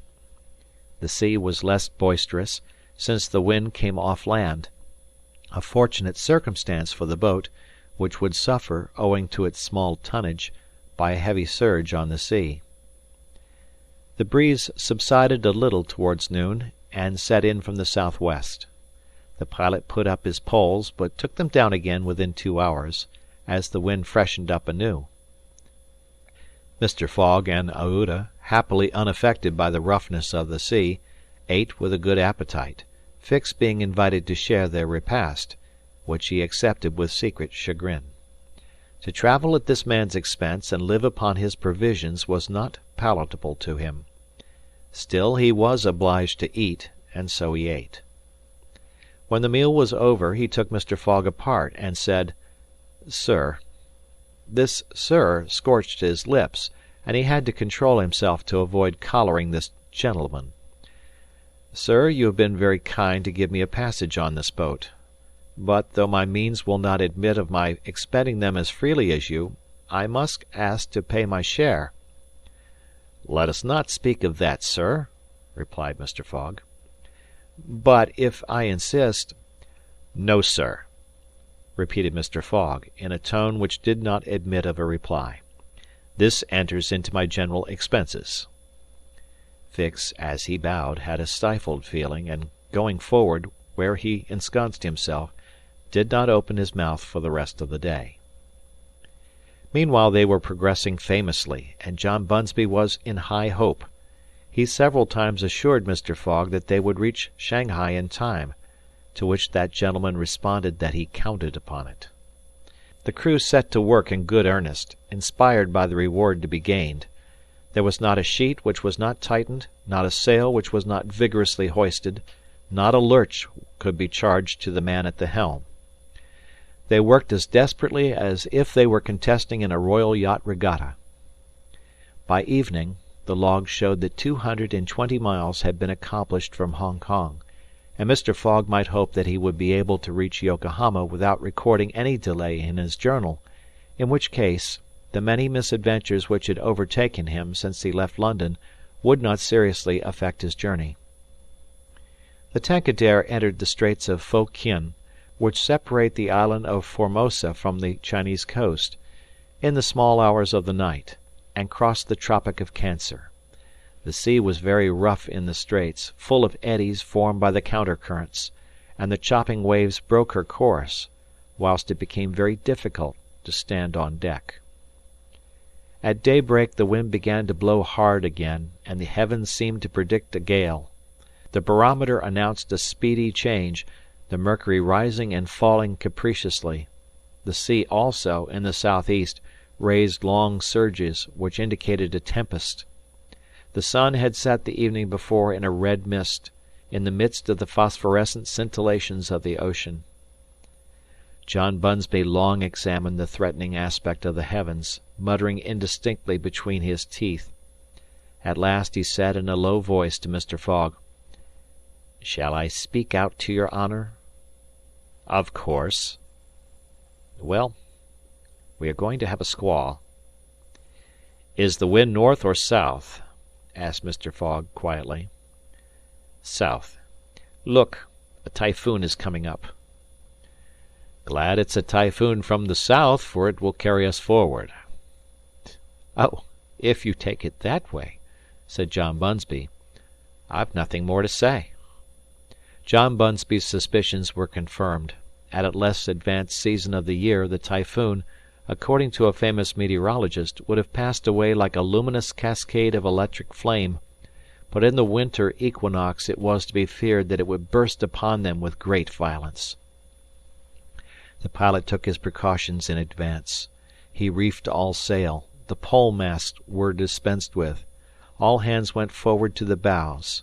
A single triangular sail, of strong canvas, was hoisted as a storm jib, so as to hold the wind from behind. Then they waited. John Bunsby had requested his passengers to go below, but this imprisonment in so narrow a space, with little air, and the boat bouncing in the gale, was far from pleasant. Neither Mr. Fogg, Fix, nor Aouda consented to leave the deck. The storm of rain and wind descended upon them towards 8 o'clock. With but its bit of sail, the Tankadere was lifted like a feather by a wind, an idea of whose violence can scarcely be given. To compare her speed to 4 times that of a locomotive going on full steam would be below the truth. The boat scudded thus northward during the whole day, borne on by monstrous waves, preserving always, fortunately, a speed equal to theirs. 20 times she seemed almost to be submerged by those mountains of water which rose behind her, but the adroit management of the pilot saved her. The passengers were often bathed in spray, but they submitted to it philosophically. Fix cursed it, no doubt, but Aouda, with her eyes fastened upon her protector, whose coolness amazed her, showed herself worthy of him, and bravely weathered the storm. As for Phileas Fogg, it seemed just as if the typhoon were a part of his programme. Up to this time the Tankadere had always held her course to the north, but towards evening the wind, veering 3/4, bore down from the northwest. The boat, now lying in the trough of the waves, shook and rolled terribly. The sea struck her with fearful violence. At night the tempest increased in violence. John Bunsby saw the approach of darkness and the rising of the storm with dark misgivings. He thought a while, and then asked his crew if it was not time to slacken speed. After a consultation, he approached Mr. Fogg and said, "I think, your honour, that we should do well to make for one of the ports on the coast." "I think so too." "Ah," said the pilot, "but which one?" "I know of but one," returned Mr. Fogg tranquilly. "And that is?" "Shanghai." The pilot, at first, did not seem to comprehend. He could scarcely realize so much determination and tenacity. Then he cried, "Well, yes, your honour is right. To Shanghai." So the Tankadere kept steadily on her northward track. The night was really terrible. It would be a miracle if the craft did not founder. Twice it could have been all over with her if the crew had not been constantly on the watch. Aouda was exhausted, but did not utter a complaint. More than once Mr. Fogg rushed to protect her from the violence of the waves. Day reappeared. The tempest still raged with undiminished fury, but the wind now returned to the southeast. It was a favourable change, and the Tankadere again bounded forward on this mountainous sea, though the waves crossed each other and imparted shocks and counter-shocks, which would have crushed a craft less solidly built. From time to time the coast was visible through the broken mist, but no vessel was in sight. The Tankadere was alone upon the sea. There were some signs of a calm at noon, and these became more distinct as the sun descended toward the horizon. The tempest had been as brief as terrific. The passengers, thoroughly exhausted, could now eat a little and take some repose. The night was comparatively quiet. Some of the sails were again hoisted, and the speed of the boat was very good. The next morning at dawn they espied the coast, and John Bunsby was able to assert that they were not 100 miles from Shanghai. 100 miles, and only 1 day to traverse them. That very evening Mr. Fogg was due at Shanghai, if he did not wish to miss the steamer to Yokohama. Had there been no storm, during which several hours were lost, they would be at this moment within 30 miles of their destination. The wind grew decidedly calmer, and happily the sea fell with it. All sails were now hoisted, and at noon the Tankadere was within 45 miles of Shanghai.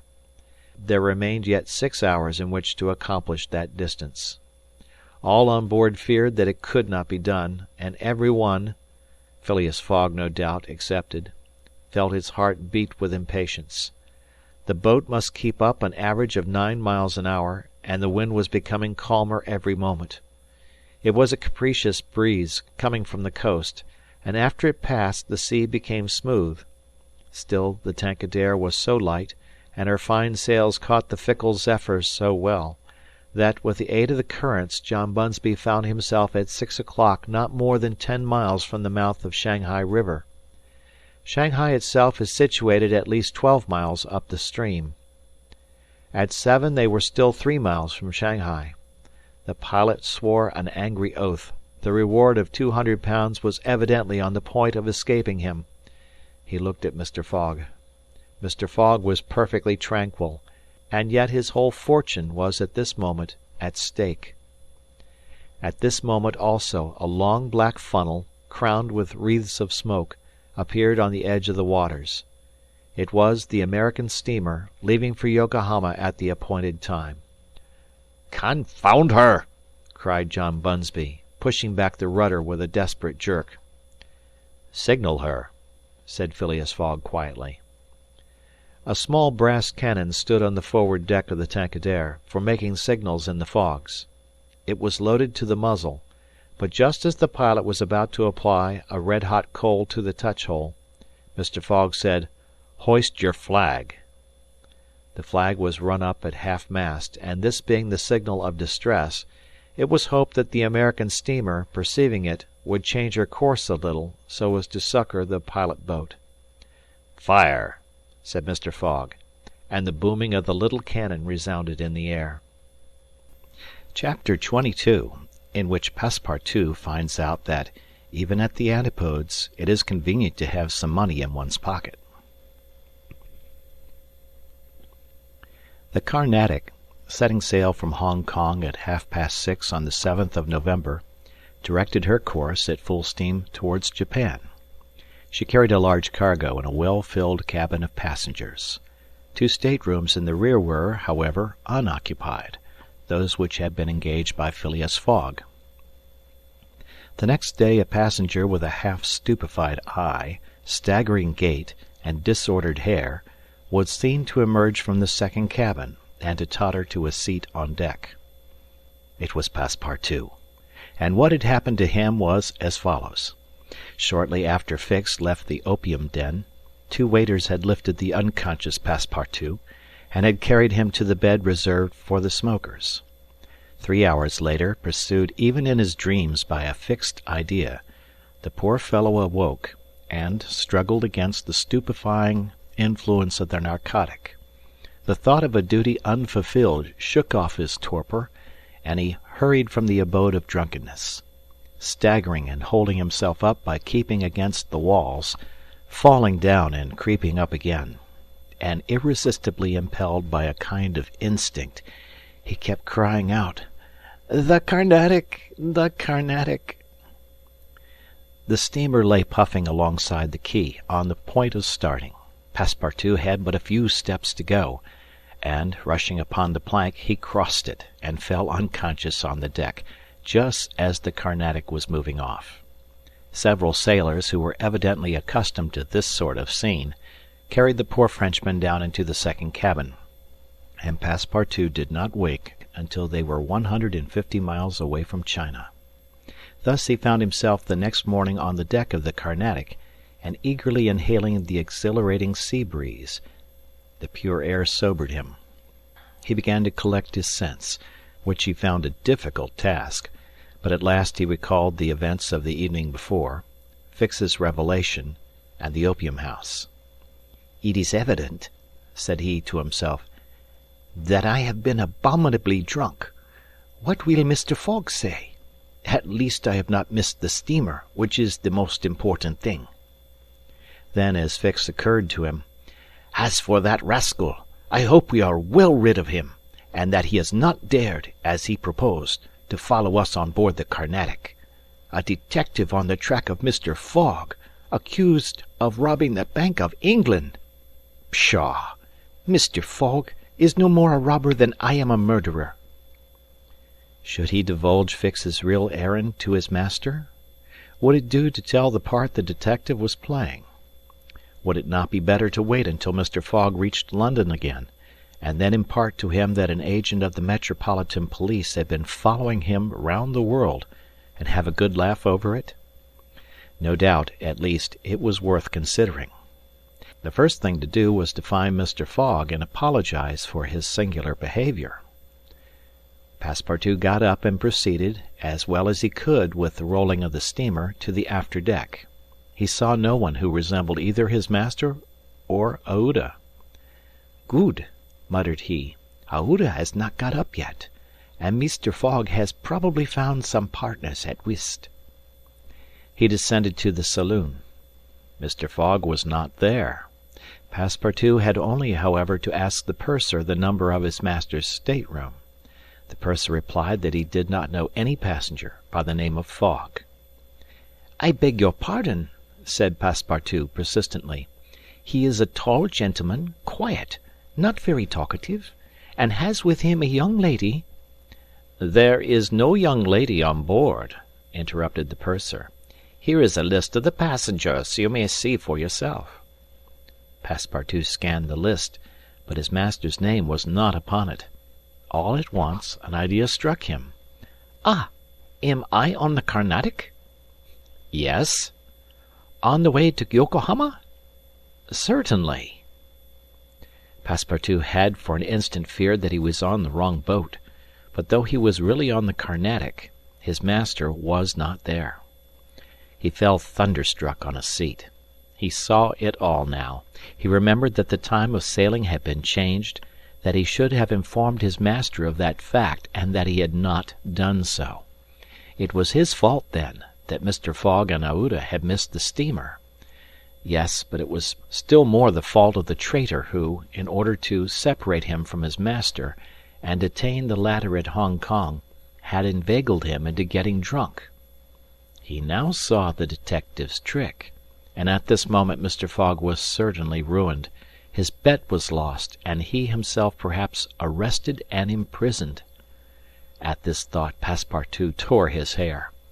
Ah, if Fix ever came within his reach, what a settling of accounts there would be! After his first depression, Passepartout became calmer, and began to study his situation. It was certainly not an enviable one.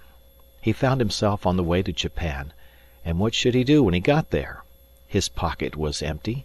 He had not a solitary shilling, not so much as a penny. His passage had fortunately been paid for in advance, and he had 5 or 6 days in which to decide upon his future course.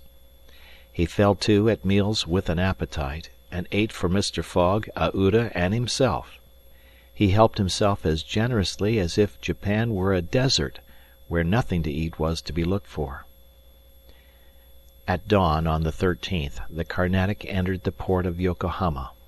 This is an important port of call in the Pacific, where all the mail steamers, and those carrying passengers between North America, China, Japan, and the Oriental Islands, put in.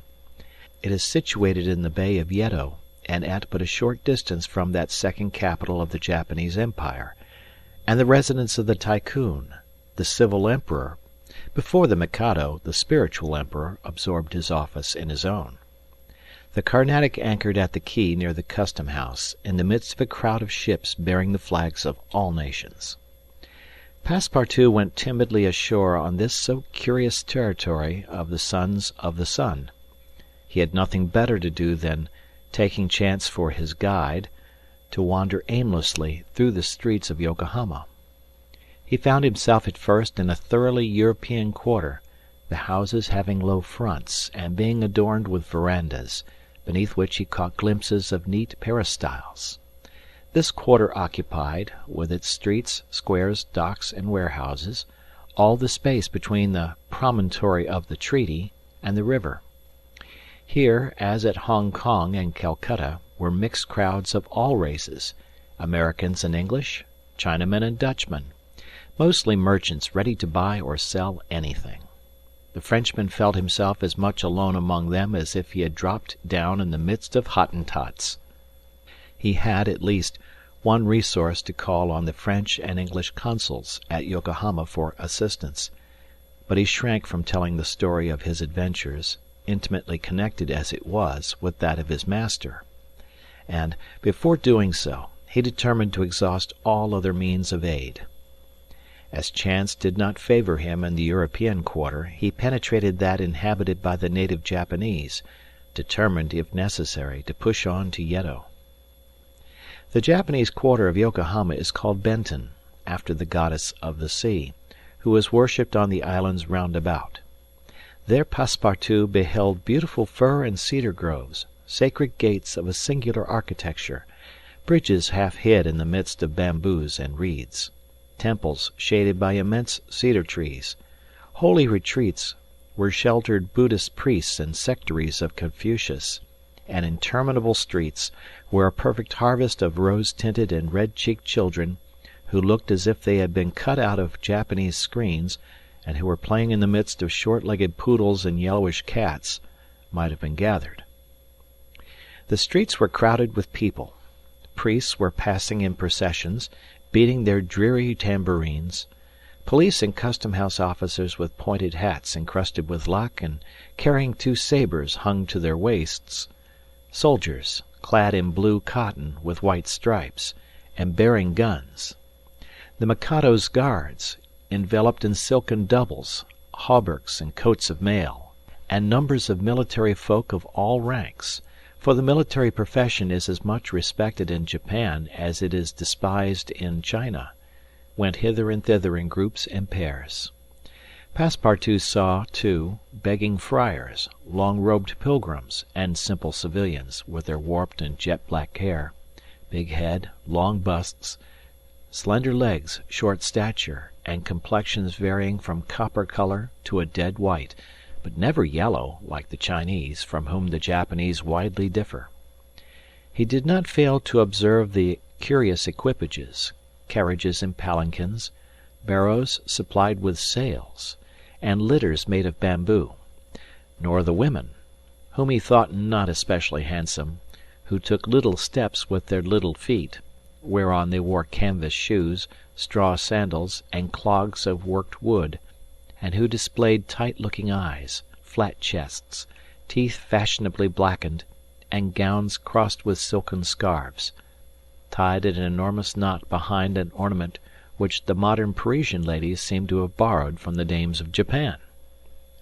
Passepartout wandered for several hours in the midst of this motley crowd, looking in at the windows of the rich and curious shops, the jewellery establishments, glittering with quaint Japanese ornaments, the restaurants decked with streamers and banners, the tea-houses where the odorous beverage was being drunk with sake, a liquor concocted from the fermentation of rice, and the comfortable smoking-houses where they were puffing not opium, which is almost unknown in Japan, but a very fine, stringy tobacco. He went on till he found himself in the fields, in the midst of vast rice plantations. There he saw dazzling camellias expanding themselves, with flowers which were giving forth their last colours and perfumes, not on bushes, but on trees, and within bamboo enclosures. Cherry, plum, and apple trees, which the Japanese cultivate rather for their blossoms than their fruit, and which queerly fashioned, grinning scarecrows protected from the sparrows, pigeons, ravens, and other voracious birds. On the branches of the cedars were perched large eagles. Amid the foliage of the weeping willows were herons, solemnly standing on one leg, and on every hand were crows, ducks, hawks, wild birds, and a multitude of cranes, which the Japanese consider sacred and which to their minds symbolize long life and prosperity. As he was strolling along, Passepartout espied some violets among the shrubs. "Good," said he, "I'll have some supper." But on smelling them he found that they were odorless. "No chance there," thought he. The worthy fellow had certainly taken good care to eat as hearty a breakfast as possible before leaving the Carnatic, but, as he had been walking about all day, the demands of hunger were becoming importunate. He observed that the butchers' stalls contained neither mutton, goat, nor pork, and knowing also that it is a sacrilege to kill cattle, which are preserved solely for farming, he made up his mind that meat was far from plentiful in Yokohama. Nor was he mistaken, and in default of butcher's meat, he could have wished for a quarter of wild boar or deer, a partridge or some quails, some game or fish, which, with rice, the Japanese eat almost exclusively. But he found it necessary to keep up a stout heart, and to postpone the meal he craved till the following morning. Night came, and Passepartout re-entered the native quarter, where he wandered through the streets, lit by vari-coloured lanterns, looking on at the dancers, who were executing skilful steps and boundings, and the astrologers who stood in the open air with their telescopes. Then he came to the harbour, which was lit up by the resin torches of the fishermen, who were fishing from their boats.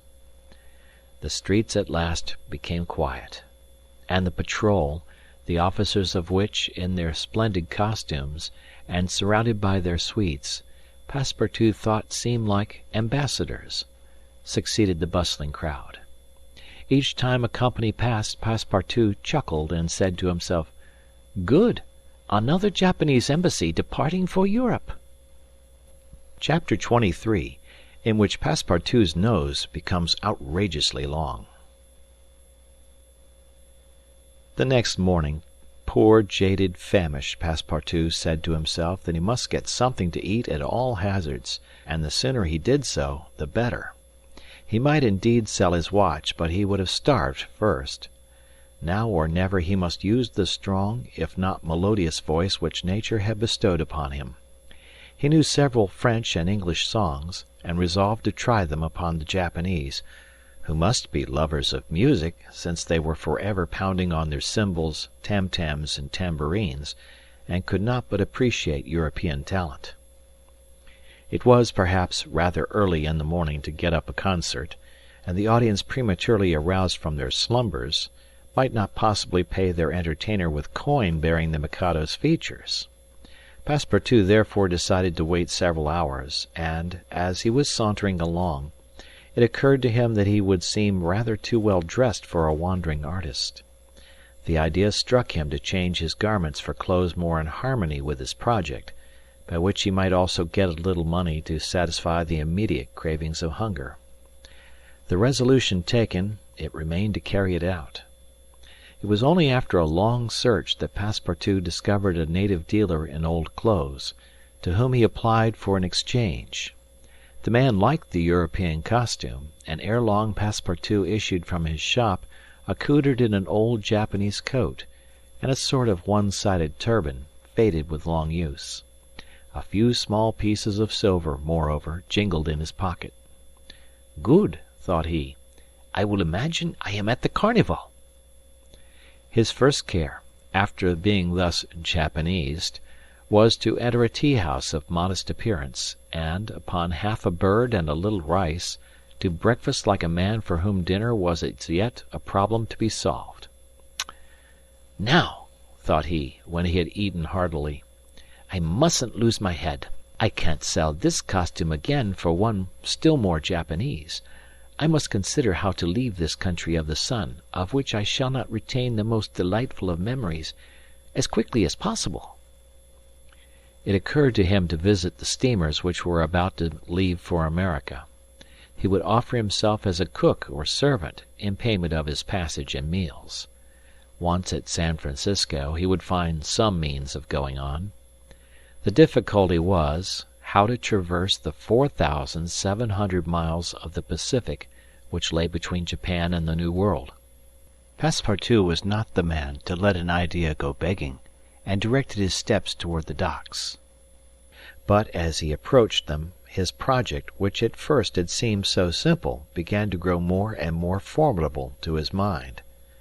What need would they have of a cook or servant on an American steamer, and what confidence would they put in him, dressed as he was?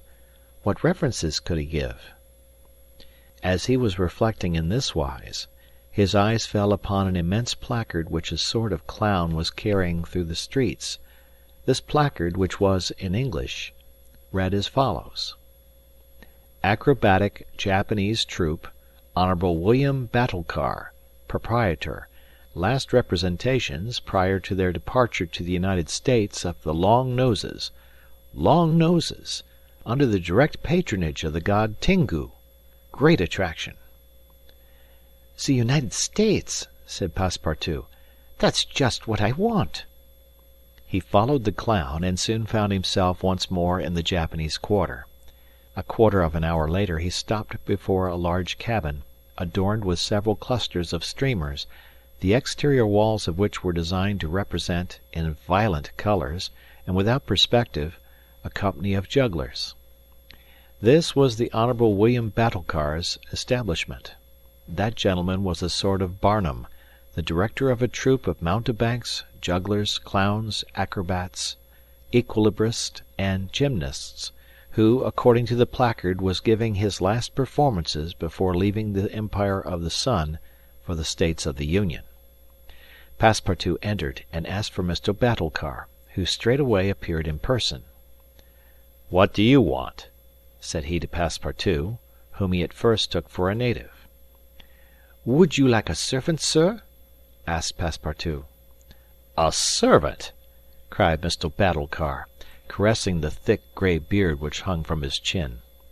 "I already have two who are obedient and faithful, have never left me, and serve me for their nourishment, and here they are," added he, holding out his two robust arms, furrowed with veins as large as the strings of a bass viol.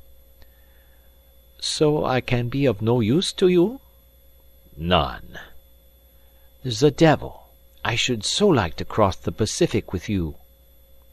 "Ah," said the honourable Mr. Batulcar, "you are no more a Japanese than I am a monkey. Who are you dressed up in that way?" "A man dresses as he can." "That's true. You are a Frenchman, aren't you?" "Yes, a Parisian of Paris."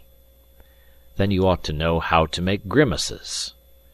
"Why," replied Passepartout, a little vexed that his nationality should cause this question, "we Frenchmen know how to make grimaces, it is true, but not any better than the Americans do."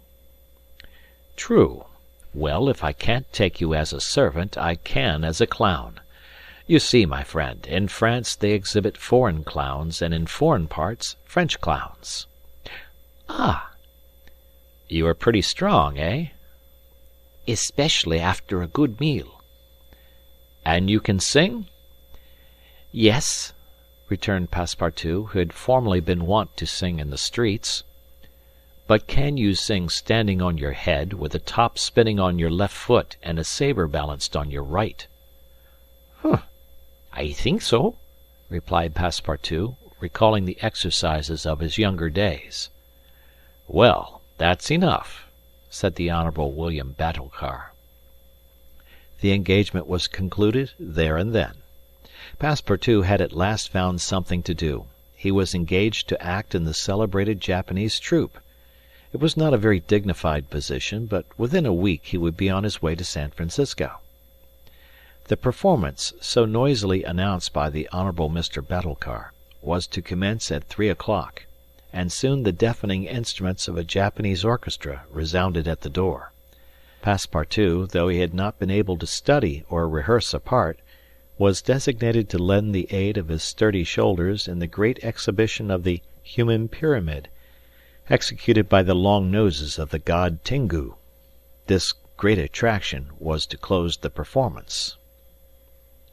Before 3 o'clock the large shed was invaded by the spectators, comprising Europeans and natives, Chinese and Japanese, men, women, and children, who precipitated themselves upon the narrow benches and into the boxes opposite the stage.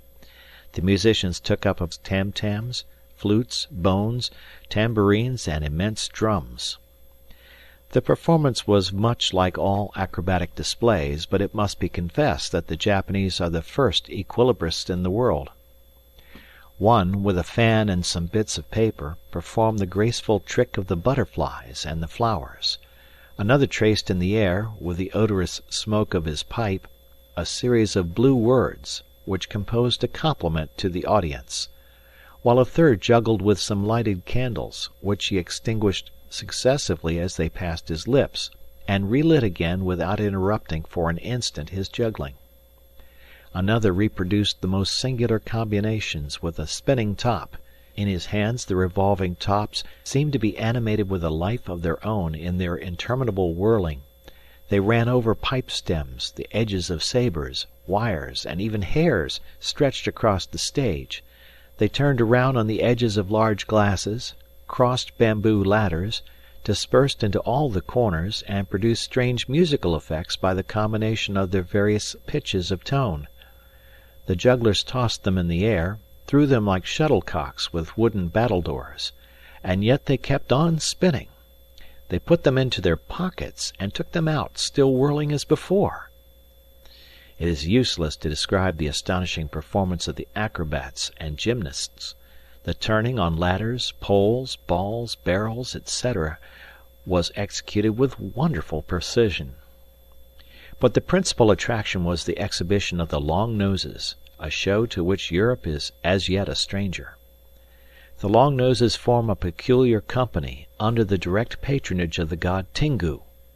Attired after the fashion of the Middle Ages, they bore upon their shoulders a splendid pair of wings, but what especially distinguished them was the long noses which were fastened to their faces, and the uses which they made of them. These noses were made of bamboo, and were 5, 6, and even 10 feet long, some straight, others curved, some ribboned, and some having imitation warts upon them. It was upon these appendages, fixed tightly on their real noses, that they performed their gymnastic exercises. A dozen of these sectaries of Tingu lay flat upon their backs, while others, dressed to represent lightning rods, came and frolicked on their noses, jumping from one to another, and performing the most skilful leapings and somersaults. As a last scene, a human pyramid had been announced, in which 50 long noses were to represent the car of Juggernaut. But, instead of forming a pyramid by mounting each other's shoulders, the artists were to group themselves on top of the noses. It happened that the performer who had hitherto formed the base of the car had quitted the troupe, and as, to fill this part, only strength and adroitness were necessary, Passepartout had been chosen to take his place. The poor fellow really felt sad when, melancholy reminiscence of his youth, he donned his costume, adorned with vari-coloured wings, and fastened to his natural feature a false nose 6 feet long. But he cheered up when he thought that this nose was winning him something to eat. He went upon the stage and took his place beside the rest who were to compose the base of the car of Juggernaut. They all stretched themselves on the floor, their noses pointing to the ceiling.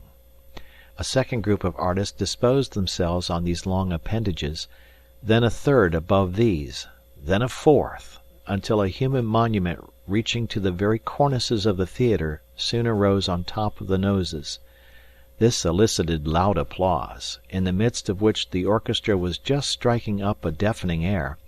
When the pyramid tottered, the balance was lost, one of the lower noses vanished from the pyramid, and the human monument was shattered like a castle built of cards. It was Passepartout's fault. Abandoning his position, clearing the footlights without the aid of his wings, and clambering up to the right-hand gallery, he fell at the feet of one of the spectators, crying, "Ah, my master, my master!" "You here?" "Myself." "Very well. Then let us go to the steamer, young man." Mr. Fogg, Aouda, and Passepartout passed through the lobby of the theatre to the outside, where they encountered the Honourable Mr. Batulcar, furious with rage. He demanded damages for the breakage of the pyramid, and Phileas Fogg appeased him by giving him a handful of banknotes. At 6:30, the very hour of departure, Mr. Fogg and Aouda, followed by Passepartout, who in his hurry had retained his wings and nose 6 feet long, stepped upon the American steamer. Chapter 24, during which Mr. Fogg and party crossed the Pacific Ocean. What happened when the pilot boat came in sight of Shanghai will be easily guessed. The signals made by the Tankadere had been seen by the captain of the Yokohama steamer, who, espying the flag at half-mast, had directed his course towards the little craft. Phileas Fogg, after paying the stipulated price of his passage to John Busby, and rewarding that worthy with the additional sum of £550, ascended the steamer with Aouda and Fix, and they started at once for Nagasaki and Yokohama. They reached their destination on the morning of the 14th of November. Phileas Fogg lost no time in going on board the Carnatic, where he learned, to Aouda's great delight, and perhaps to his own, though he betrayed no emotion, that Passepartout, a Frenchman, had really arrived on her the day before. The San Francisco steamer was announced to leave that very evening, and it became necessary to find Passepartout, if possible, without delay. Mr. Fogg applied in vain to the French and English consuls, and, after wandering through the streets a long time, began to despair of finding his missing servant. Chance, or perhaps a kind of presentiment, at last led him into the Honourable Mr. Battlecar's theatre. He certainly would not have recognized Passepartout in the eccentric mountebank's costume, but the latter, lying on his back, perceived his master in the gallery. He could not help starting, which so changed the position of his nose as to bring the pyramid pell-mell upon the stage. All this Passepartout learned from Aouda, who recounted to him what had taken place on the voyage from Hong Kong to Shanghai on the Tankadere, in company with one Mr. Fix. Passepartout did not change countenance on hearing this name. He thought that the time had not yet arrived to divulge to his master what had taken place between the detective and himself, and, in the account he gave of his absence, he simply excused himself for having been overtaken by drunkenness in smoking opium at a tavern in Hong Kong. Mr. Fogg heard this narrative coldly, without a word, and then furnished his man with funds necessary to obtain clothing more in harmony with his position.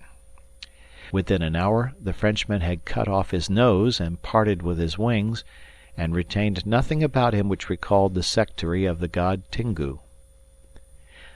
The steamer which was about to depart from Yokohama to San Francisco belonged to the Pacific Mail Steamship Company, and was named the General Grant.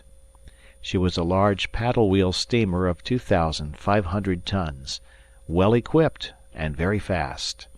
The massive walking beam rose and fell above the deck.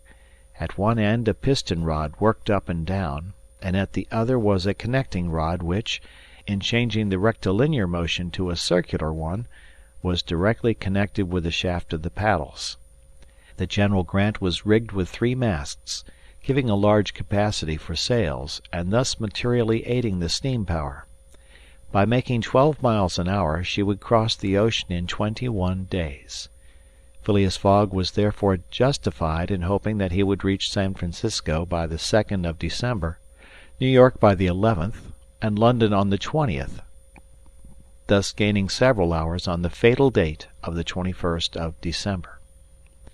There was a full complement of passengers on board, among them English, many Americans, a large number of coolies on their way to California, and several East Indian officers, who were spending their vacation in making the tour of the world. Nothing of moment happened on the voyage. The steamer, sustained on its large paddles, rolled but little, and the Pacific almost justified its name. Mr. Fogg was as calm and taciturn as ever. His young companion felt herself more and more attached to him by other ties than gratitude. His silent but generous nature impressed her more than she thought, and it was almost unconsciously that she yielded to emotions which did not seem to have the least effect upon her protector. Aouda took the keenest interest in his plans, and became impatient at any incident which seemed likely to retard his journey. She often chatted with Passepartout, who did not fail to perceive the state of the lady's heart, and, being the most faithful of domestics, he never exhausted his eulogies of Phileas Fogg's honesty, generosity, and devotion. He took pains to calm Aouda's doubts of a successful termination of the journey, telling her that the most difficult part of it had passed, that now they were beyond the fantastic countries of Japan and China, and were fairly on their way to civilized places again. A railway train from San Francisco to New York, and a transatlantic steamer from New York to Liverpool, would doubtless bring them to the end of this impossible journey round the world within the period agreed upon. On the 9th day after leaving Yokohama, Phileas Fogg had traversed exactly 1/2 of the terrestrial globe. The General Grant passed, on the 23rd of November, the 180th meridian, and was at the very antipodes of London. Mr. Fogg had, it is true, exhausted 52 of the 80 days in which he was to complete the tour, and there were only 28 left. But, though he was only halfway by the difference of meridians, he had really gone over 2/3 of the whole journey, for he had been obliged to make long circuits from London to Aden, from Aden to Bombay, from Calcutta to Singapore, and from Singapore to Yokohama. Could he have followed without deviation the 50th parallel, which is that of London, the whole distance would only have been about 12,000 miles, whereas he would be forced, by the irregular methods of locomotion, to traverse 26,000, of which he had, on the 23rd of November, accomplished 17,500. And now the course was a straight one, and Fix was no longer there to put obstacles in their way. It happened also, on the 23rd of November, that Passepartout made a joyful discovery. It will be remembered that the obstinate fellow had insisted on keeping his famous family watch at London time, and on regarding that of the countries he had passed through as quite false and unreliable. Now, on this day, though he had not changed the hands, he found that his watch exactly agreed with the ship's chronometers. His triumph was hilarious. He would have liked to know what Fix would say if he were aboard. "The rogue told me a lot of stories," repeated Passepartout, "about the meridians, the sun, and the moon. Moon, indeed! Moonshine, more likely. If one listened to that sort of people, a pretty sort of time one would keep. I am sure that the sun would some day regulate itself by my watch." Passepartout was ignorant that, if the face of his watch had been divided into 24 hours, like the Italian clocks, he would have no reason for exultation, for the hands of his watch would then, instead of, as now, recording 9 o'clock in the morning, indicate 9 o'clock in the evening, that is, the 21st hour after midnight, precisely the difference between London time and that of the 180th meridian. But if Fix had been able to explain this purely physical effect, Passepartout would not have admitted, even if he had comprehended it. Moreover, if the detective had been on board at that moment, Passepartout would have joined issue with him on a quite different subject, and in an entirely different manner. Where was Fix at that moment? He was actually on board the General Grant. On reaching Yokohama, the detective, leaving Mr. Fogg, whom he expected to meet again during the day, had repaired at once to the English consulate, where he at last found the warrant of arrest. It had followed him from Bombay, and had come by the Carnatic, on which steamer he himself was supposed to be. Fix's disappointment may be imagined when he reflected that the warrant was now useless. Mr. Fogg had left English ground, and it was now necessary to procure his extradition. "Well," thought Fix, after a moment of anger, "my warrant is not good here, but it will be in England. The rogue evidently intends to return to his own country, thinking he has thrown the police off his track. Good! I will follow him across the Atlantic. As for the money, Heaven grant there may be some left, but the fellow has already spent in travelling, rewards, trials, bail, elephants, and all sorts of charges more than £5,000. Yet, after all, the bank is rich." His course decided on, he went on board the General Grant, and was there when Mr. Fogg and Aouda arrived. To his utter amazement he recognized Passepartout, despite his theatrical disguise. He quickly concealed himself in his cabin, to avoid an awkward explanation, and hoped, thanks to the number of passengers, to remain unperceived by Mr. Fogg's servant. On that very day, however, he met Passepartout face to face on the forward deck. The latter, without a word, made a rush for him, grasped him by the throat, and, much to the amusement of a group of Americans, who immediately began to bet on him, administered to the detective a perfect volley of blows, which proved the great superiority of French over English pugilistic skill. When Passepartout had finished, he found himself relieved and comforted. Fix got up in a somewhat rumpled condition, and, looking at his adversary coldly, said, "Have you done?" For this time, yes." "Then let me have a word with you." "But I—" "In your master's interests." Passepartout seemed to be vanquished by Fix's coolness, for he quietly followed him, and they sat down aside from the rest of the passengers. "You have given me a thrashing," said Fix. "Good, I expected it. Now listen to me. Up to this time I have been Mr. Fogg's adversary. I am now in his game." "Aha!" cried Passepartout. "You are convinced he is an honest man?"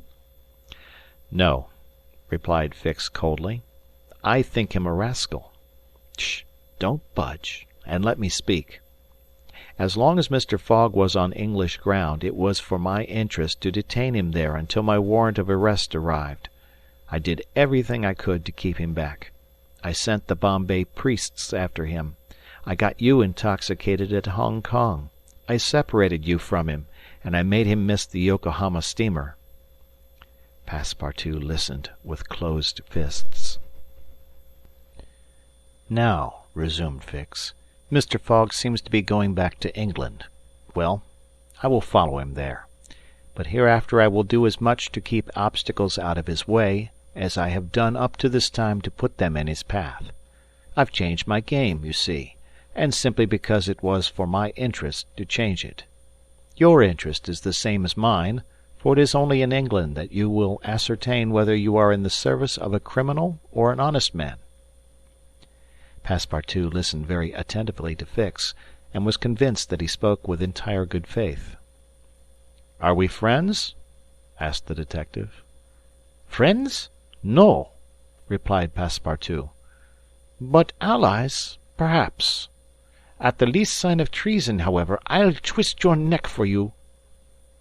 "Agreed," said the detective quietly. 11 days later, on the 3rd of December, the General Grant entered the Bay of the Golden Gate and reached San Francisco. Mr. Fogg had neither gained nor lost a single day. Chapter 25, in which a slight glimpse is had of San Francisco.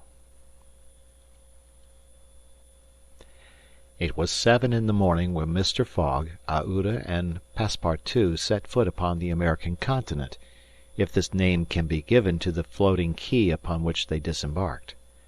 These quays, rising and falling with the tide, thus facilitate the loading and unloading of vessels.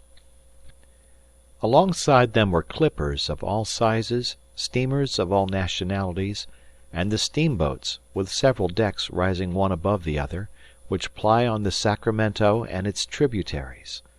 There were also heaped up the products of a commerce which extends to Mexico, Chile, Peru, Brazil, Europe, Asia, and all the Pacific islands. Passepartout, in his joy on reaching at last the American continent, thought he would manifest it by executing a perilous vault in fine style, but, tumbling upon some worm-eaten planks, he fell through them.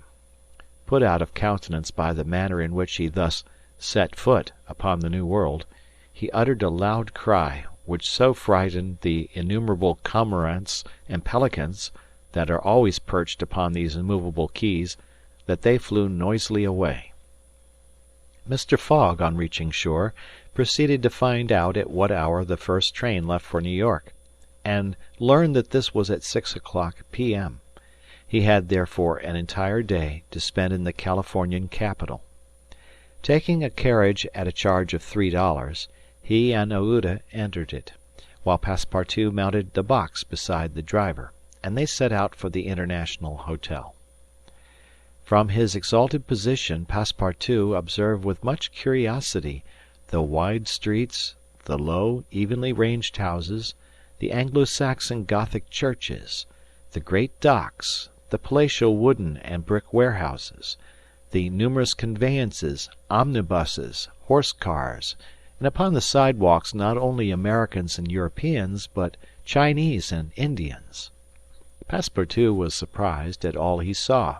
San Francisco was no longer the legendary city of 1849, a city of banditti, assassins, and incendiaries who had flocked hither in crowds in pursuit of plunder, a paradise of outlaws, where they gambled with gold dust, a revolver in one hand and a bowie knife in the other. It was now a great commercial emporium. The lofty tower of its city hall overlooked the whole panorama of the streets and avenues, which cut each other at right angles, and in the midst of which appeared pleasant, verdant squares, while beyond appeared the Chinese quarter, seemingly imported from the Celestial Empire in a toy box. Sombreros and red shirts and plumed Indians were rarely to be seen, but there were silk hats and black coats everywhere worn by a multitude of nervously active, gentleman-looking men. Some of the streets, especially Montgomery Street, which is to San Francisco what Regent Street is to London, the Boulevard des Italiens to Paris, and Broadway to New York, were lined with splendid and spacious stores, which exposed in their windows the products of the entire world. When Passepartout reached the International Hotel, it did not seem to him as if he had left England at all. The ground floor of the hotel was occupied by a large bar, a sort of restaurant freely open to all passers-by, who might partake of dried beef, oyster soup, biscuits, and cheese, without taking out their purses. Payment was made only for the ale, porter, or sherry, which was drunk. This seemed very American to Passepartout. The hotel refreshment rooms were comfortable, and Mr. Fogg and Aouda, installing themselves at a table, were abundantly served on diminutive plates by negroes of darkest hue. After breakfast, Mr. Fogg, accompanied by Aouda, started for the English consulate to have his passport visaed. As he was going out, he met Passepartout, who asked him if it would not be well, before taking the train, to purchase some dozens of Enfield rifles and Colt's revolvers. He had been listening to stories of attacks upon the trains by the Sioux and Pawnees. Mr. Fogg thought it a useless precaution, but told him to do as he thought best, and went on to the consulate. He had not proceeded 200 steps, however, when, by the greatest chance in the world, he met Fix. The detective seemed wholly taken by surprise. What! Had Mr. Fogg and himself crossed the Pacific together, and not met on the steamer? At least Fix felt honored to behold once more the gentleman to whom he owed so much, and as his business recalled him to Europe, he should be delighted to continue the journey in such pleasant company. Mr. Fogg replied that the honor would be his, and the detective, who was determined not to lose sight of him, begged permission to accompany them in their walk about San Francisco, a request which Mr. Fogg readily granted. They soon found themselves in Montgomery Street, where a great crowd was collected. The sidewalks, street, horse-car rails, the shop doors, the windows of the houses, and even the roofs were full of people. Men were going about carrying large posters, and flags and streamers were floating in the wind, while loud cries were heard on every hand. "Hurrah for Camerfield! Hurrah for Mandaboy!" It was a political meeting. At least so Fix conjectured, who said to Mr. Fogg, "Perhaps we had better not mingle with the crowd. There may be danger in it." "Yes," returned Mr. Fogg, "and blows, even if they are political, are still blows." Fix smiled at this remark, and in order to be able to see without being jostled about, the party took up a position on the top of a flight of steps situated at the upper end of Montgomery Street.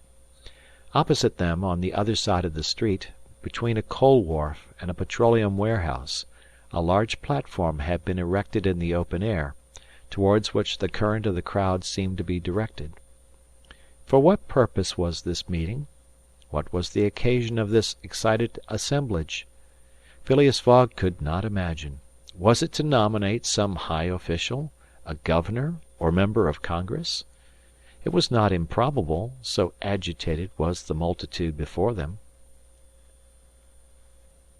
Just at this moment there was an unusual stir in the human mass. All the hands were raised in the air. Some, tightly closed, seemed to disappear suddenly in the midst of the cries, an energetic way, no doubt, of casting a vote. The crowd swayed back, the banners and flags wavered, disappeared an instant, then reappeared in tatters. The undulations of the human surge reached the steps, while all the heads floundered on the surface like a sea agitated by a squall. Many of the black hats disappeared, and the greater part of the crowd seemed to have diminished in height. "It is evidently a meeting," said Fix, "and its object must be an exciting one. I should not wonder if it were about the Alabama, despite the fact that that question is settled." "Perhaps," replied Mr. Fogg, simply. "At least there are two champions in presence of each other, the Honourable Mr. Cammerfield and the Honourable Mr. Mandeboy." Aouda, leaning upon Mr. Fogg's arm, observed the tumultuous scene with surprise, while Fix asked a man near him what the cause of it all was. Before the man could reply, a fresh agitation arose.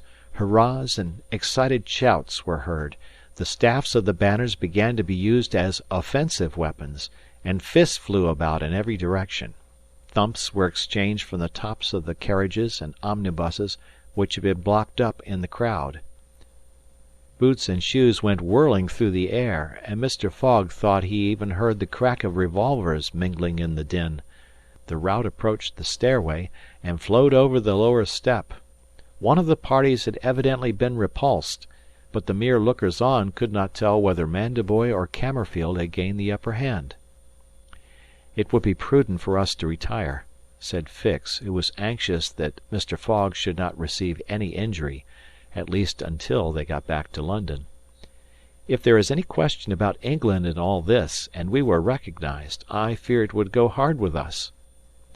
"An English subject," began Mr. Fogg. He did not finish his sentence, for a terrific hubbub now arose on the terrace behind the flight of steps where they stood, and there were frantic shouts of "Hurrah for Mandeboy! Hip, hip, hurrah!" It was a band of voters coming to the rescue of their allies, and taking the Cammerfield forces in flank. Mr. Fogg, Aouda, and Fix found themselves between two fires. It was too late to escape. The torrent of men, armed with loaded canes and sticks, was irresistible. Phileas Fogg and Fix were roughly hustled in their attempts to protect their fair companion. The former, as cool as ever, tried to defend herself with the weapons which nature has placed at the end of every Englishman's arm, but in vain. A big brawny fellow, with a red beard, flushed face, and broad shoulders, who seemed to be the chief of the band, raised his clenched fist to strike Mr. Fogg, whom he would have given a crushing blow, had not Fix rushed in and received it in his stead. An enormous bruise immediately made its appearance under the detective's silk hat, which was completely smashed in. "Yankee!" exclaimed Mr. Fogg, darting a contemptuous look at the ruffian. "Englishman," returned the other. "We will meet again." "When you please." "What is your name?" "Phileas Fogg. And yours?" "Colonel Stamp Proctor."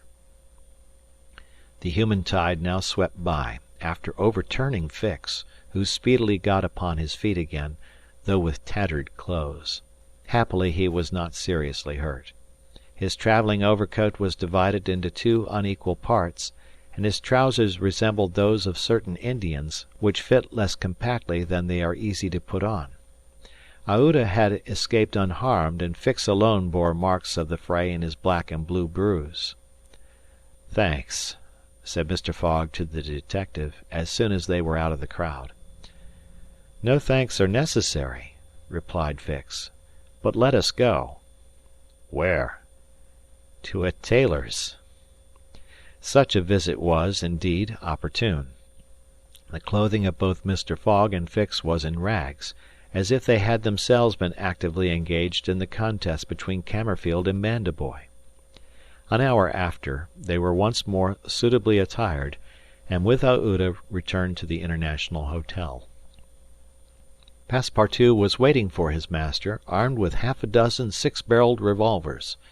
When he perceived Fix, he knit his brows, but Aouda having, in a few words, told him of their adventure, his countenance resumed its placid expression. Fix evidently was no longer an enemy, but an ally, and he was faithfully keeping his word. Dinner over, The coach which was to convey the passengers and their luggage to the station drew up to the door. As he was getting in, Mr. Fogg said to Fix, "You have not seen this Colonel Proctor again?" "No." "I will come back to America to find him," said Phileas Fogg calmly. "It would not be right for an Englishman to permit himself to be treated in that way, without retaliating." The detective smiled, but did not reply. It was clear that Mr. Fogg was one of those Englishmen who, while they do not tolerate duelling at home, fight abroad when their honour is attacked. At 6:15, the travellers reached the station, and found the train ready to depart. As he was about to enter it, Mr. Fogg called a porter, and said to him, "My friend, was there not some trouble to-day in San Francisco?" "It was a political meeting, sir," replied the porter. "But I thought there was a great deal of disturbance in the streets." "It was only a meeting assembled for an election." "The election of a general-in-chief, no doubt?" asked Mr. Fogg. "No, sir, of a justice of the peace." Phileas Fogg got into the train, which started off at full speed. Chapter 26, in which Phileas Fogg and party travel by the Pacific Railroad. From ocean to ocean.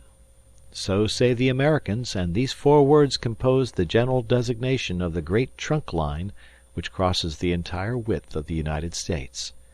The Pacific Railroad is, however, really divided into 2 distinct lines, the Central Pacific, between San Francisco and Ogden, and the Union Pacific, between Ogden and Omaha. 5 main lines connect Omaha with New York. New York and San Francisco are thus united by an uninterrupted metal ribbon, which measures no less than 3,786 miles. Between Omaha and the Pacific the railway crosses a territory which is still infested by Indians and wild beasts, and a large tract which the Mormons, after they were driven from Illinois in 1845, began to colonize. The journey from New York to San Francisco consumed formerly, under the most favorable conditions, at least 6 months. It is now accomplished in 7 days. It was in 1862 that, in spite of the Southern members of Congress, who wished a more southerly route, it was decided to lay the road between the 41st and 42nd parallels. President Lincoln himself fixed the end of the line at Omaha, in Nebraska. The work was at once commenced and pursued with the true American energy, nor did the rapidity with which it went on injuriously affect its good execution. The road grew, on the prairies, 1.5 miles a day. A locomotive, running on the rails laid down the evening before, brought the rails to be laid on the morrow, and advanced upon them as fast as they were put in position. The Pacific Railroad is joined by several branches in Iowa, Kansas, Colorado, and Oregon. On leaving Omaha, it passes along the left bank of the Platte River as far as the junction of its northern branch, follows its southern branch, crosses the Laramie Territory and the Wasatch Mountains, turns the Great Salt Lake, and reaches Salt Lake City, the Mormon capital, plunges into the Tooele Valley, across the American Desert, Cedar and Humboldt Mountains, the Sierra Nevada, and descends, via Sacramento, to the Pacific, its grade, even on the Rocky Mountains, never exceeding 112 feet to the mile. Such was the road to be traversed in 7 days, which would enable Phileas Fogg, at least so he hoped, to take the Atlantic steamer at New York on the 11th for Liverpool. The car which he occupied was a sort of long omnibus on 8 wheels, and with no compartments in the interior. It was supplied with 2 rows of seats, perpendicular to the direction of the train, on either side of an aisle which conducted to the front and rear platforms. These platforms were found throughout the train, and the passengers were able to pass from one end of the train to the other. It was supplied with saloon cars, balcony cars, restaurants, and smoking cars. Theater cars alone were wanting, and they will have these some day. Book and news dealers, sellers of edibles, drinkables, and cigars, who seemed to have plenty of customers, were continually circulating in the aisles. The train left Oakland station at 6 o'clock. It was already night, cold and cheerless, the heavens being overcast with clouds which seemed to threaten snow. The train did not proceed rapidly. Counting the stoppages, it did not run more than 20 miles an hour, which was a sufficient speed, however, to enable it to reach Omaha within its designated time. There was but little conversation in the car, and soon many of the passengers were overcome with sleep. Passepartout found himself beside the detective, but he did not talk to him. After recent events, their relations with each other had grown somewhat cold. There could no longer be mutual sympathy or intimacy between them. Fix's manner had not changed, but Passepartout was very reserved, and ready to strangle his former friend on the slightest provocation. Snow began to fall an hour after they started, a fine snow, however, which happily could not obstruct the train. Nothing could be seen from the windows but a vast white sheet, against which the smoke of the locomotive had a greyish aspect. At 8 o'clock a steward entered the car and announced that the time for going to bed had arrived, and in a few minutes the car was transformed into a dormitory. The backs of the seats were thrown back, bedsteads carefully packed were rolled out by an ingenious system, berths were suddenly improvised, and each traveller had soon at his disposition a comfortable bed, protected from curious eyes by thick curtains. The sheets were clean and the pillows soft. It only remained to go to bed and sleep, which everybody did, while the train sped on across the state of California. The country between San Francisco and Sacramento is not very hilly. The Central Pacific, taking Sacramento for its starting point, extends eastward to meet the road from Omaha. The line from San Francisco to Sacramento runs in a northeasterly direction along the American River, which empties into San Pablo Bay. The 120 miles between these cities was accomplished in 6 hours, and towards midnight, while fast asleep, the travelers passed through Sacramento, so that they saw nothing of that important place, the seat of the state government, with its fine quays, its broad streets, its noble hotels, squares, and churches. The train, on leaving Sacramento and passing the junction, Rockland, Auburn, and Colfax, entered the range of the Sierra Nevada. Cisco was reached at 7 in the morning, and an hour later the dormitory was transformed into an ordinary car, and the travelers could observe the picturesque beauties of the mountain region through which they were steaming. The railway track wound in and out among the passes, now approaching the mountain sides, now suspended over precipices, avoiding abrupt angles by bold curves, plunging into narrow defiles, which seemed to have no outlet. The locomotive, its great funnel emitting a weird light, with its sharp bell, and its cow-catcher extended like a spur, mingled its shrieks and bellowings with the noise of torrents and cascades, and twined its smoke among the branches of the gigantic pines. There were few or no bridges or tunnels on the route. The railway turned around the sides of the mountains and did not attempt to violate nature by taking the shortest cut from one point to another. The train entered the state of Nevada through the Carson Valley about 9 o'clock, going always northeasterly, and at midday reached Reno, where there was a delay of 20 minutes for breakfast. From this point the road, running along Humboldt River, passed northward for several miles by its banks. Then it turned eastward and kept by the river until it reached the Humboldt Range, nearly at the extreme eastern limit of Nevada. Having breakfasted, Mr. Fogg and his companions resumed their places in the car and observed the varied landscape which unfolded itself as they passed along the vast prairies, the mountains lining the horizon, and the creeks with their frothy, foaming streams. Sometimes a great herd of buffaloes, massing together in the distance, seemed like a movable dam. These innumerable multitudes of ruminating beasts often form an insurmountable obstacle to the passage of the trains, Thousands of them have been seen passing over the track for hours together, in compact ranks. The locomotive is then forced to stop and wait till the road is once more clear. This happened, indeed, to the train in which Mr. Fogg was travelling. About 12 o'clock a troop of 10 or 12,000 head of buffalo encumbered the track. The locomotive, slackening its speed, tried to clear the way with its cow-catcher, but the mass of animals was too great. The buffaloes marched along with a tranquil gait, uttering now and then deafening bellowings. There was no use of interrupting them, for, having taken a particular direction, nothing can moderate and change their course. It is a torrent of living flesh which no dam could contain. The travellers gazed on this curious spectacle from the platforms, but Phileas Fogg, who had the most reason of all to be in a hurry, remained in his seat, and waited philosophically until it should please the buffaloes to get out of the way. Passepartout was furious at the delay they occasioned, and longed to discharge his arsenal of revolvers upon them. "What a country!" cried he.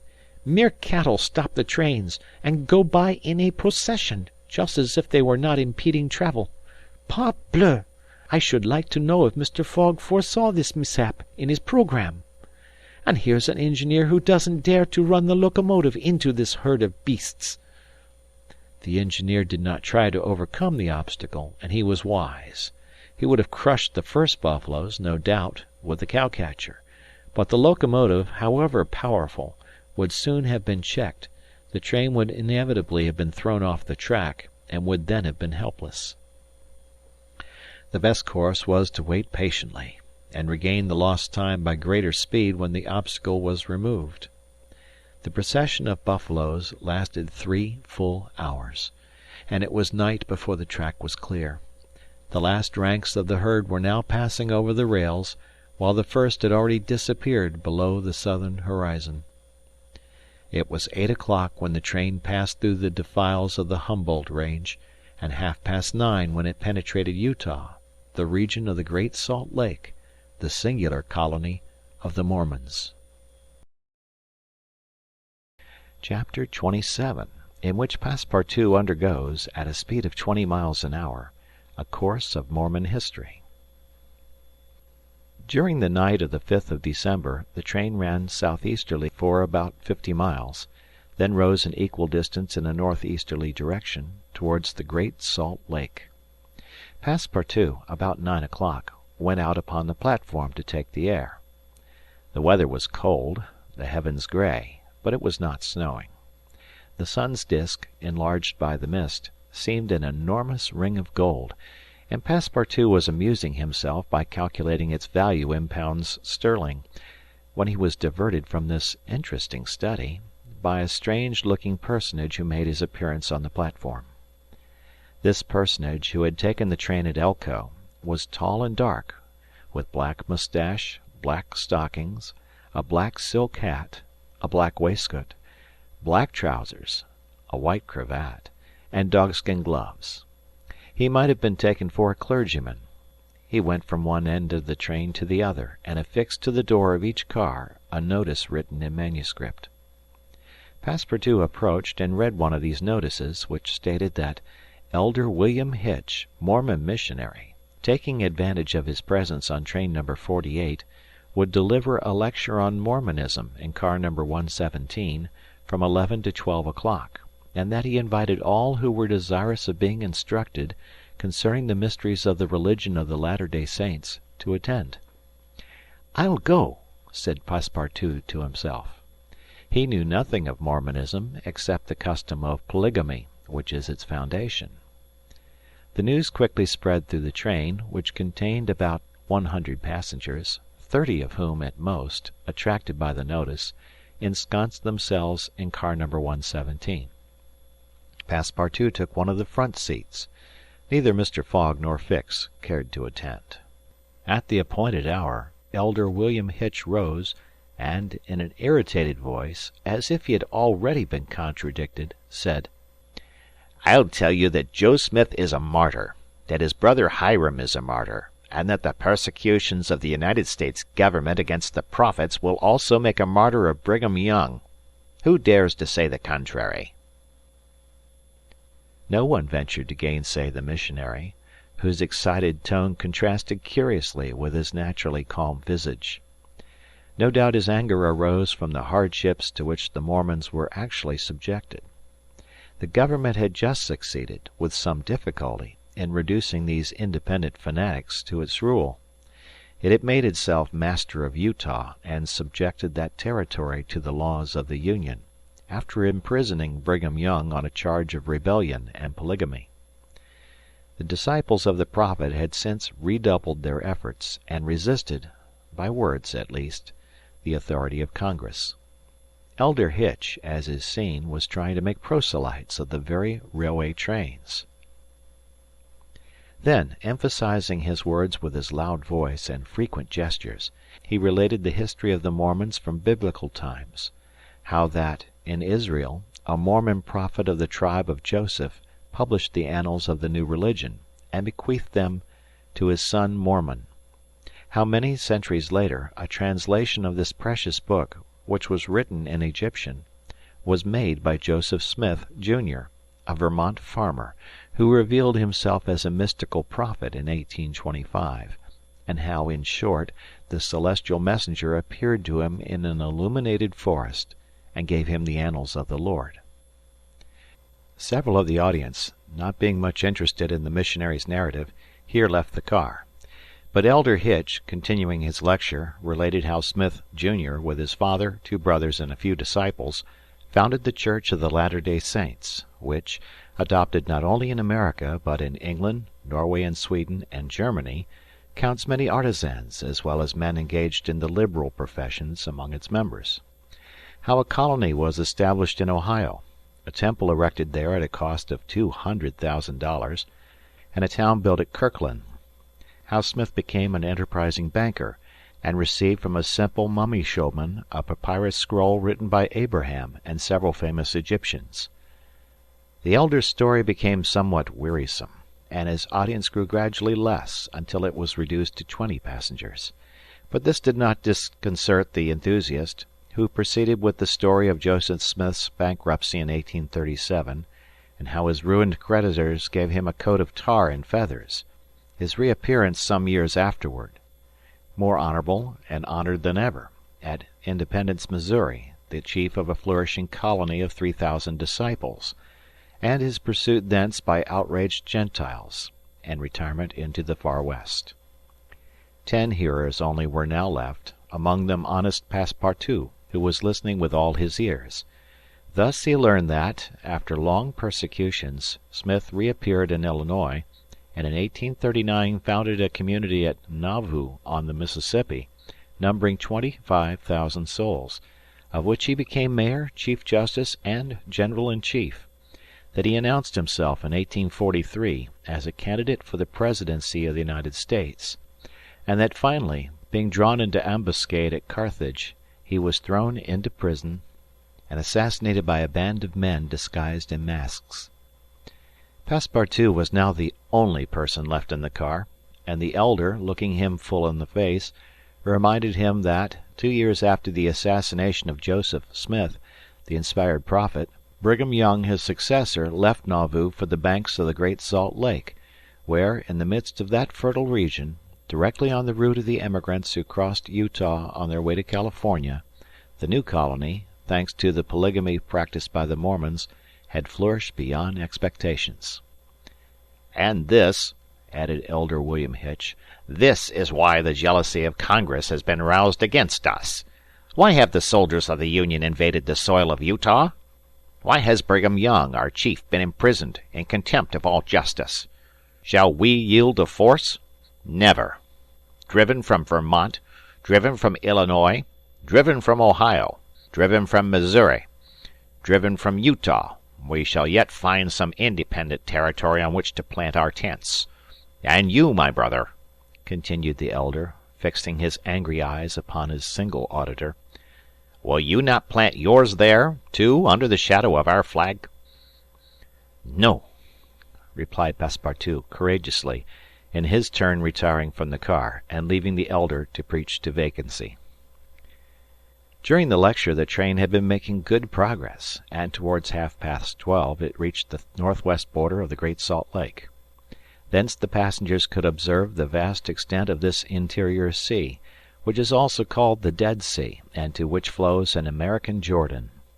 It is a picturesque expanse, framed in lofty crags and large strata, encrusted with white salt, a superb sheet of water, which was formerly of larger extent than now, the shores having encroached with the lapse of time, and thus at once reduced its breadth and increased its depth.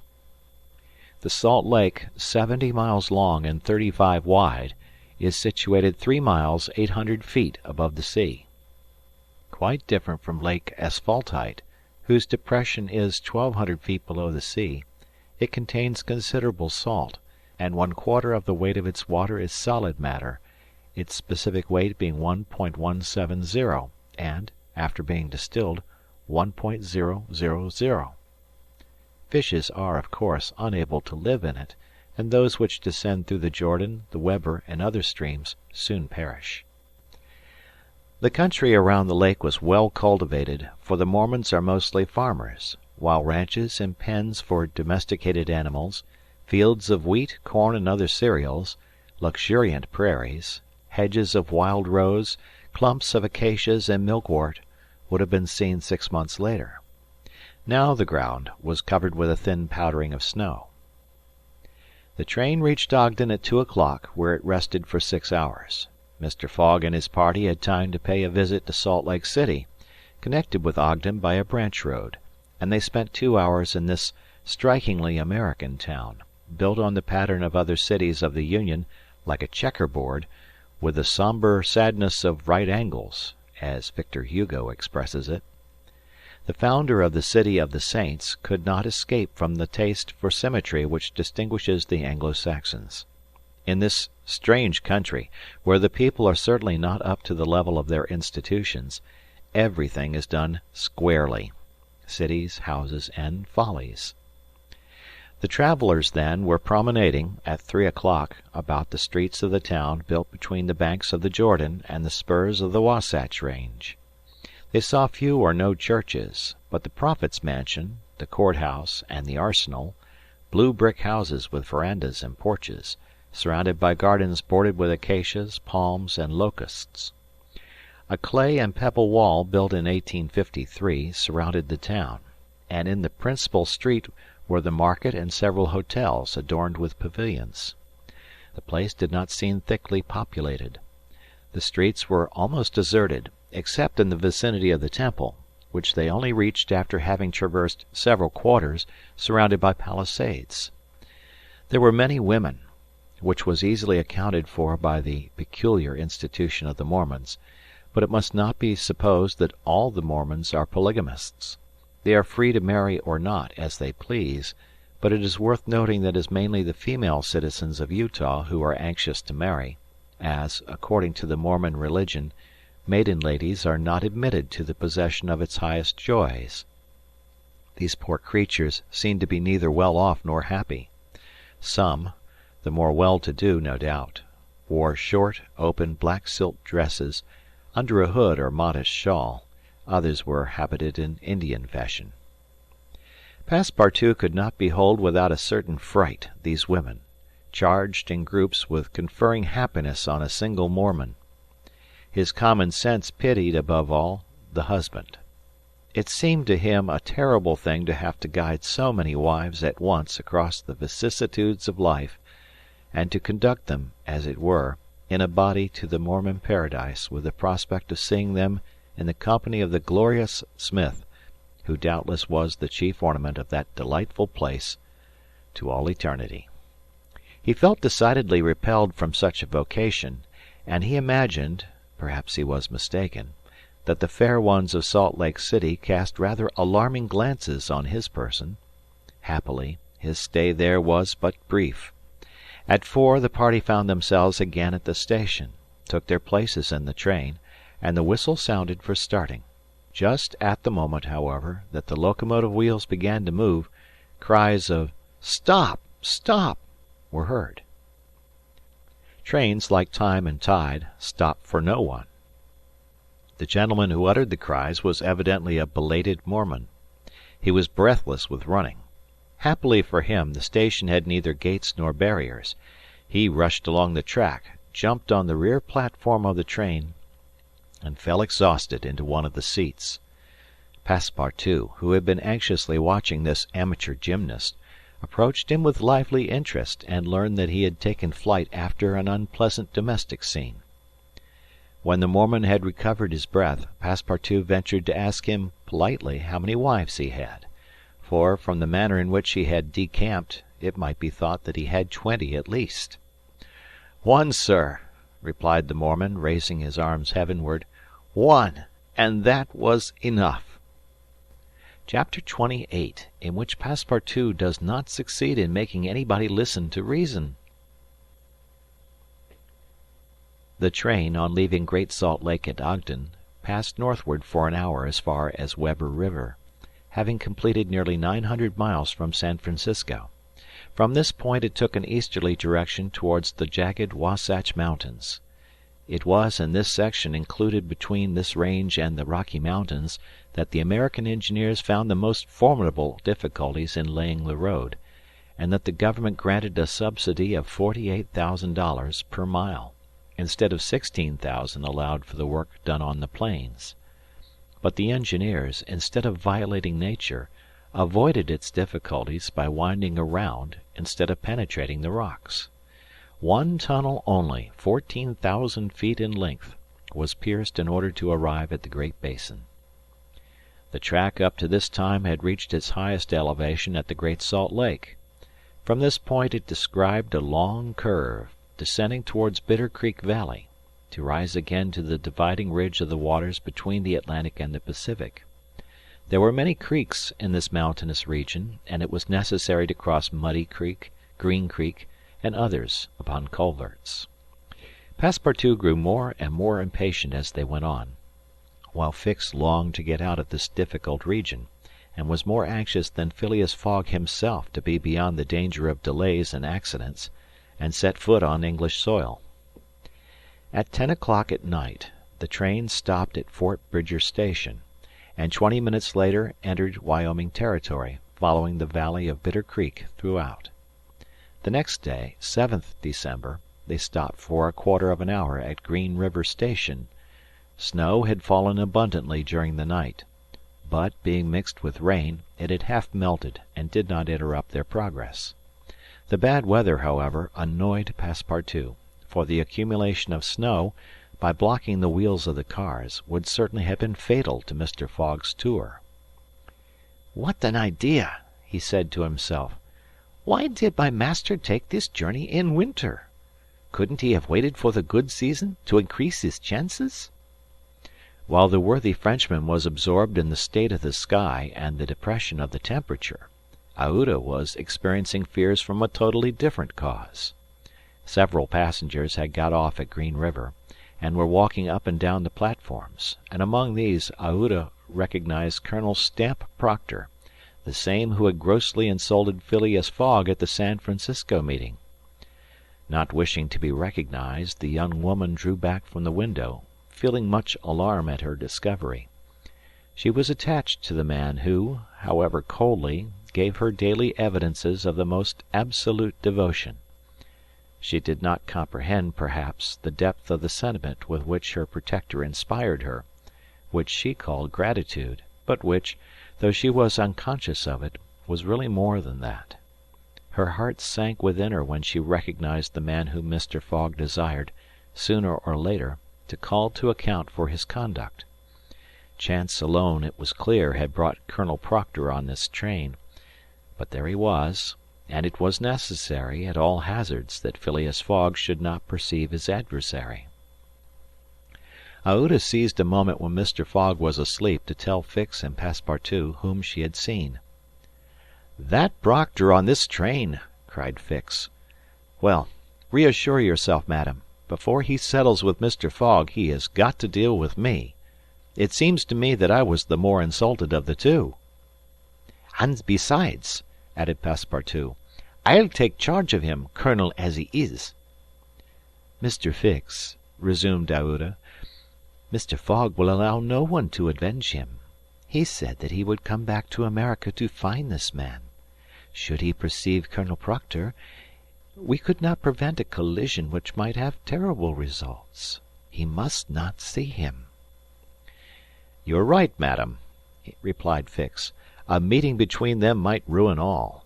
Whether he was victorious or beaten, Mr. Fogg would be delayed, and," added Passepartout, "that would play the game of the gentlemen of the Reform Club.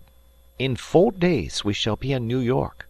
Well, if my master does not leave this car during those 4 days, we may hope that chance will not bring him face to face with this confounded American. We must, if possible, prevent his stirring out of it." The conversation dropped. Mr. Fogg had just woke up and was looking out of the window. Soon after, Passepartout, without being heard by his master or Aouda, whispered to the detective, "Would you really fight for him?" "I would do anything," replied Fix in a tone which betrayed determined will, "to get him back living to Europe." Passepartout felt something like a shudder shoot through his frame, but his confidence in his master remained unbroken. Was there any means of detaining Mr. Fogg in the car to avoid a meeting between him and the colonel? It ought not to be a difficult task, since that gentleman was naturally sedentary and little curious. The detective, at least, seemed to have found a way, for after a few moments he said to Mr. Fogg, "These are long and slow hours, sir, that we are passing on the railway." "Yes," replied Mr. Fogg, "but they pass." "You were in the habit of playing whist," resumed Fix, "on the steamers." "Yes, but it would be difficult to do so here. I have neither cards nor partners." "Oh, but we can easily buy some cards, for they are sold on all the American trains. And as for partners, if madame plays—" "Certainly, sir," Aouda quickly replied. "I understand whist.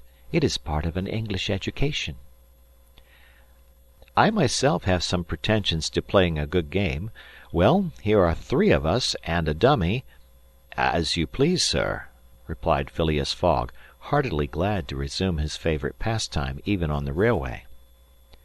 Passepartout was dispatched in search of the steward, and soon returned with 2 packs of cards, some pins, counters, and a shelf covered with cloth. The game commenced. Aouda understood whist sufficiently well, and even received some compliments on her playing from Mr. Fogg. As for the detective, he was simply an adept, and worthy of being matched against his present opponent. "Now," thought Passepartout, "we've got him. He won't budge." At 11 in the morning the train had reached the dividing ridge of the waters at Bridger Pass, 7,524 feet above the level of the sea, one of the highest points attained by the track in crossing the Rocky Mountains. After going about 200 miles, the travelers at last found themselves on one of those vast plains which extend to the Atlantic, and which nature has made so propitious for laying the iron road. On the declivity of the Atlantic basin the first streams, branches of the North Platte River, already appeared. The whole northern and eastern horizon was bounded by the immense semicircular curtain which is formed by the southern portion of the Rocky Mountains, the highest being Laramie Peak. Between this and the railway extended vast plains, plentifully irrigated. On the right rose the lower spurs of the mountainous mass which extends southward to the sources of the Arkansas River, one of the great tributaries of the Missouri. At 12:30 the travelers caught sight for an instant of Fort Halleck, which commands that section, and in a few more hours the Rocky Mountains were crossed. There was reason to hope then that no accident would mark the journey through this difficult country. The snow had ceased falling, and the air became crisp and cold. Large birds, frightened by the locomotive, rose and flew off in the distance. No wild beast appeared on the plain. It was a desert in its vast nakedness. After a comfortable breakfast served in the car, Mr. Fogg and his partners had just resumed whist, when a violent whistling was heard and the train stopped. Passepartout put his head out of the door, but saw nothing to cause the delay. No station was in view. Aouda and Fix feared that Mr. Fogg might take it into his head to get out, but that gentleman contented himself with saying to his servant, "See what is the matter." Passepartout rushed out of the car. 30 or 40 passengers had already descended, amongst them Colonel Stamp Proctor. The train had stopped before a red signal which blocked the way. The engineer and conductor were talking excitedly with the signalman, whom the station master at Medicine Bow, the next stopping place, had sent on before. The passengers drew round and took part in the discussion, in which Colonel Proctor, with his insolent manner, was conspicuous. Passepartout, joining the group, heard the signalman say, "No, you can't pass. The bridge at Medicine Bow is shaky, and would not bear the weight of the train." This was a suspension bridge thrown over some rapids, about a mile from the place where they now were. According to the signalman, it was in a ruinous condition, several of the iron wires being broken, and it was impossible to risk the passage. He did not in any way exaggerate the condition of the bridge. It may be taken for granted that, rash as the Americans usually are, when they are prudent, there is good reason for it. Passepartout, not daring to apprise his master of what he heard, listened with set teeth, immovable as a statue. "Huh!" cried Colonel Proctor. "But we are not going to stay here, I imagine, and take root in the snow?" "Colonel," replied the conductor, "we have telegraphed to Omaha for a train, but it is not likely that it will reach Medicine Bow in less than 6 hours." "6 hours!" cried Passepartout.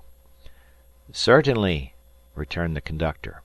"Besides, it will take us as long as that to reach Medicine Bow on foot."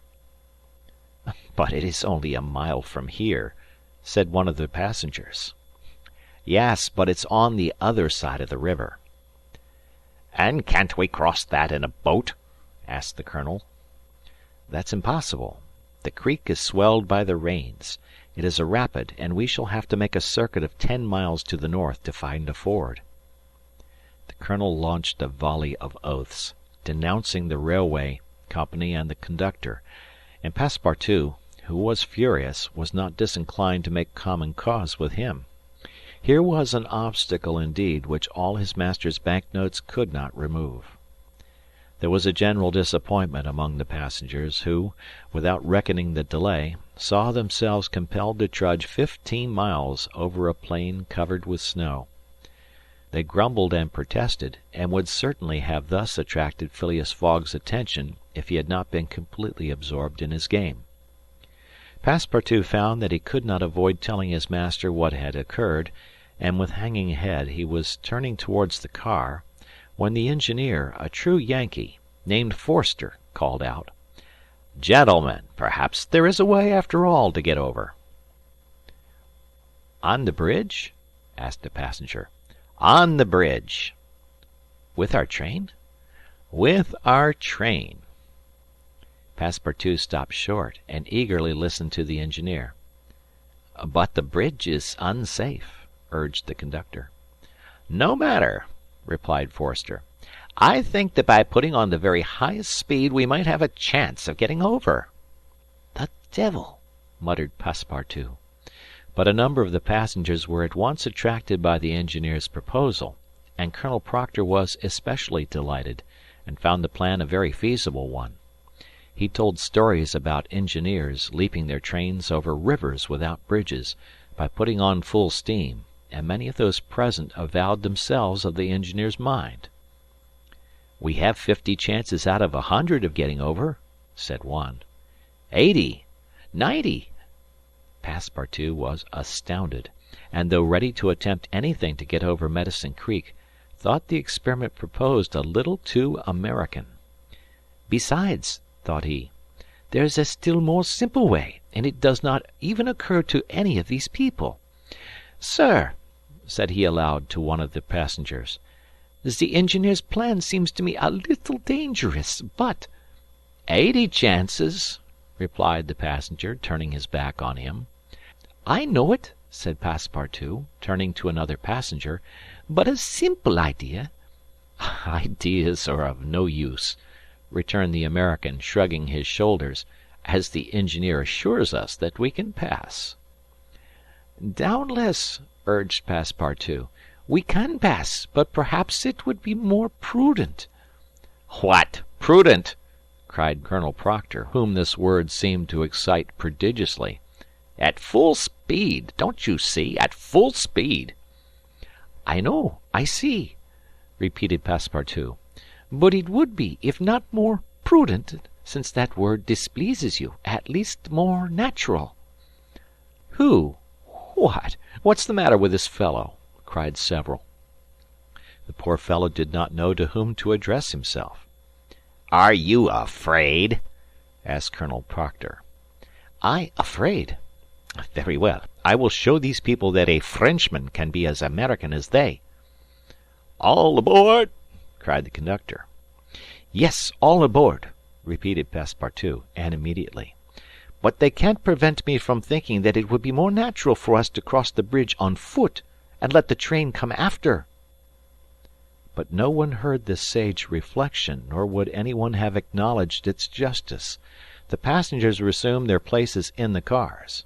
Passepartout took his seat without telling what had passed. The whist players were quite absorbed in their game.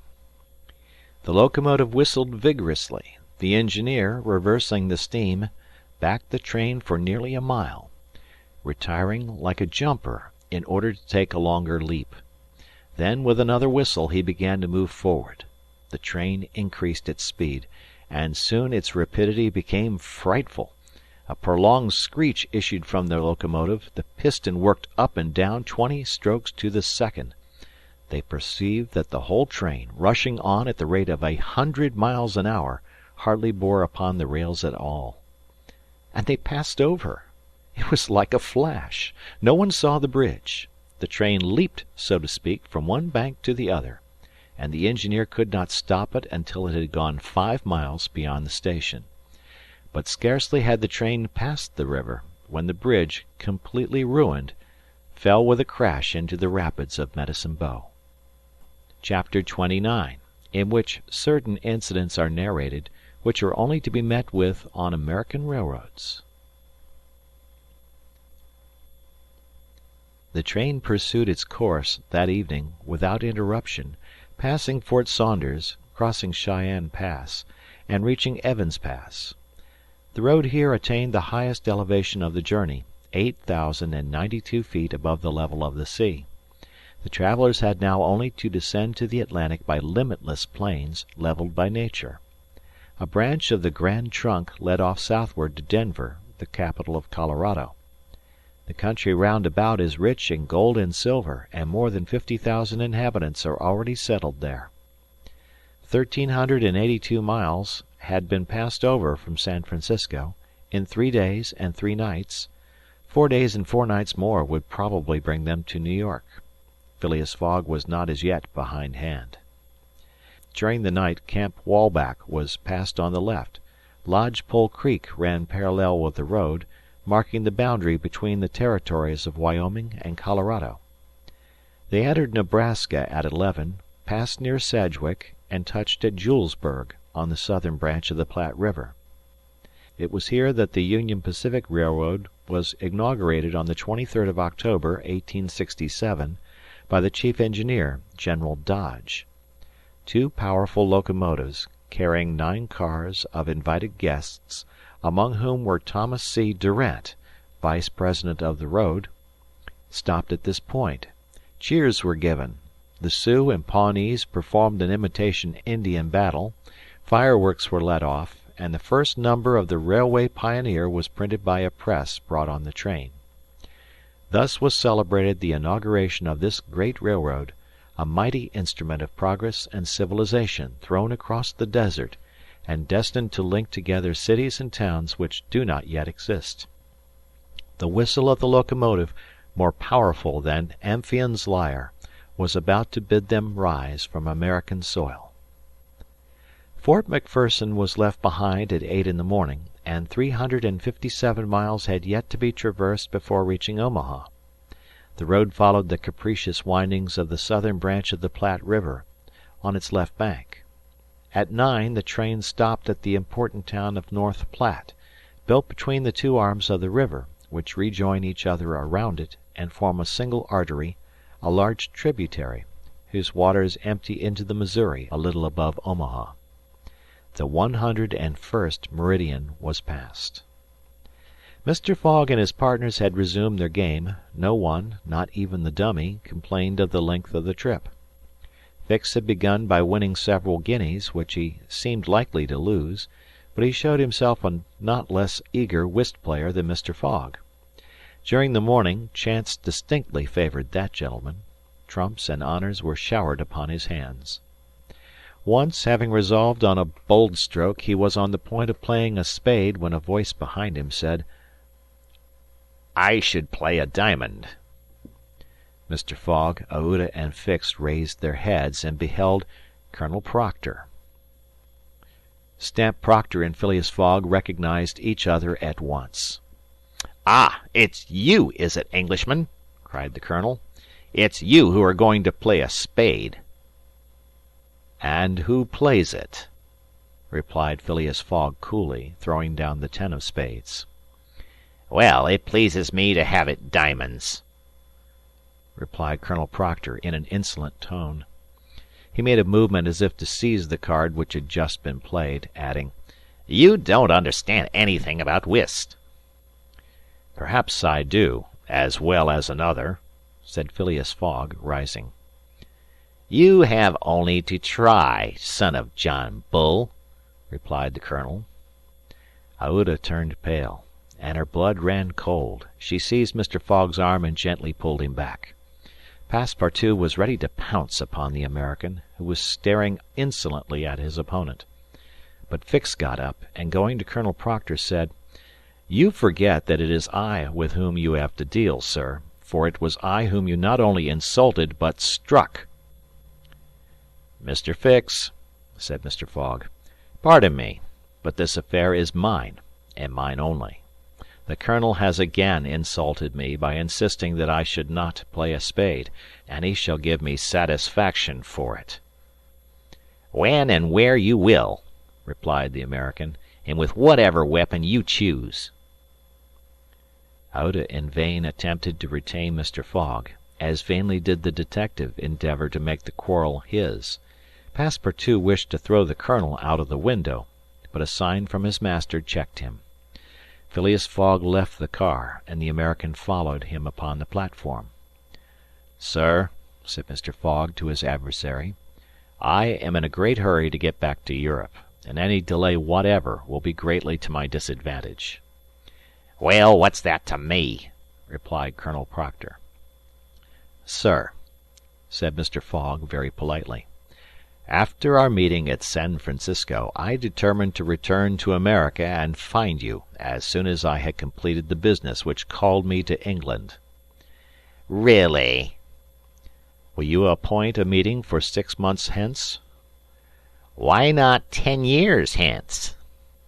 I say 6 months, returned Phileas Fogg, and I shall be at the place of meeting promptly. All this is an evasion, cried Stamp Proctor. Now or never. Very good. You are going to New York? No. To Chicago? No. To Omaha? What difference is it to you? Do you know Plum Creek? No, replied Mr. Fogg. It's the next station. The train will be there in an hour, and will stop there 10 minutes. In 10 minutes, several revolver shots could be exchanged. Very well, said Mr. Fogg. I will stop at Plum Creek. And I guess you'll stay there, too, added the American insolently. Who knows? Replied Mr. Fogg, returning to the car as coolly as usual. He began to reassure Aouda, telling her that blusterers were never to be feared, and begged Fix to be his second at the approaching duel, a request which the detective could not refuse. Mr. Fogg resumed the interrupted game with perfect calmness. At 11 o'clock the locomotive's whistle announced that they were approaching Plum Creek Station. Mr. Fogg rose, and followed by Fix, went out upon the platform. Passepartout accompanied him, carrying a pair of revolvers. Aouda remained in the car, as pale as death. The door of the next car opened, and Colonel Proctor appeared on the platform, attended by a Yankee of his own stamp as his second. But just as the combatants were about to step from the train, the conductor hurried up and shouted, "You can't get off, gentlemen." Why not? asked the colonel. We are 20 minutes late, and we shall not stop. But I'm going to fight a duel with this gentleman. I'm sorry, said the conductor, but we shall be off at once. There's the bell ringing now. The train started. I'm really very sorry, gentlemen, said the conductor. Under any other circumstances I should have been happy to oblige you. But after all, as you have not had time to fight here, why not fight as we go along? That wouldn't be convenient, perhaps, for this gentleman, said the colonel in a jeering tone. It would be perfectly so, replied Phileas Fogg. Well, we are really in America, thought Passepartout, and the conductor is a gentleman of the first order. So muttering, he followed his master. The two combatants, their seconds, and the conductor passed through the cars to the rear of the train. The last car was only occupied by a dozen passengers, whom the conductor politely asked if they would not be so kind as to leave it vacant for a few moments, as two gentlemen had an affair of honour to settle. The passengers granted the request with alacrity, and straightway disappeared on the platform. The car, which was some 50 feet long, was very convenient for their purpose. The adversaries might march on each other in the aisle and fire at their ease. Never was duel more easily arranged. Mr. Fogg and Colonel Proctor, each provided with 2 six-barreled revolvers, entered the car. The seconds, remaining outside, shut them in. They were to begin firing at the first whistle of the locomotive. After an interval of 2 minutes, what remained of the two gentlemen would be taken from the car. Nothing could be more simple. Indeed, it was all so simple that Fix and Passepartout felt their hearts beating as if they would crack. They were listening for the whistle agreed upon, when suddenly savage cries resounded in the air, accompanied by reports, which certainly did not issue from the car where the duelists were. The reports continued in front and the whole length of the train. Cries of terror proceeded from the interior of the cars. Colonel Proctor and Mr. Fogg, revolvers in hand, hastily quitted their prison and rushed forward where the noise was most clamorous. They then perceived that the train was attacked by a band of Sioux. This was not the first attempt of these daring Indians, for more than once they had waylaid trains on the road. 100 of them had, according to their habit, jumped upon the steps without stopping the train, with the ease of a clown mounting a horse at full gallop. The Sioux were armed with guns, from which came the reports, to which the passengers, who were almost all armed, responded by revolver shots. The Indians had first mounted the engine, and half stunned the engineer and stoker with blows from their muskets. A Sioux chief, wishing to stop the train, but not knowing how to work the regulator, had opened wide, instead of closing, the steam valve, and the locomotive was plunging forward with terrific velocity. The Sioux had at the same time invaded the cars, skipping like enraged monkeys over the roofs, thrusting open the doors, and fighting hand to hand with the passengers. Penetrating the baggage car, they pillaged it, throwing the trunks out of the train. The cries and shots were constant. The travelers defended themselves bravely. Some of the cars were barricaded, and sustained a siege like moving forts, carried along at a speed of 100 miles an hour. Aouda behaved courageously from the first. She defended herself like a true heroine with a revolver, which she shot through the broken windows whenever a savage made his appearance. 20 Sioux had fallen mortally wounded to the ground, and the wheels crushed those who fell upon the rails as if they had been worms. Several passengers, shot or stunned, lay on the seats. It was necessary to put an end to the struggle, which had lasted for 10 minutes, and which would result in the triumph of the Sioux if the train was not stopped. Fort Kearny station, where there was a garrison, was only 2 miles distant, But, that once passed, the Sioux would be masters of the train between Fort Kearny and the station beyond. The conductor was fighting beside Mr. Fogg, when he was shot and fell. At the same moment he cried, "Unless the train is stopped in 5 minutes, we are lost." "It shall be stopped," said Phileas Fogg, preparing to rush from the car. "Stay, monsieur!" cried Passepartout. "I will go." Mr. Fogg had not time to stop the brave fellow, who, opening a door unperceived by the Indians, succeeded in slipping under the car, and while the struggle continued and the balls whizzed across each other over his head, he made use of his old acrobatic experience, and with amazing agility worked his way under the cars, holding on to the chains, aiding himself by the brakes and the edges of the sashes, creeping from one car to another with marvelous skill, and thus gaining the forward end of the train. There, suspended by one hand between the baggage car and the tender, with the other he loosened the safety chains, but, owing to the traction, he would never have succeeded in unscrewing the yoking bar, had not a violent concussion jolted this bar out. The train, now detached from the engine, remained a little behind, whilst the locomotive rushed forward with increased speed. Carried on by the force already acquired, the train still moved for several minutes, but the brakes were worked, and at last they stopped less than 100 feet from Kearny station. The soldiers of the fort, attracted by the shots, hurried up. The Sioux had not expected them, and decamped in a body before the train entirely stopped. But when the passengers counted each other on the station platform, several were found missing, among others the courageous Frenchman, whose devotion had just saved them. Chapter 30, in which Phileas Fogg simply does his duty.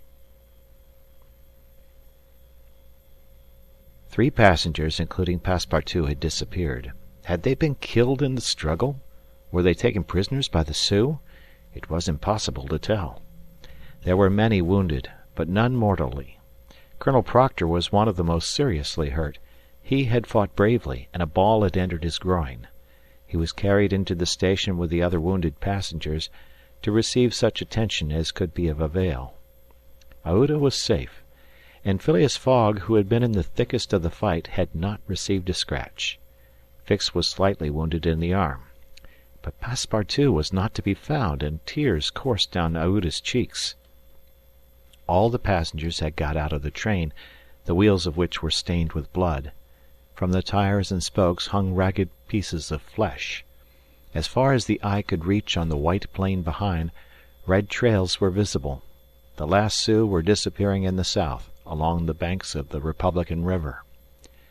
Mr. Fogg, with folded arms, remained motionless. He had a serious decision to make. Aouda, standing near him, looked at him without speaking, and he understood her look. If his servant was a prisoner, ought he not to risk everything to rescue him from the Indians? "I will find him, living or dead," said he quietly to Aouda. "Ah, Mr. Fogg!" cried she, clasping his hands and covering them with tears. "Living," added Mr. Fogg, "if we do not lose a moment." Phileas Fogg, by this resolution, inevitably sacrificed himself. He pronounced his own doom. The delay of a single day would make him lose the steamer at New York, and his bet would be certainly lost. But as he thought, "It is my duty," he did not hesitate. The commanding officer of Fort Kearny was there.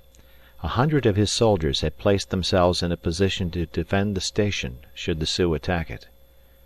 "Sir," said Mr. Fogg to the captain, "3 passengers have disappeared." "Dead?" asked the captain. "Dead or prisoners, that is the uncertainty which must be solved. Do you propose to pursue the Sioux?" "That's a serious thing to do, sir," returned the captain. "These Indians may retreat beyond the Arkansas, and I cannot leave the fort unprotected." "The lives of 3 men are in question, sir," said Phileas Fogg. "Doubtless, but can I risk the lives of 50 men to save 3?" "I don't know whether you can, sir, but you ought to do so." "Nobody here," returned the other, "has a right to teach me my duty." "Very well," said Mr. Fogg, coldly. "I will go alone." "You, sir?" cried Fix, coming up. "You go alone in pursuit of the Indians? Would you have me leave this poor fellow to perish, him to whom everyone present owes his life? I shall go." "No, sir, you shall not go alone," cried the captain, touched in spite of himself. "No, you are a brave man. 30 volunteers," he added, turning to the soldiers. The whole company started forward at once. The captain had only to pick his men. 30 were chosen, and an old sergeant placed at their head. "Thanks, Captain," said Mr. Fogg. "Would you let me go with you?" asked Fix. "Do as you please, sir. But if you wish to do me a favor, you will remain with Aouda, in case anything should happen to me." A sudden pallor overspread the detective's face. Separate himself from the man whom he had so persistently followed step by step. Leave him to wander about in this desert. Fix gazed attentively at Mr. Fogg, and despite his suspicions and of the struggle which was going on within him, he lowered his eyes before that calm and frank look. "I will stay," said he.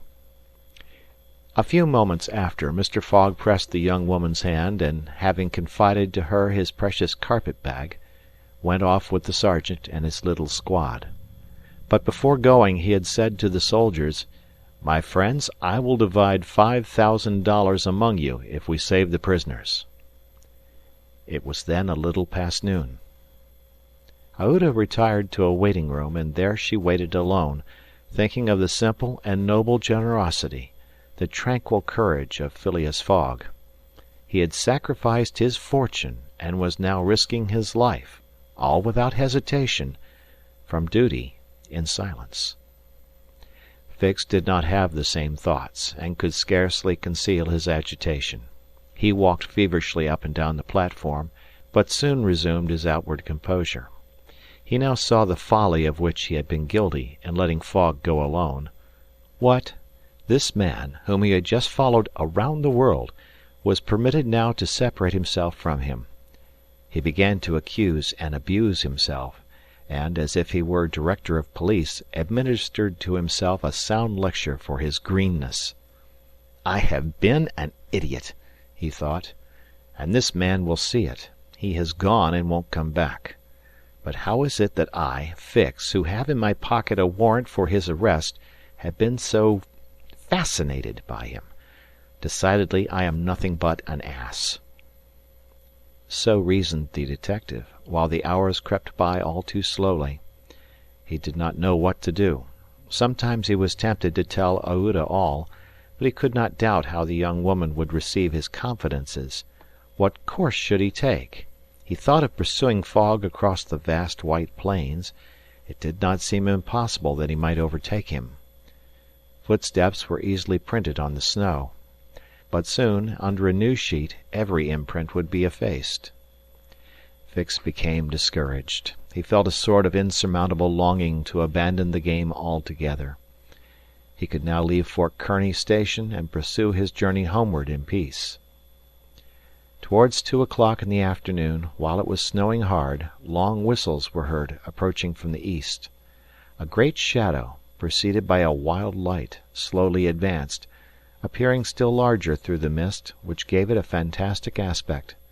No train was expected from the east, neither had there been time for the succor asked for by telegraph to arrive. The train from Omaha to San Francisco was not due till the next day. The mystery was soon explained. The locomotive, which was slowly approaching with deafening whistles, was that which, having been detached from the train, had continued its route with such terrific rapidity, carrying off the unconscious engineer and stoker. It had run several miles when, the fire becoming low for want of fuel, the steam had slackened, and it had finally stopped an hour after, some 20 miles beyond Fort Kearny. Neither the engineer nor the stoker was dead, and, after remaining for some time in their swoon, had come to themselves. The train had then stopped. The engineer, when he found himself in the desert and the locomotive without cars, understood what had happened. He could not imagine how the locomotive had become separated from the train, but he did not doubt that the train left behind was in distress. He did not hesitate what to do. It would be prudent to continue on to Omaha, for it would be dangerous to return to the train, which the Indians might still be engaged in pillaging. Nevertheless, he began to rebuild the fire in the furnace. The pressure again mounted, and the engineer returned, running backwards to Fort Kearny. This it was which was whistling in the mist. The travelers were glad to see the locomotive resume its place at the head of the train. They could now continue the journey so terribly interrupted. Aouda, on seeing the locomotive come up, hurried out of the station and asked the conductor, "Are you going to start?" "At once, madam." "But the prisoners, our unfortunate fellow travelers." "I cannot interrupt the trip," replied the conductor. "We are already 3 hours behind time." "And when will another train pass here from San Francisco?" "Tomorrow evening, madam." "Tomorrow evening! But then it will be too late. We must wait." "It is impossible," responded the conductor. "If you wish to go, please get in." "I will not go," said Aouda. Fix had heard this conversation. A little while before, when there was no prospect of proceeding on the journey, he had made up his mind to leave Fort Kearny. But now that the train was there, ready to start, and he had only to take his seat in the car, an irresistible influence held him back. The station platform burned his feet, and he could not stir. The conflict in his mind began again. Anger and failure stifled him. He wished to struggle on to the end. Meanwhile the passengers and some of the wounded, among them Colonel Proctor, whose injuries were serious, had taken their places in the train. The buzzing of the overheated boiler was heard, and the steam was escaping from the valves. The engineer whistled, the train started, and soon disappeared, mingling its white smoke with the eddies of the densely falling snow. The detective had remained behind. Several hours passed. The weather was dismal, and it was very cold. Fix sat motionless on a bench at the station. He might have been thought asleep. Aouda, despite the storm, kept coming out of the waiting-room, going to the end of the platform, and peering through the tempest of snow as if to pierce the mist that narrowed the horizon around her, and to hear, if possible, some welcome sound. She heard and saw nothing. Then she would return, chilled through, to issue out again after the lapse of a few moments, but always in vain. Evening came, and the little band had not returned. Where could they be? Had they found the Indians, and were they having a conflict with them, or were they still wandering amid the mist? The commander of the fort was anxious, though he tried to conceal his apprehensions.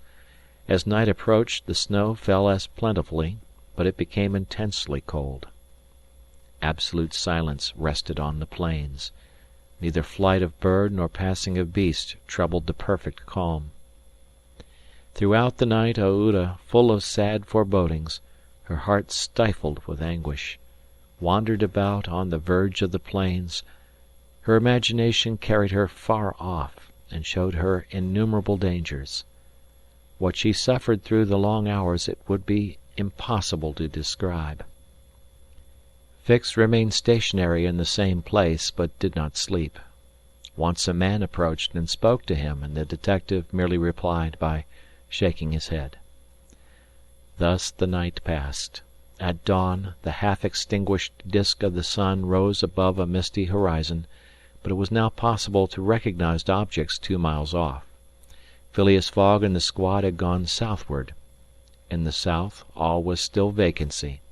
It was then 7 o'clock. The captain, who was really alarmed, did not know what course to take. Should he send another detachment to the rescue of the first? Should he sacrifice more men, with so few chances of saving those already sacrificed? His hesitation did not last long, however. Calling one of his lieutenants, he was on the point of ordering a reconnaissance, when gunshots were heard. Was it a signal? The soldiers rushed out of the fort, and half a mile off they perceived a little band returning in good order. Mr. Fogg was marching at their head, and just behind him were Passepartout and the other two travelers, rescued from the Sioux. They had met and fought the Indians 10 miles south of Fort Kearny. Shortly before the detachment arrived, Passepartout and his companions had begun to struggle with their captors, 3 of which the Frenchman had felled with his fists, when his master and the soldiers hastened up to their relief. All were welcomed with joyful cries. Phileas Fogg distributed the reward he had promised to the soldiers, while Passepartout, not without reason, muttered to himself, "It must certainly be confessed that I cost my master dear." Fix, without saying a word, looked at Mr. Fogg, and it would have been difficult to analyze the thoughts which struggled within him. As for Aouda, she took her protector's hand and pressed it in her own, too much moved to speak. Meanwhile, Passepartout was looking about for the train. He thought he should find it there, ready to start for Omaha, and he hoped that the time lost might be regained. "The train! The train!" cried he. "Gone," replied Fix. "And when does the next train pass here?" said Phileas Fogg. "Not till this evening." "Ah," returned the impassible gentleman quietly. Chapter 31, in which Fix, the detective, considerably furthers the interests of Phileas Fogg. Phileas Fogg found himself 20 hours behind time. Passepartout, the involuntary cause of this delay, was desperate. He had ruined his master. At this moment the detective approached Mr. Fogg, and, looking him intently in the face, said, "Seriously, sir, are you in great haste?" "Quite seriously." "I have a purpose in asking," resumed Fix. "Is it absolutely necessary that you should be in New York on the 11th before 9 o'clock in the evening, the time that the steamer leaves for Liverpool?" "It is absolutely necessary." "And if your journey had not been interrupted by these Indians, you would have reached New York on the morning of the 11th?" "Yes, with 11 hours to spare before the steamer left." "Good. You are therefore 20 hours behind. 12 from 20 leaves 8. You must regain 8 hours. Do you wish to try to do so?" "On foot?" asked Mr. Fogg. "No, on a sledge," replied Fix. "On a sledge with sails. A man has proposed such a method to me." It was the man who had spoken to Fix during the night, and whose offer he had refused. Phileas Fogg did not reply at once, but Fix, having pointed out the man, who was walking up and down in front of the station, Mr. Fogg went up to him.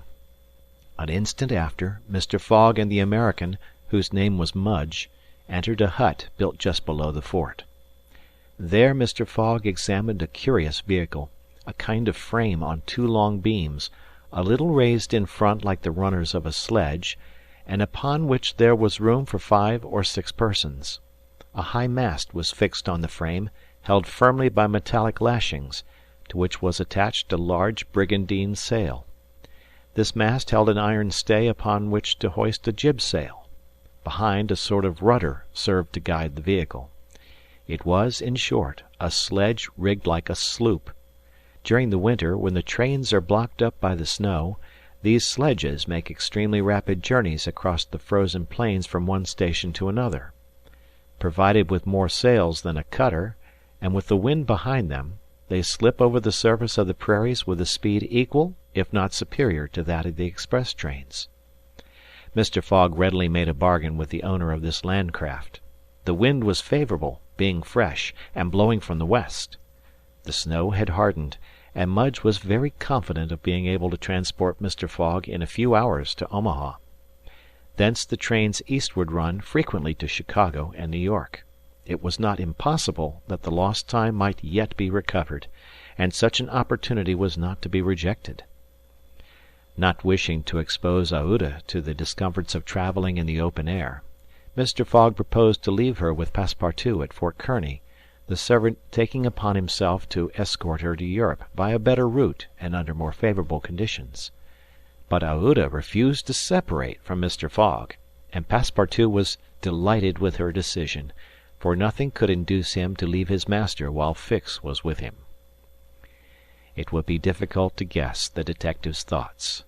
Was this conviction shaken by Phileas Fogg's return, or did he still regard him as an exceedingly shrewd rascal, who, his journey round the world completed, would think himself absolutely safe in England? Perhaps Fix's opinion of Phileas Fogg was somewhat modified, but he was nevertheless resolved to do his duty, and to hasten the return of the whole party to England as much as possible. At 8 o'clock the sledge was ready to start. The passengers took their places on it, and wrapped themselves up closely in their travelling cloaks. The two great sails were hoisted, and under the pressure of the wind the sledge slid over the hardened snow with a velocity of 40 miles an hour. The distance between Fort Kearny and Omaha, as the birds fly, is at most 200 miles. If the wind held good, the distance might be traversed in 5 hours. If no accident happened, the sledge might reach Omaha by 1 o'clock. What a journey! The travelers, huddled close together, could not speak for the cold, intensified by the rapidity at which they were going. The sledge sped on as lightly as a boat over the waves. When the breeze came skimming over the earth, the sledge seemed to be lifted off the ground by its sails. Mudge, who was at the rudder, kept in a straight line, and by a turn of his hand checked the lurches which the vehicle had a tendency to make. All the sails were up, and the jib was so arranged as not to screen the brigantine. A topmast was hoisted, and another jib, held out to the wind, added its force to the other sails. Although the speed could not be exactly estimated, the sledge could not be going at less than 40 miles an hour. "If nothing breaks," said Mudge, "we shall get there." Mr. Fogg had made it for Mudge's interest to reach Omaha within the time agreed upon by the offer of a handsome reward. The prairie, across which the sledge was moving in a straight line, was as flat as a sea. It seemed like a vast frozen lake. The railroad which ran through this section ascended from the southwest to the northwest by Great Island, Columbus, an important Nebraska town, Schuyler, and Fremont to Omaha. It followed throughout the right bank of the Platte River. The sledge, shortening this route, took a chord of the arc described by the railway. Mudge was not afraid of being stopped by the Platte River because it was frozen. The road then was quite clear of obstacles, and Phileas Fogg had but two things to fear: an accident to the sledge and a change or calm in the wind. But the breeze, far from lessening its force, blew as if to bend the mast, which, however, the metallic lashings held firmly. These lashings, like the chords of a stringed instrument, resounded as if vibrated by a violin bow. The sledge slid along in the midst of a plaintively intense melody.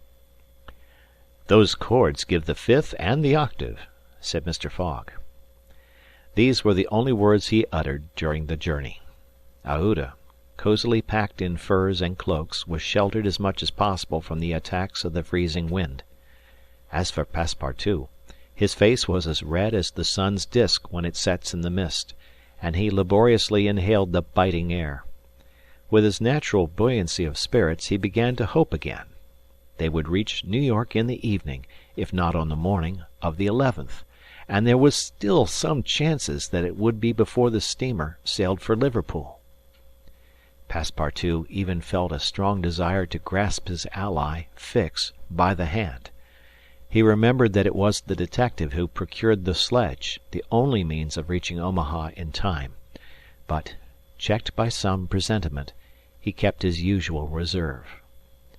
One thing, however, Passepartout would never forget, and that was the sacrifice which Mr. Fogg had made, without hesitation, to rescue him from the Sioux. Mr. Fogg had risked his fortune and his life. No, his servant would never forget that.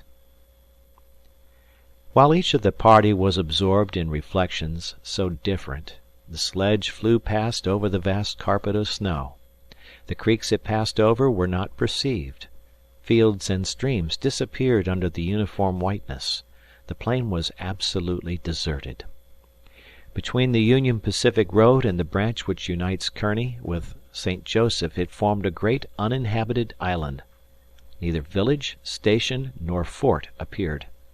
From time to time they sped by some phantom-like tree, whose white skeleton twisted and rattled in the wind. Sometimes flocks of wild birds rose, or bands of gaunt, famished, ferocious prairie wolves ran howling after the sledge. Passepartout, revolver in hand, held himself ready to fire on those which came too near. Had an accident then happened to the sledge, the travellers, attacked by these beasts, would have been in the most terrible danger. But it held on its even course, soon gained on the wolves, and ere long left the howling band at a safe distance behind. About noon Mudge perceived by certain landmarks that he was crossing the Platte River. He said nothing, but he felt certain that he was now within 20 miles of Omaha. In less than an hour he left the rudder and furled his sails, whilst the sledge, carried forward by the great impetus the wind had given it, went on half a mile further with its sails unspread. It stopped at last, and Mudge, pointing to a mass of roofs white with snow, said, "We have got there." Arrived at the station which is in daily communication by numerous trains with the Atlantic seaboard. Passepartout and Fix jumped off, stretched their stiffened limbs, and aided Mr. Fogg and the young woman to descend from the sledge. Phileas Fogg generously rewarded Mudge, whose hand Passepartout warmly grasped, and the party directed their steps to the Omaha railway station. The Pacific Railroad proper finds its terminus at this important Nebraska town. Omaha is connected with Chicago by the Chicago and Rock Island Railroad, which runs directly east and passes 50 stations. A train was ready to start when Mr. Fogg and his party reached the station, and they only had time to get into the cars. They had seen nothing of Omaha, but Passepartout confessed to himself that this was not to be regretted, as they were not traveling to see the sights.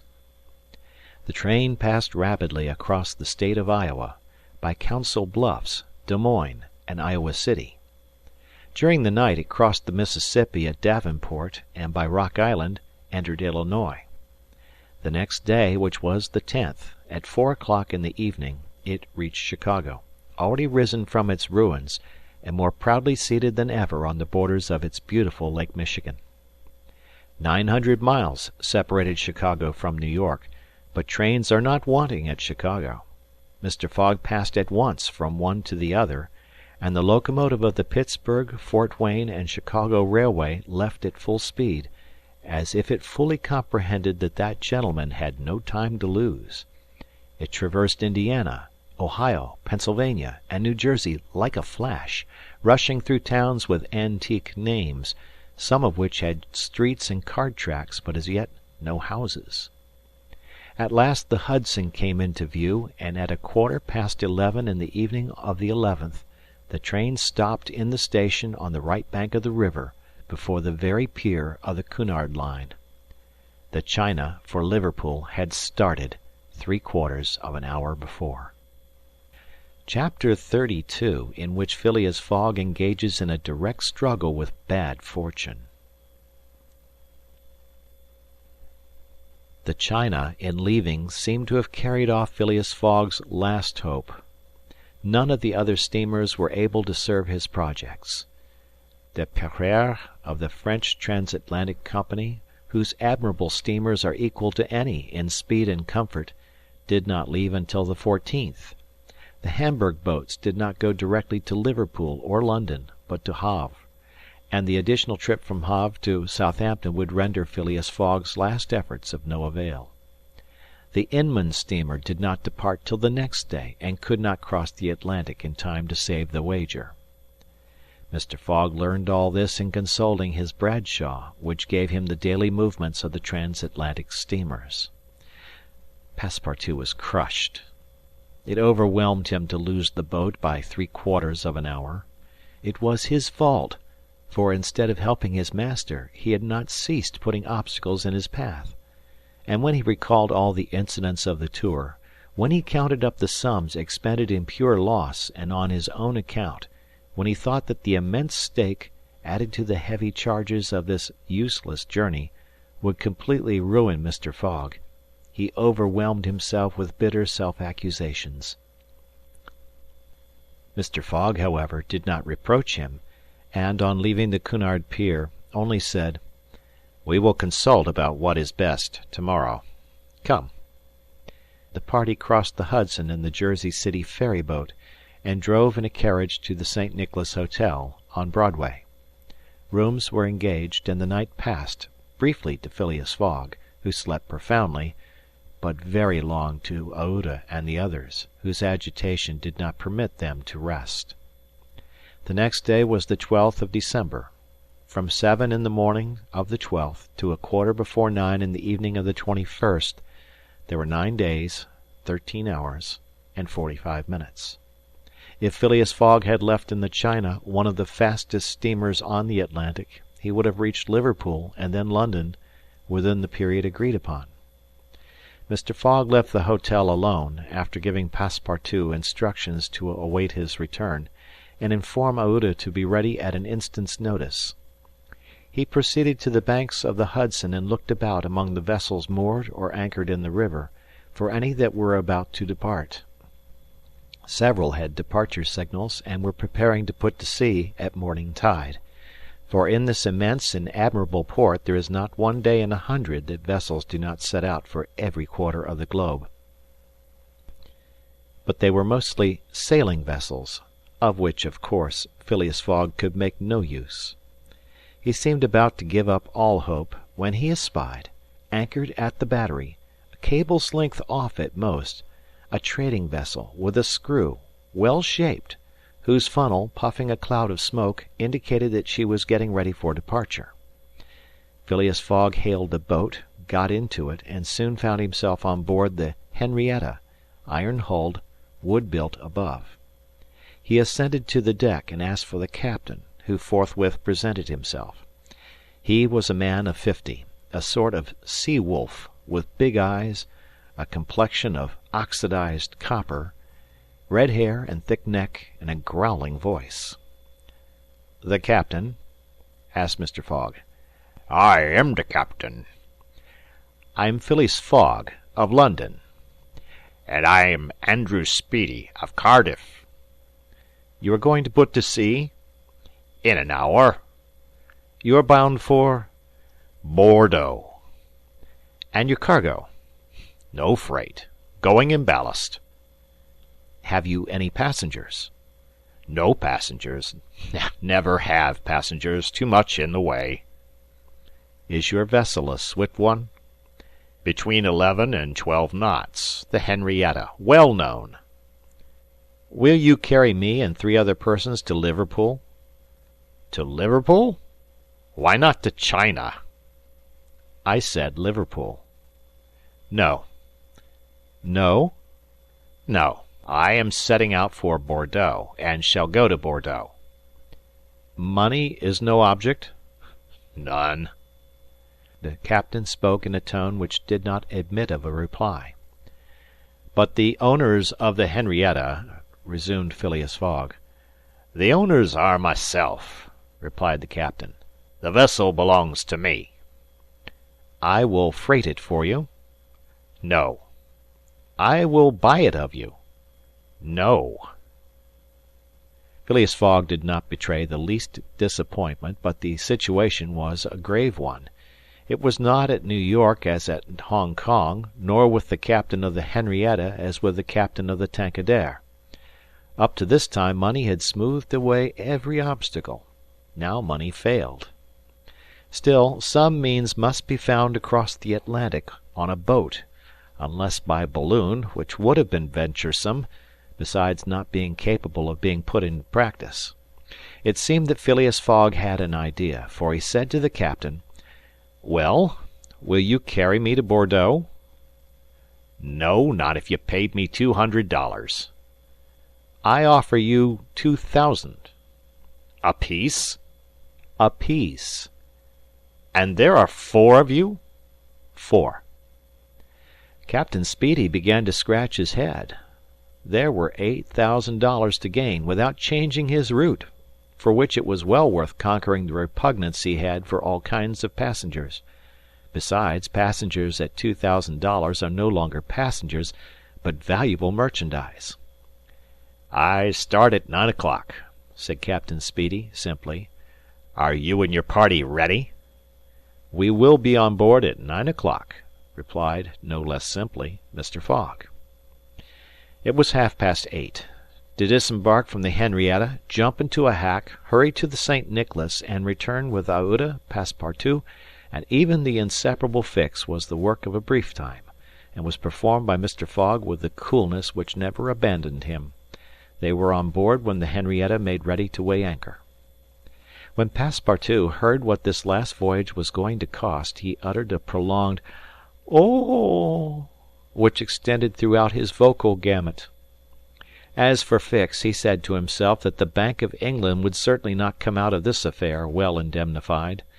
When they reached England, even if Mr. Fogg did not throw some handfuls of bank bills into the sea, more than £7,000 would have been spent. Chapter 33, in which Phileas Fogg shows himself equal to the occasion. An hour after, the Henrietta passed the lighthouse which marks the entrance of the Hudson, turned the point of Sandy Hook, and put to sea. During the day she skirted Long Island, passed Fire Island, and directed her course rapidly eastward. At noon the next day a man mounted the bridge to ascertain the vessel's position. It might be thought that this was Captain Speedy. Not the least in the world. It was Phileas Fogg, Esquire. As for Captain Speedy, he was shut up in his cabin under lock and key, and was uttering loud cries, which signified an anger at once pardonable and excessive. What had happened was very simple. Phileas Fogg wished to go to Liverpool, but the captain would not carry him there. Then Phileas Fogg had taken passage for Bordeaux, and during the 30 hours he had been on board, had so shrewdly managed with his bank notes that the sailors and stokers, who were only an occasional crew, and were not on the best terms with the captain, went over to him in a body. This was why Phileas Fogg was in command, instead of Captain Speedy, why the captain was a prisoner in his cabin, and why, in short, the Henrietta was directing her course towards Liverpool. It was very clear, to see Mr. Fogg manage the craft, that he had been a sailor. How the adventure ended will be seen anon. Aouda was anxious, though she said nothing. As for Passepartout, he thought Mr. Fogg's maneuver simply glorious. The captain had said, "between 11 and 12 knots," and the Henrietta confirmed his prediction. If then, for there were ifs still, the sea did not become too boisterous, if the wind did not veer round to the east, if no accident happened to the boat or its machinery, the Henrietta might cross the 3,000 miles from New York to Liverpool in the 9 days, between the 12th and the 21st of December. It is true that, once arrived, the affair on board the Henrietta, added to that of the Bank of England, might create more difficulties for Mr. Fogg than he imagined or could desire. During the first days they went along smoothly enough. The sea was not very unpropitious. The wind seemed stationary in the northeast. The sails were hoisted, and the Henrietta ploughed across the waves like a real transatlantic steamer. Passepartout was delighted. His master's last exploit, the consequences of which he ignored, enchanted him. Never had the crew seen so jolly and dexterous a fellow. He formed warm friendships with the sailors, and amazed them with his acrobatic feats. He thought they managed the vessel like gentlemen, and that the stokers fired up like heroes. His loquacious good humour infected everyone. He had forgotten the past, its vexations and delays. He only thought of the end so nearly accomplished, and sometimes he boiled over with impatience, as if heated by the furnaces of the Henrietta. Often, also, the worthy fellow revolved around Fix, looking at him with a keen, distrustful eye. But he did not speak to him, for their old intimacy no longer existed. Fix, it must be confessed, understood nothing of what was going on. The conquest of the Henrietta, the bribery of the crew, Fogg managing the boat like a skilled seaman, amazed and confused him. He did not know what to think. For, after all, a man who began by stealing £55,000 might end by stealing a vessel, and Fix was not unnaturally inclined to conclude that the Henrietta under Fogg's command was not going to Liverpool at all, but to some part of the world where the robber, turned into a pirate, would quietly put himself in safety. The conjecture was at least a plausible one, and the detective began to seriously regret that he had embarked on the affair.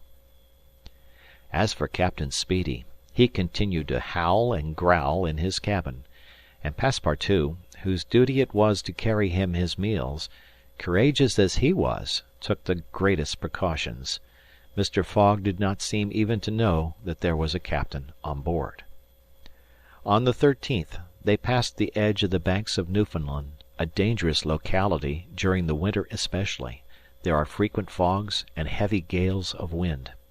Ever since the evening before, the barometer, suddenly falling, had indicated an approaching change in the atmosphere, and during the night the temperature varied, the cold became sharper, and the wind veered to the southeast. This was a misfortune. Mr. Fogg, in order not to deviate from his course, furled his sails and increased the force of the steam, but the vessel's speed slackened owing to the state of the sea, the long waves of which broke against the stern. She pitched violently, and this retarded her progress. The breeze little by little swelled into a tempest, and it was to be feared that the Henrietta might not be able to maintain herself upright on the waves. Passepartout's visage darkened with the skies, and for 2 days the poor fellow experienced constant fright. But Phileas Fogg was a bold mariner, and knew how to maintain headway against the sea, and he kept on his course, without even decreasing his steam. The Henrietta, when she could not rise upon the waves, crossed them, swamping her deck, but passing safely. Sometimes the screw rose out of the water, beating its protruding end, when a mountain of water raised the stern above the waves, but the craft always kept straight ahead. The wind, however, did not grow as boisterous as might have been feared. It was not one of those tempests which burst and rush on with the speed of 90 miles an hour. It continued fresh, but unhappily it remained obstinately in the southeast, rendering the sails useless. The 16th of December was the 75th day since Phileas Fogg's departure from London, and the Henrietta had not yet been seriously delayed. Half of the voyage was almost accomplished, and the worst localities had been passed. In summer, success would have been well nigh certain. In winter they were at the mercy of the bad season. Passepartout said nothing, but he cherished hope in secret, and comforted himself with the reflection that, if the wind failed them, they might still count on the steam.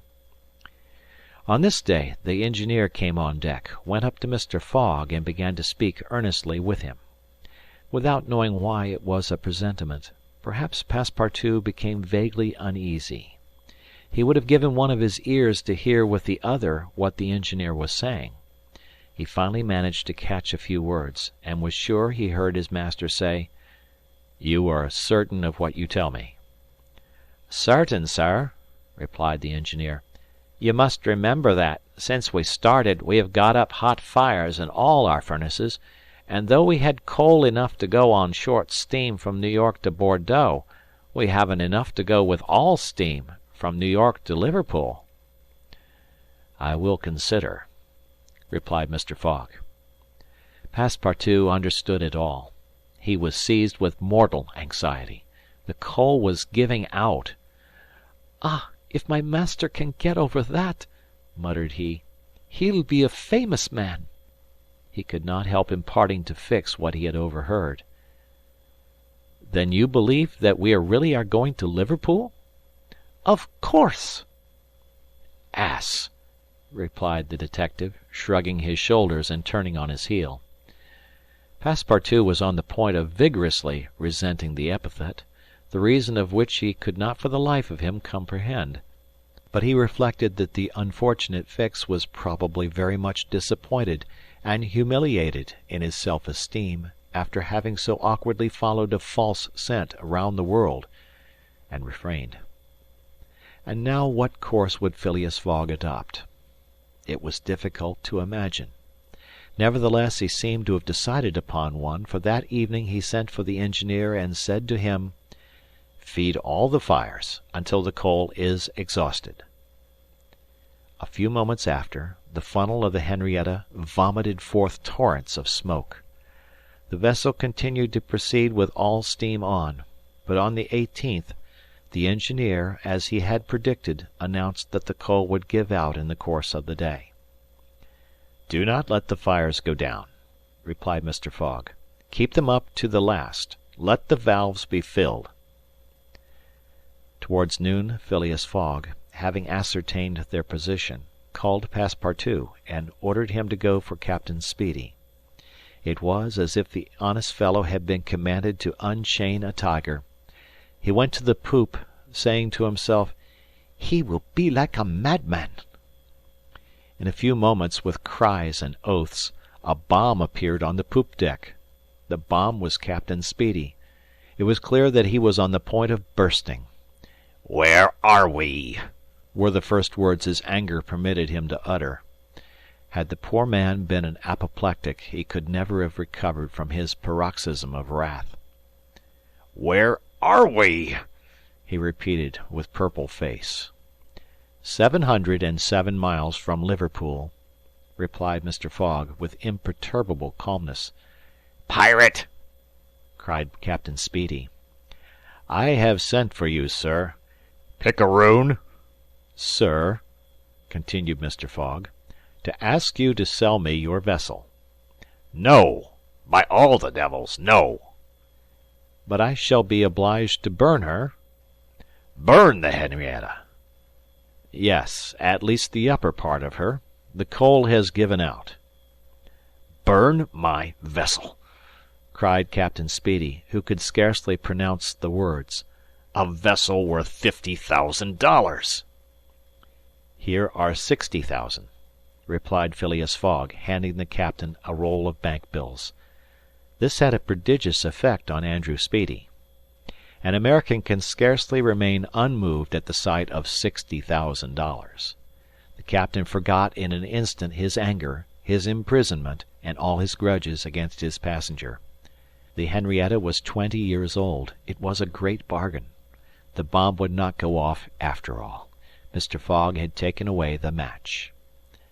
And I shall still have the iron hull, said the captain in a softer tone. The iron hull and the engine. Is it agreed? Agreed. And Andrew Speedy, seizing the banknotes, counted them and consigned them to his pocket. During this colloquy, Passepartout was as white as a sheet, and Fix seemed on the point of having an apoplectic fit. Nearly 20,000 pounds had been expended, and Fogg left the hull and engine to the captain, that is, near the whole value of the craft. It was true, however, that 55,000 pounds had been stolen from the bank. When Andrew Speedy had pocketed the money, Mr. Fogg said to him, "Don't let this astonish you, sir. You must know that I shall lose 20,000 pounds, unless I arrive in London by a quarter before 9 on the evening of the 21st of December. I missed the steamer at New York, and as you refused to take me to Liverpool—" "And I did well," cried Andrew Speedy, "for I have gained at least $40,000 by it." He added more sedately, "Do you know one thing, Captain Fogg? Captain Fogg, you've got something of the Yankee about you." And having paid his passenger what he considered a high compliment, he was going away when Mr. Fogg said, "The vessel now belongs to me?" "Certainly, from the keel to the trunk of the mast, all the wood, that is." "Very well. Have the interior seats, bunks, and frames pulled down, and burn them." It was necessary to have dry wood to keep the steam up to the adequate pressure, and on that day the poop, cabins, bunks, and the spare deck were sacrificed. On the next day, the 19th of December, the masts, rafts, and spars were burned. The crew worked lustily, keeping up the fires. Passepartout hewed, cut, and sawed away with all his might. There was a perfect rage for demolition. The railings, fittings, the greater part of the deck, and top sides disappeared on the 20th, and the Henrietta was now only a flat hulk. But on this day they sighted the Irish coast and Fastnet Light. By 10 in the evening they were passing Queenstown. Phileas Fogg had only 24 hours more in which to get to London. That length of time was necessary to reach Liverpool with all steam on. And the steam was about to give out altogether. "Sir," said Captain Speedy, who was now deeply interested in Mr. Fogg's project, "I really commiserate you. Everything is against you. We are only opposite Queenstown." "Ah," said Mr. Fogg, "is that place where we see the lights Queenstown?" "Yes." "Can we enter the harbor?" "Not under 3 hours, only at high tide." "Stay," replied Mr. Fogg calmly, without betraying in his features that by a supreme inspiration he was about to attempt once more to conquer ill fortune. Queenstown is the Irish port at which the transatlantic steamers stop to put off the mails. These mails are carried to Dublin by express trains always held in readiness to start. From Dublin they are sent on to Liverpool by the most rapid boats, and thus gain 12 hours on the Atlantic steamers. Phileas Fogg counted on gaining 12 hours in the same way. Instead of arriving at Liverpool the next evening by the Henrietta, he would be there by noon, and would therefore have time to reach London before 9:15 in the evening. The Henrietta entered Queenstown harbour at 1 o'clock in the morning, it then being high tide, and Phileas Fogg, after being grasped heartily by the hand by Captain Speedy, left that gentleman on the levelled hulk of his craft, which was still worth half what he had sold it for. The party went on shore at once. Fix was greatly tempted to arrest Mr. Fogg on the spot, but he did not. Why? What struggle was going on within him? Had he changed his mind about his man? Did he understand that he had made a grave mistake? He did not, however, abandon Mr. Fogg. They all got upon the train, which was just ready to start, at 1:30. At dawn of day they were in Dublin, and they lost no time in embarking on a steamer which, disdaining to rise upon the waves, invariably cut through them. Phileas Fogg at last disembarked on the Liverpool quay at 20 minutes before 12, 21st December. He was only 6 hours distant from London. But at this moment Fix came up, put his hand upon Mr. Fogg's shoulder, and showing his warrant said, "You are really Phileas Fogg?" "I am."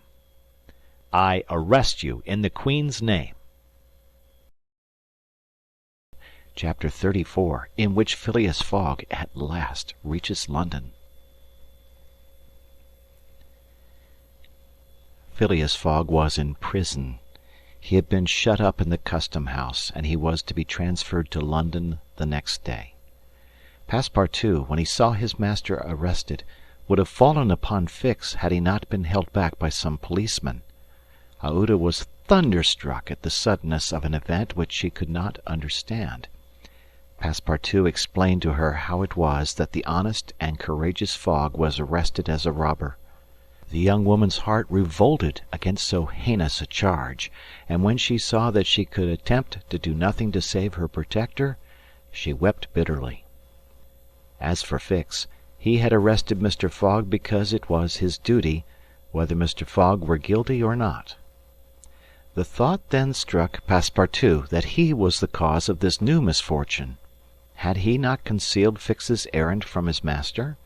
When Fix revealed his true character and purpose, why had he not told Mr. Fogg?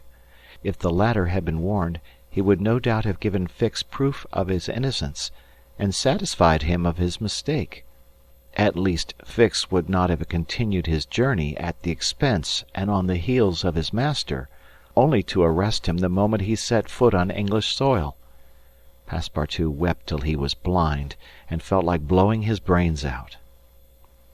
Aouda and he had remained, despite the cold, under the portico of the custom-house. Neither wished to leave the place. Both were anxious to see Mr. Fogg again. That gentleman was really ruined, and that at the moment when he was about to attain his end. This arrest was fatal. Having arrived at Liverpool at 20 minutes before 12 on the 21st of December, he had till a quarter before 9 that evening to reach the Reform Club, that is, 9 hours and a quarter. The journey from Liverpool to London was 6 hours. If any one at this moment had entered the custom house, he would have found Mr. Fogg seated, motionless, calm, and without apparent anger, upon a wooden bench. He was not, it is true, resigned, but this last blow failed to force him into an outward betrayal of any emotion. Was he being devoured by one of those secret rages, all the more terrible because contained, and which only burst forth with an irresistible force at the last moment? No one could tell. There he sat, calmly waiting. For what? Did he still cherish hope? Did he still believe, now that the door of this prison was closed upon him, that he would succeed? However that may have been, Mr. Fogg carefully put his watch upon the table, and observed its advancing hands. Not a word escaped his lips, but his look was singularly set and stern. The situation in any event was a terrible one, and might be thus stated. If Phileas Fogg was honest, he was ruined. If he was a knave, he was caught. Did escape occur to him? Did he examine to see if there were any practicable outlet from his prison? Did he think of escaping from it? Possibly, for once he walked slowly around the room. But the door was locked, and the window heavily barred with iron rods. He sat down again and drew his journal from his pocket. On the line where these words were written, 21st December, Saturday, Liverpool, he added, 80th day, 11:40 a.m., and waited. The custom-house clock struck 1. Mr. Fogg observed that his watch was 2 hours too fast. 2 hours! Admitting that he was at this moment taking an express train, he could reach London and the Reform Club by a quarter before 9 p.m. His forehead slightly wrinkled. At 33 minutes past 2 he heard a singular noise outside, then a hasty opening of doors. Passepartout's voice was audible, and immediately after that of Fix. Phileas Fogg's eyes brightened for an instant. The door swung open, and he saw Passepartout, Aouda, and Fix, who hurried towards him. Fix was out of breath, and his hair was in disorder.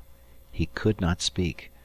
"Sir," he stammered, "sir, forgive me. Most unfortunate resemblance. A robber arrested 3 days ago. You are free." Phileas Fogg was free.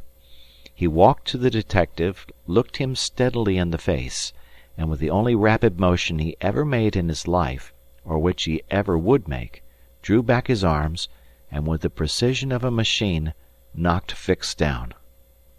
"Well hit!" cried Passepartout. "Parbleu, that's what you might call a good application of English fists." Fix, who found himself on the floor, did not utter a word. He had only received his deserts. Mr. Fogg, Aouda, and Passepartout left the custom-house without delay, got into a cab, and in a few moments descended at the station. Phileas Fogg asked if there was an express train about to leave for London. It was 40 minutes past 2. The express train had left 35 minutes before. Phileas Fogg then ordered a special train. There were several rapid locomotives on hand, but the railway arrangements did not permit the special train to leave until 3 o'clock. At that hour Phileas Fogg, having stimulated the engineer by the offer of a generous reward, at last set out towards London with Aouda and his faithful servant. It was necessary to make the journey in 5 hours and a half, and this would have been easy on a clear road throughout. But there were forced delays, and when Mr. Fogg stepped from the train at the terminus, all the clocks in London were striking 10 minutes before 9. Having made the tour of the world, he was behindhand 5 minutes. He had lost the wager. Chapter 35, in which Phileas Fogg does not have to repeat his orders to Passepartout twice. The dwellers in Savile Row would have been surprised the next day if they had been told that Phileas Fogg had returned home. His doors and windows were still closed. No appearance of change was visible. After leaving the station, Mr. Fogg gave Passepartout instructions to purchase some provisions, and quietly went to his domicile. He bore his misfortune with his habitual tranquillity. Ruined, and by the blundering of the detective, after having steadily traversed that long journey, overcome 100 obstacles, braved many dangers, and still found time to do some good on his way, to fail near the goal by a sudden event which he could not have foreseen and against which he was unarmed. It was terrible. But a few pounds were left of the large sum he had carried with him. There only remained of his fortune the £20,000 deposited at Barings, and this amount he owed to his friends of the Reform Club. So great had been the expense of his tour that, even had he won, it would not have enriched him, and it is probable that he had not sought to enrich himself, being a man who rather laid wagers for honour's sake than for the stake proposed. But this wager totally ruined him. Mr. Fogg's course, however, was fully decided upon. He knew what remained for him to do. A room in the house in Savile Row was set apart for Aouda, who was overwhelmed with grief at her protector's misfortune. From the words which Mr. Fogg dropped, she saw that he was meditating some serious project. Knowing that Englishmen governed by a fixed idea sometimes resort to the desperate expedient of suicide, Passepartout kept a narrow watch upon his master, though he carefully concealed the appearance of so doing. First of all, the worthy fellow had gone up to his room and had extinguished the gas-burner, which had been burning for 80 days. He had found in the letter-box a bill from the gas company, and he thought it more than time to put a stop to this expense, which he had been doomed to bear. The night passed. Mr. Fogg went to bed, but did he sleep? Aouda did not once close her eyes. Passepartout watched all night, like a faithful dog, at his master's door. Mr. Fogg called him in the morning and told him to get Aouda's breakfast and a cup of tea and a chop for himself. He desired Aouda to excuse him from breakfast and dinner, as his time would be absorbed all day in putting his affairs to rights. In the evening he would ask permission to have a few moments' conversation with the young lady. Passepartout, having received his orders, had nothing to do but obey them. He looked at his imperturbable master, and could scarcely bring his mind to leave him. His heart was full, and his conscience tortured by remorse, for he accused himself more bitterly than ever of being the cause of the irretrievable disaster. Yes, if he had warned Mr. Fogg, and had betrayed Fix's projects to him, his master would certainly not have given the detective passage to Liverpool, and then Passepartout could hold in no longer. "My master, Mr. Fogg," he cried, "why do you not curse me? It was my fault that—" "I blame no one," returned Phileas Fogg with perfect calmness. "Go." Passepartout left the room and went to find Aouda, to whom he delivered his master's message. "Madam," he added, "I can do nothing myself, nothing. I have no influence over my master, but you, perhaps—" "What influence could I have?" replied Aouda. "Mr. Fogg is influenced by no one. Has he ever understood that my gratitude to him is overflowing? Has he ever read my heart? My friend, he must not be left alone an instant. You say he is going to speak with me this evening?" "Yes, madam. Probably to arrange for your protection and comfort in England." "We shall see," replied Aouda, becoming suddenly pensive. Throughout this day, Sunday, the house in Savile Row was as if uninhabited, and Phileas Fogg, for the first time since he had lived in that house, did not set out for his club when Westminster clock struck 11:30. Why should he present himself at the Reform? His friends no longer expected him there.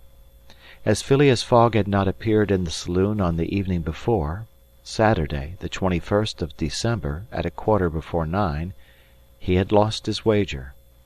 It was not even necessary that he should go to his bankers for the £20,000, for his antagonists already had his cheque in their hands, and they had only to fill it out and send it to the Barings to have the amount transferred to their credit.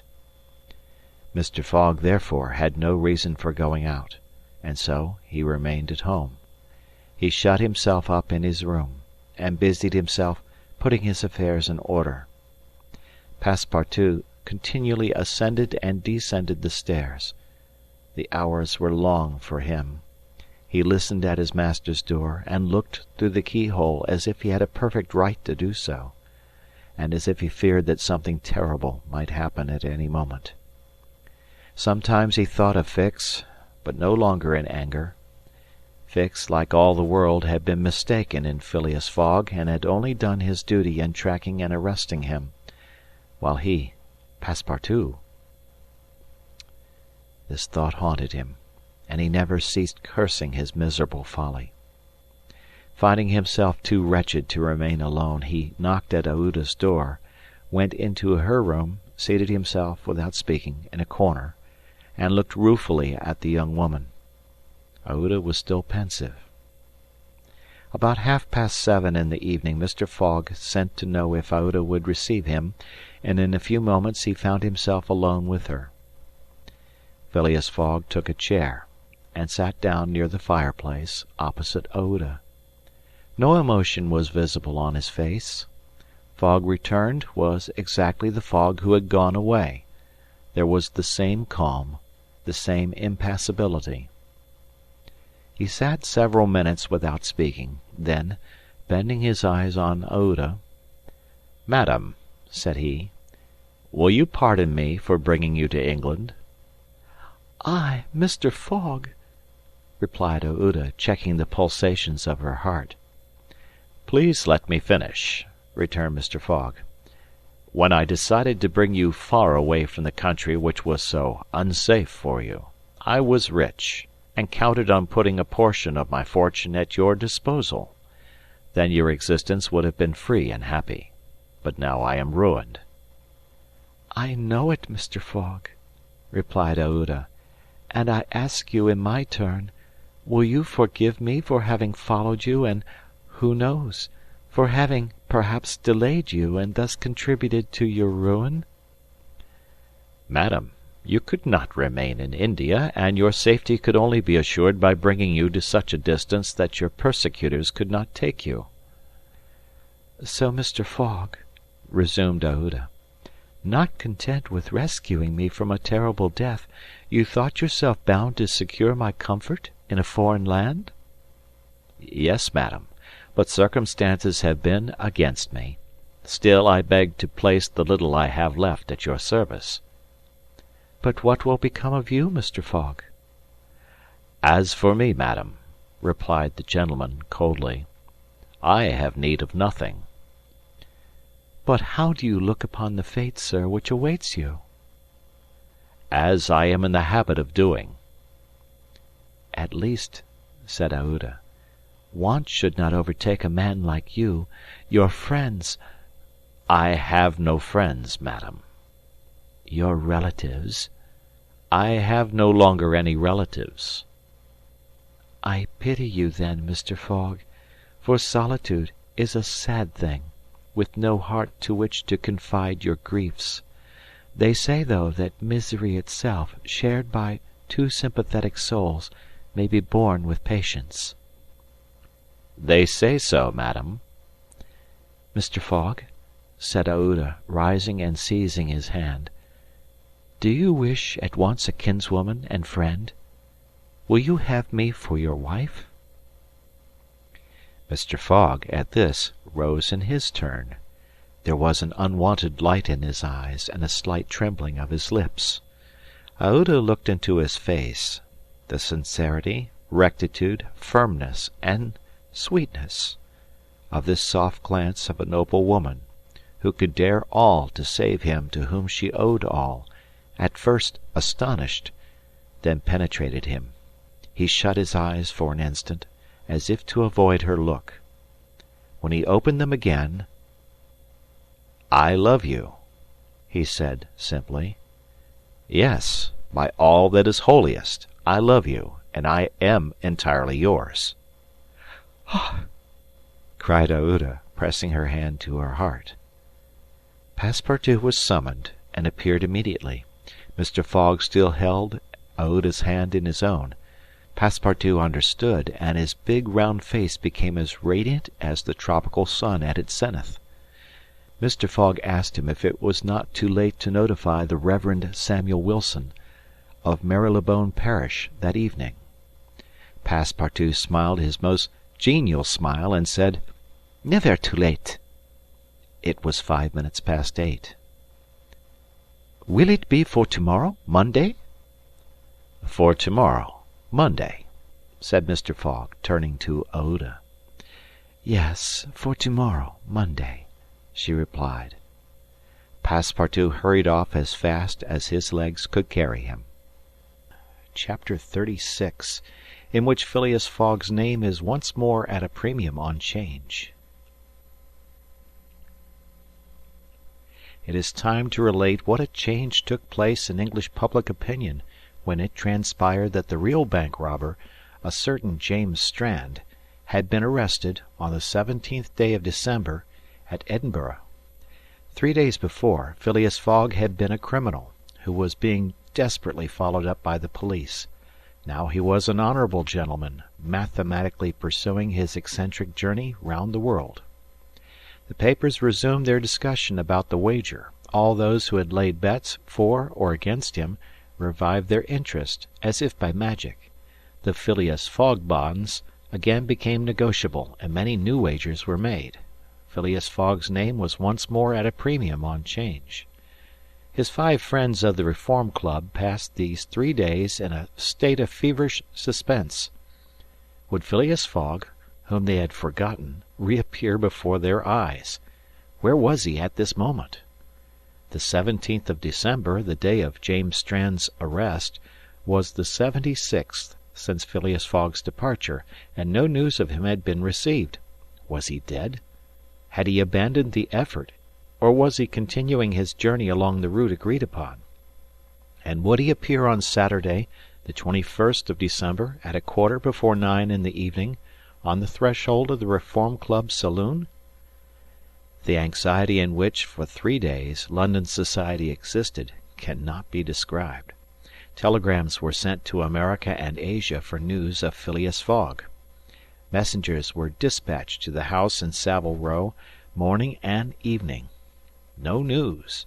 The police were ignorant what had become of the detective, Fix, who had so unfortunately followed up a false scent. Bets increased, nevertheless, in number and value. Phileas Fogg, like a racehorse, was drawing near his last turning point. The bonds were quoted, no longer at 100 below par, but at 20, at 10, and at 5, and paralytic old Lord Albemarle bet even in his favour. A great crowd was collected in Pall Mall and the neighbouring streets on Saturday evening. It seemed like a multitude of brokers permanently established around the Reform Club. Circulation was impeded, and everywhere disputes, discussions, and financial transactions were going on. The police had great difficulty in keeping back the crowd, and as the hour when Phileas Fogg was due approached, the excitement rose to its highest pitch. The 5 antagonists of Phileas Fogg had met in the great saloon of the club. John Sullivan and Samuel Phelanton, the bankers; Andrew Stewart, the engineer; Gauthier Ralph, the director of the Bank of England; and Thomas Flanagan, the brewer, one and all, waited anxiously. When the clock indicated 20 minutes past 8, Andrew Stewart got up, saying, "Gentlemen, in 20 minutes the time agreed upon between Mr. Fogg and ourselves will have expired." "What time did the last train arrive from Liverpool?" asked Thomas Flanagan. "At 23 minutes past 7," replied Gauthier Ralph. and the next does not arrive till 10 minutes after 12. "Well, gentlemen," resumed Andrew Stuart, "if Phileas Fogg had come in on the 7:23 train he would have got here by this time. We can therefore regard the bet as won." "Wait, don't let us be too hasty," replied Samuel Fallentin. "You know that Mr. Fogg is very eccentric. His punctuality is well known. He never arrives too soon or too late, and I should not be surprised if he appeared before us at the last minute." "Why," said Andrew Stuart nervously, "if I should see him, I should not believe it was he." "The fact is," resumed Thomas Flanagan, "Mr. Fogg's project was absurdly foolish. Whatever his punctuality, he could not prevent the delays which were certain to occur, and a delay of only 2 or 3 days would be fatal to his tour. Observe, too," added John Sullivan, "that we have received no intelligence from him, though there are telegraphic lines all along his route." "He has lost, gentlemen," said Andrew Stuart. "He has 100 times lost. You know, besides, that the China, the only steamer he could have taken from New York to get here in time, arrived yesterday. I have seen a list of the passengers, and the name of Phileas Fogg is not among them. Even if we admit that fortune has favored him, he can scarcely have reached America. I think he will be at least 20 days behindhand, and that Lord Albemarle will lose a cool 5,000. "It is clear," replied Gauthier Ralph, "and we have nothing to do but to present Mr. Fogg's check at Bering's tomorrow." At this moment the hands of the club clock pointed to 20 minutes to 9. "5 minutes more," said Andrew Stuart. The 5 gentlemen looked at each other. Their anxiety was becoming intense, but, not wishing to betray it, they readily assented to Mr. Fallentin's proposal of a rubber. "I wouldn't give up my 4,000 of the bet," said Andrew Stuart, as he took his seat, "for 3,999. The clock indicated 18 minutes to 9. The players took up their cards, but could not keep their eyes off the clock. Certainly, however secure they felt, minutes had never seemed so long to them. 17 minutes to 9, said Thomas Flanagan, as he cut the cards which Ralph handed to him. Then there was a moment of silence. The great saloon was perfectly quiet, but the murmurs of the crowd outside were heard, with now and then a shrill cry. The pendulum beat the seconds, which each player eagerly counted as he listened with mathematical regularity. 16 minutes to 9, said John Sullivan, in a voice which betrayed his emotion. 1 minute more, and the wager would be won. Andrew Stuart and his partners suspended their game. They left their cards and counted the seconds. At the 40th second, nothing. At the 50th, still nothing. At the 55th, a loud cry was heard in the street, followed by applause, hurrahs, and some fierce growls. The players arose from their seats. At the 57th second, the door of the saloon opened, and the pendulum had not beat the 60th second when Phileas Fogg appeared, followed by an excited crowd who had forced their way through the club doors, and in his calm voice said, "Here I am, gentlemen." Chapter 37, in which it is shown that Phileas Fogg gained nothing by his tour around the world, unless it were happiness. Yes, Phileas Fogg in person.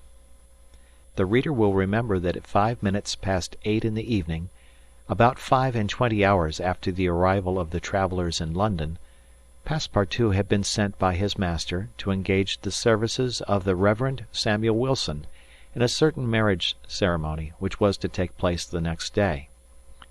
Passepartout went on his errand enchanted. He soon reached the clergyman's house, but found him not at home. Passepartout waited a good 20 minutes, and when he left the reverend gentleman it was 35 minutes past 8. But in what a state he was! With his hair in disorder and without his hat, He ran along the street as never man was seen to run before, overturning passers-by, rushing over the sidewalk like a water-spout. In 3 minutes he was in Savile Row again, and staggered back into Mr. Fogg's room. He could not speak. "What is the matter?" asked Mr. Fogg. "My master," gasped Passepartout. "Marriage impossible." "Impossible? Impossible for tomorrow." Why so?" "Because tomorrow is Sunday." "Monday," replied Mr. Fogg. "No. Today is Saturday." "Saturday? Impossible." "Yes, yes, yes, yes!" cried Passepartout. "You have made a mistake of 1 day. We arrived 24 hours ahead of time, but there are only 10 minutes left." Passepartout had seized his master by the collar and was dragging him along with irresistible force. Phileas Fogg, thus kidnapped, without having time to think, left his house, jumped into a cab, promised £100 to the cabman, and having run over 2 dogs and overturned 5 carriages, reached the Reform Club. The clock indicated 9:15 when he appeared in the great saloon. Phileas Fogg had accomplished the journey round the world in 80 days. Phileas Fogg had won his wager of £20,000. How was it that a man so exact and fastidious could have made this error of a day? How came he to think that he had arrived in London on Saturday, the 21st day of December, when it was really Friday, the 20th, the 79th day only from his departure? The cause of the error is very simple. Phileas Fogg had, without suspecting it, gained 1 day on his journey, and this merely because he had travelled constantly eastward. He would, on the contrary, have lost a day had he gone in the opposite direction, that is, westward. In journeying eastward he had gone towards the sun, and the days therefore diminished for him as many times 4 minutes as he crossed degrees in this direction. There are 360 degrees on the circumference of the earth, and these 360 degrees multiplied by 4 minutes gives precisely 24 hours. That is the day unconsciously gained. In other words, while Phileas Fogg, going eastward, saw the sun pass the meridian 80 times, his friends in London only saw it pass the meridian 79 times. This is why they awaited him at the Reform Club on Saturday, and not Sunday, as Mr. Fogg thought. And Passepartout's famous family watch, which had always kept London time, would have betrayed this fact, if it had marked the days as well as the hours and the minutes. Phileas Fogg, then, had won the £20,000, but as he had spent nearly 19,000 on the way, the pecuniary gain was small. His object was, however, to be victorious and not to win money. He divided the £1,000 that remained between Passepartout and the unfortunate Fix, against whom he cherished no grudge. He deducted, however, from Passepartout's share the cost of the gas which had burned in his room for 1920 hours, for the sake of regularity. That evening Mr. Fogg, as tranquil and phlegmatic as ever, said to Aouda, "Is our marriage still agreeable to you?" "Mr. Fogg," replied she, "it is for me to ask that question. You were ruined, but now you are rich again." "Pardon me, madam, my fortune belongs to you. If you had not suggested our marriage, my servant would not have gone to the Reverend Samuel Wilson's. I should not have been apprised of my error, and—" "Dear Mr. Fogg," said the young woman. "Dear Aouda," replied Phileas Fogg. It need not be said that the marriage took place 48 hours after, and that Passepartout, glowing and dazzling, gave the bride away. Had he not saved her, and was he not entitled to this honor? The next day, as soon as it was light, Passepartout rapped vigorously at his master's door. Mr. Fogg opened it, and asked, "What's the matter, Passepartout?" "What is it, sir? Why, I've just this instant found out What? that we might have made the tour of the world in only 78 days. No doubt, returned Mr. Fogg, by not crossing India. But if I had not crossed India, I should not have saved Aouda. She would not have been my wife, and Mr. Fogg quietly shut the door. Phileas Fogg had won his wager, and had made his journey around the world in 80 days. To do this he had employed every means of conveyance: steamers, railways, carriages, yachts, trading vessels, sledges, elephants. The eccentric gentleman had throughout displayed all his marvellous qualities of coolness and exactitude. But what then? What had he really gained by all this trouble? What had he brought back from this long and weary journey? Nothing, say you? Perhaps so. Nothing but a charming woman, who, strange as it may appear, made him the happiest of men. Truly, would you not for less than that make the tour around the world? End of chapter. End of story. Thank you for listening.